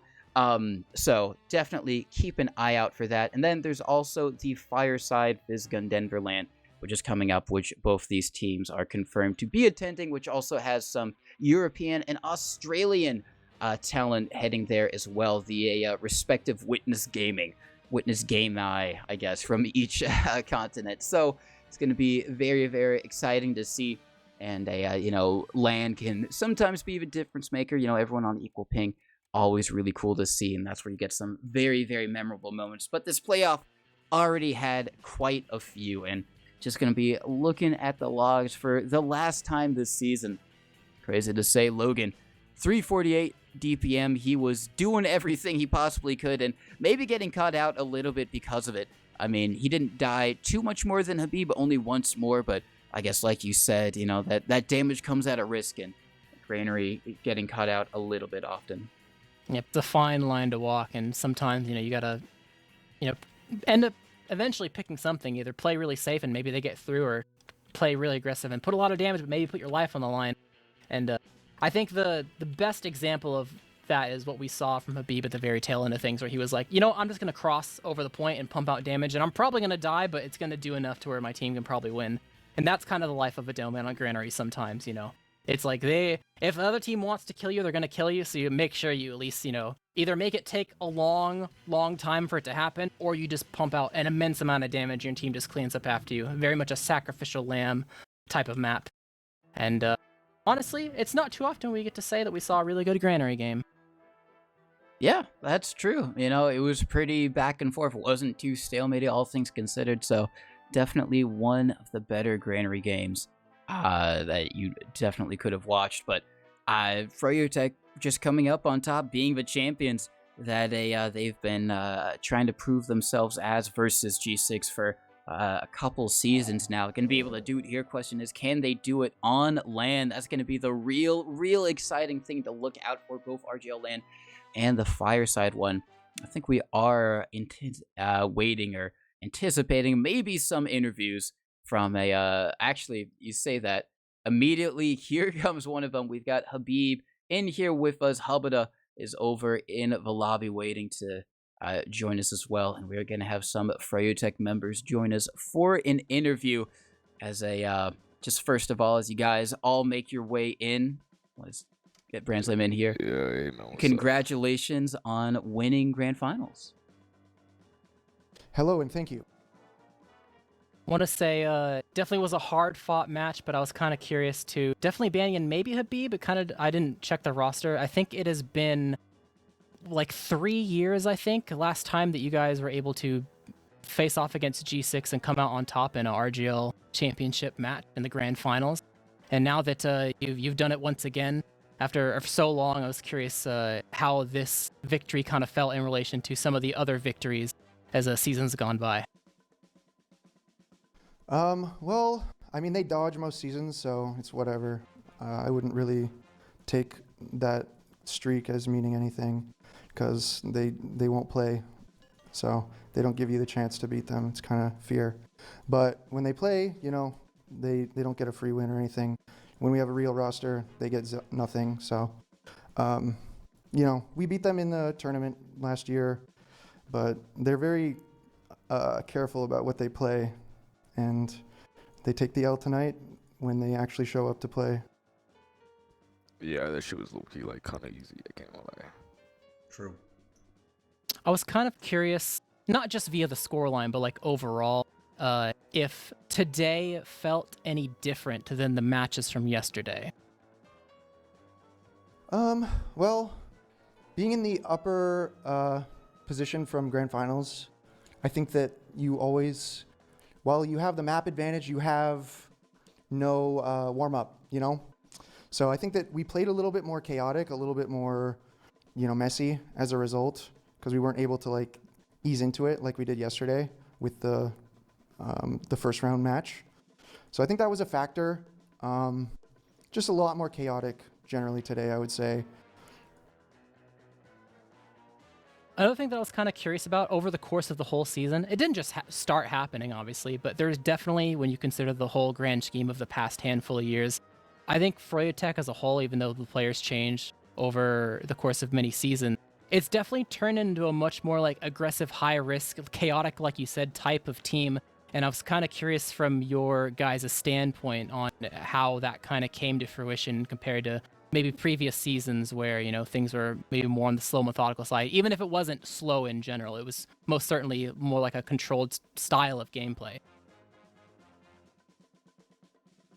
Well, I could say that definitely the players that we have on our team, particularly Patty and Brandslam, they really like to play more aggressive. And I think that, like I said, in previous seasons, when our flank was maybe a little bit less proactive, I think they were able to abuse that by just standing still. But if you stand still against Patty and Brandslam, you're going to find yourself on the losing end of things because they're just going to run through you and put you in a lose-lose situation. So I think that just our well-rounded roster helps to make them playing passive and scared not a winning strategy. And I think that they, throughout most of the season, were playing extremely slow, and our matches in the regular season were much more decisive in our favor. And then once they came into the playoffs, I think they started playing much more aggressive, and that forced, a much more difficult match for us to win. One thing I kind of wanted to ask Laz, since you're more traditionally known as like a roamer style player, this is obviously it's not like you're a stranger to playing pocket or whatever, and you don't have the experience, but at this high of a level, it's not like a whole lot of people get to really see you do it too often. So I was kind of curious your experience, not only being like, you know, in the hot seat, trying to make sure you gain a championship on a role that you've never quite played at this level consistently before, but also succeeding in doing so and adjustments you had to make once you just swapped to this role halfway through the season. Yeah, right when I swapped, there was definitely an adjustment period, but I don't know, it's gotten smoother. I pretty much just try to follow up on what Patty and Banny are saying. So it hasn't been too bad. Not too much of a difference from Murmur, to be honest. I'd say Laz is probably the best listener that I've maybe ever played with. He's Amen, brother. Amen. Yeah, Laz is really good at the game. He's too good. One thing I kind of wanted to ask Patty is off of the Laz switch, since obviously you have to make room off of pocket to go to roamer, which is not a role that you're a stranger to, but I was kind of curious that since you're more moved to a more consistently initiating role, if that in tandem gave you more control over the team because you're kind of, you know, in a way potentially dictating when fights happen and how they happen, or is it more of like a strictly call-based type of thing where your initiation is only based off when the team says, you know, it's time to go? I would say it's very hybrid, like in team fights. I mean, I would maybe dictate some degree of mids a little more, but outside most of the team fights and stuff like that, I mean, that's Banny's call to make when we push in and stuff like that. So I try to, you know, obviously I want him to have the space to do that. But I would say like we just play in a way where I let Banny know when I can do something, and if he needs me, I help him. Sometimes I'll take my own initiative and just go, because fuck it, we ball. Yeah, a lot of times, you know, we kind of have like a very strong back and forth between kind of our combo and flank, because Patty is calling so much of his plays on that side, and then I'm trying to call kind of the general timings and like the combo side of things. So we're usually very coordinated between the two of us.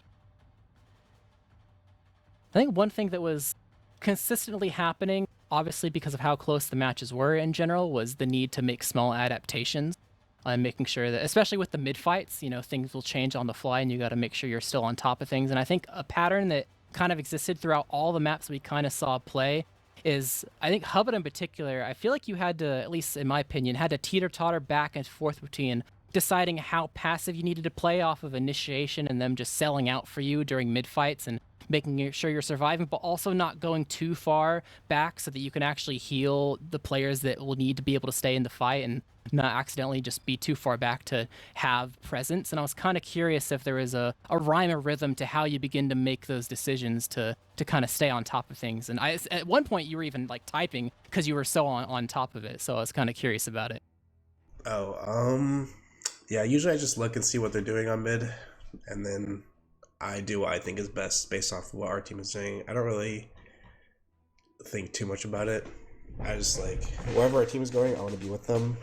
And then like if they're feeding, obviously, like I'm just not gonna go to mid at all. Like More of an instinctual thing. Yeah, it's kind of instinctual. It's pretty. You can kind of see it when it's happening. I feel like. That's fair. That's fair. Habib, I was kind of curious about if you felt, I mean, it didn't look this way from a bird's eye view, so I was kind of curious how you felt about it. It didn't seem like this was necessarily a series where you were focused heavily, when a lot of the times I feel like there's many games where it's like, oh, we'll just kill Habib and that's going to be our strategy to win. And sometimes it works, sometimes it doesn't. So I was kind of curious if you were able to notice that, how long it took you to notice that you were kind of having more free room to do a whole lot more. Maybe it still felt just as oppressive, but in maybe different ways. On Snakewater, I will definitely say that I had way more space on the Snakewater. Granary, they're gonna shoot me no matter what, because if they don't shoot me, they will die violently. Like, if you give me even an inch, I will take a fucking mile, like, straight up. Granary, they have to shoot at me, and that's what they were doing. Snakewater, I had a lot more freedom, and they were eating, like, basically a lot more damage from me. Every mid that we won, it's because I'm tagging Howard for like 1 sticky, 2 stickies, then I'm blasting the fool's top right. They're eating just so much damage from me. We won every mid, but we literally just beefed all of our last pushes on Snakewater. They literally got lucky and lucky and lucky and lucky. Like, that's all that kept on happening. This one last push that I hit cap for 183 on the last point, and Howard Ubers on him just in the nick of time. 183, brother. Like, can we get a Amada in the chat? Make Demo Man great. Oh wait, fuck. That's not the right acronym. Shut the hell up. No cap, bro. Make this class great again, bro. I hit that motherfucker for 183, bro. That shit is cap. That is just straight. That is a lie. It's like a. I don't even know how to explain it. Like, that's not even right. Somebody fix that, bro. Yeah, our last pushes were pretty bad, and it's all because Habib couldn't do 185. Unfortunate. Yeah. Like, I should just be 2-rocketing and 2-sticking everything. Give Demo an RPG. Give Demo an AK-47, red dot sight, banana clip, akimbo with the Predator missile. Maybe one day. Cap. For Brand Slam, you obviously are in a role where you are going to need to salvage, you're going to need to make flank plays, and that can happen in a variety amount of ways. You're obviously going to be probably the main off-classer in a lot of situations, and definitely going to be the one that is the go-to for plays where you go behind, get kills, etc., etc. I was kind of curious going into the match if you had a pre-set out plan on how much of each you were going to do when it came to like, oh yeah, I should or shouldn't play sniper or shouldn't go behind against these guys, or if it was something that you needed to kind of feel out and wait until you started playing, and then you would just kind of decide in the heat of the moment as the match went on. It was usually just like I guess like logic or not logic, but like fucking if we could and if we had like vision to do it, I would be like there set up. I'd be in a spot, I'd be spotting it. If they're called like somewhere else, then like I can go for it, make sure I'm buffed, timing, all that. But like it's all about vision. If they're like doubling back, I can like double back. If I just have to communicate with like who's spotting and like the person I'm pushing with, and pretty much that's it. That's all it is. Would you agree that the key is just to always be prepared then, I guess? Pretty much, yeah, and it's just like the opportunity. I like always do it if there is a reason, and then if if the reason, I just like min-max as much as I can. Like take someone if I can, get a buff, and it just like, I just have eyes, like I don't know. It makes it a lot easier. Having eyes definitely helps, that's a good point. Yeah, I think Brand Slam and Patty are both very, instinctive players. They can read the situations based on what's happening, what the info is, and so it gives them a very fluid playstyle, and I think they tend to find value. They're not super rigid, and I think that makes our flank extra powerful. Yeah, So you- just be confident. You just literally just like fuck it, go fight, and then if you are full confident, like you'll just win because You the just have other to play person's like probably you literally just have to play like you're better. Like no yeah. cap.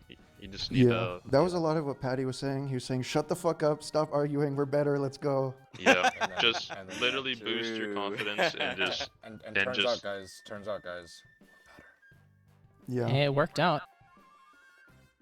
All right, well, you guys were able to take this away. Do you guys have any short or long-term plans considering the summer's going to be jam-packed? Well, we are going to LAN, Fireside LAN. That's in May. So we're feeling good off of this win. Obviously, we're still learning and improving. We have a lot of things that we know we could have improved from this match. So we're not just going to sit on that and assume that LAN's going to be easy. But we're feeling like our team's been moving in the right direction for this season, and everyone's starting to get, their role perfectly dialed in. So we're excited for that LAN. Anything beyond that is currently, I guess, unknown, just because of scheduling stuff and all that. So we're just going to take it one step at a time right now. But I wouldn't be surprised if we make an appearance after that. TC, do you have any thoughts or questions? I I said it again. I'll say it. Congratulations on the win. Any any MVPs or just plays of the game that like really got you guys hyped and kind of gave you guys some internal momentum during it. Yo, I think I'm the MVP still. I'm Gabe, okay. what was your best play? Skybox air shot in Kobe, 3 times, When did that happen? The Oh, last the one little in bit of granary. yard. and then Yeah, that catching was Logan in insane. the spawn. Goodbye, Mr. I think we all had moments, honestly, everybody did. throughout the I whole was just series. joking, I by mean, the it was way. a 2-map series, but I thought we all had sick play moments. I'm not on their team. throughout. I think Logan was their MVP as usual. Just fucking carries that Really? whole team on their back, on I his think back, Patty was MVP. That's on just his me. back. I would That's give just Patty me. our MVP as He well. was keeping and us Patty's cool. ours. Patty was definitely ours. I would have Are actually you guys molded. sure? I was kind of just yelling No, at you I was guys. no, I was about to. We I would need mold. that. It, no, we need every team needs like a resetter, like a great resetter. Patty was our resetter, the one who just tells everyone to calm down, take a deep oxygen breath. Steve needs that. No, Steve yeah, sometimes definitely we all needs gotta remember to take the deep breaths to breathe. But I think Patty, he just brings that focus, that momentum forward that we can all latch on to. And sometimes he's a voice of reason when other shit is getting whack. And he's just performing, he gets the forces, he gets the intangibles. I'd say it was probably a Roamer diff unlike any seen before. All season Holy long. fuck! Personally, Making me blush, bruh. I would say I'm the MVP. Everybody was yelling at me. And Yeah, Hub was just taking fucking yeah, abuse. I didn't say Hub anything. It wasn't my fault. It was their fault. Somebody just needs to saying. call like child protective services just because of how badly Hub was like getting just like literally just like abused. Like that's dangerous, bro. The mental fortitude of medics need to be studied.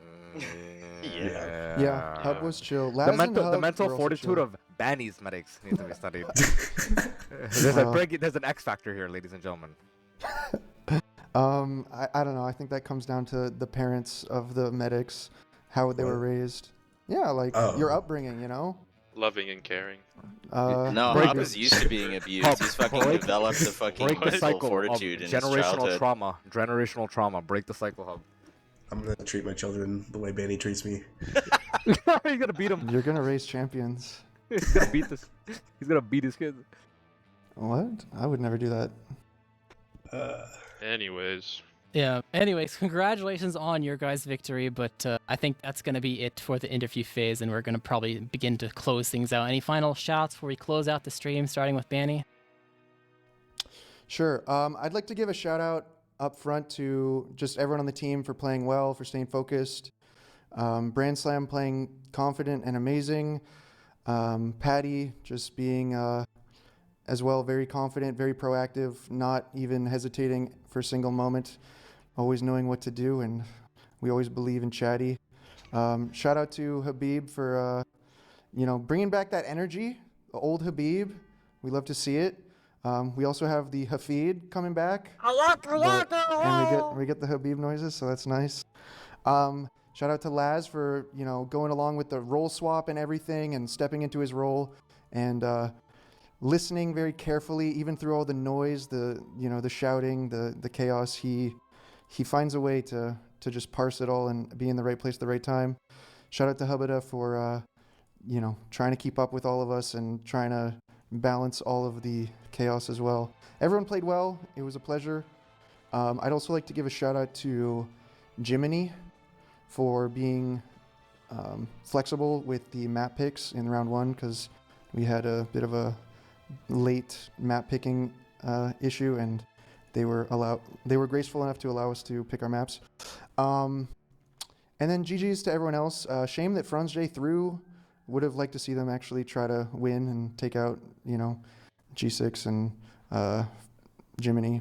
So other than that, GG's to G6. I'm sure they'll play LAN and they'll make all their changes that they think will help them.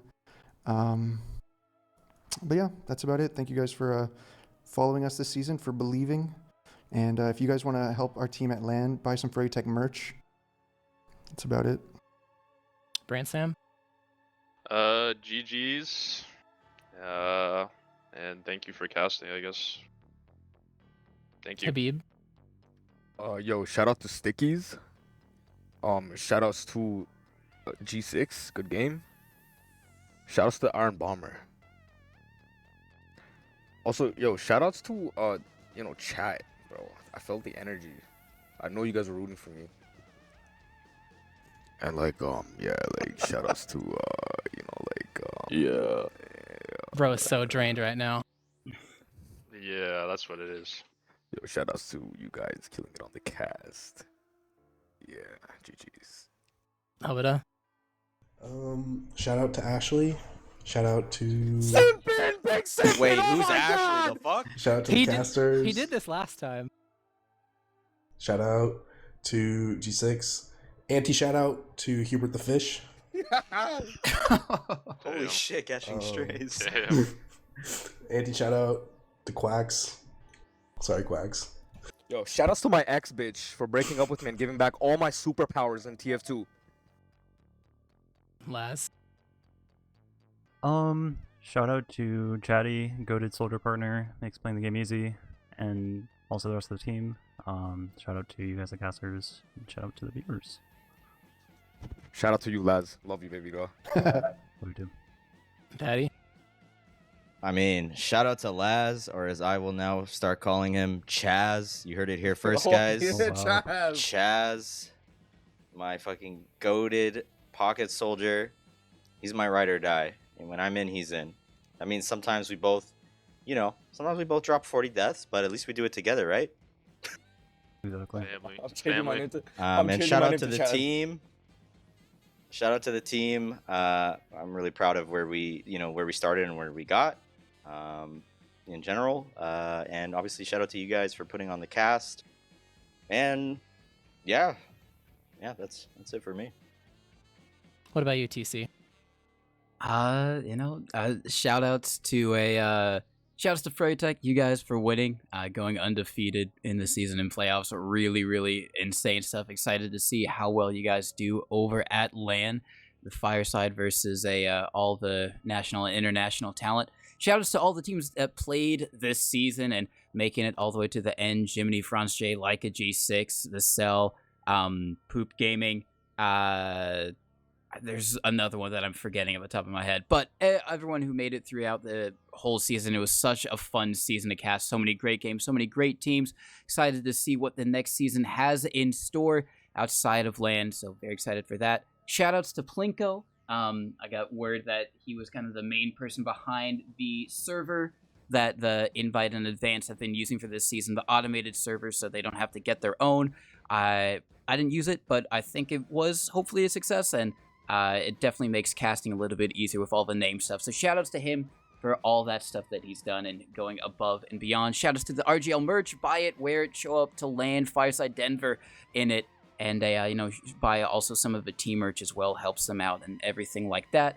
Shoutouts to you, Jared. You've been an amazing co-caster this entire time. Also, shoutouts to Marmaloo and Jamond for stepping in when either me or Jared wasn't there to step into the booth ourselves. Always shoutouts to Dolphin. He does so much work behind the scenes. It's actually insane. So really huge shoutouts to him. But aside from that, that's going to be it for me. Yep, and if you're a TF2 addict and you still want to watch more action, this is not the last thing that you will be able to see this week. I'm pretty sure the Highlander Grands are tomorrow. I think the other Grands from the other lower divisions, like Newcomer and Maine, there's maybe like 2 or 3 of them that are spread across the rest of the week as well. It's the 9th and the 10th and 11th for the various divisions. And there's still a whole lot more TF2 to be happening in the next month as well. I think early May is the Highlander Newcomer Cup. It's also the Sixes Experimental Cup.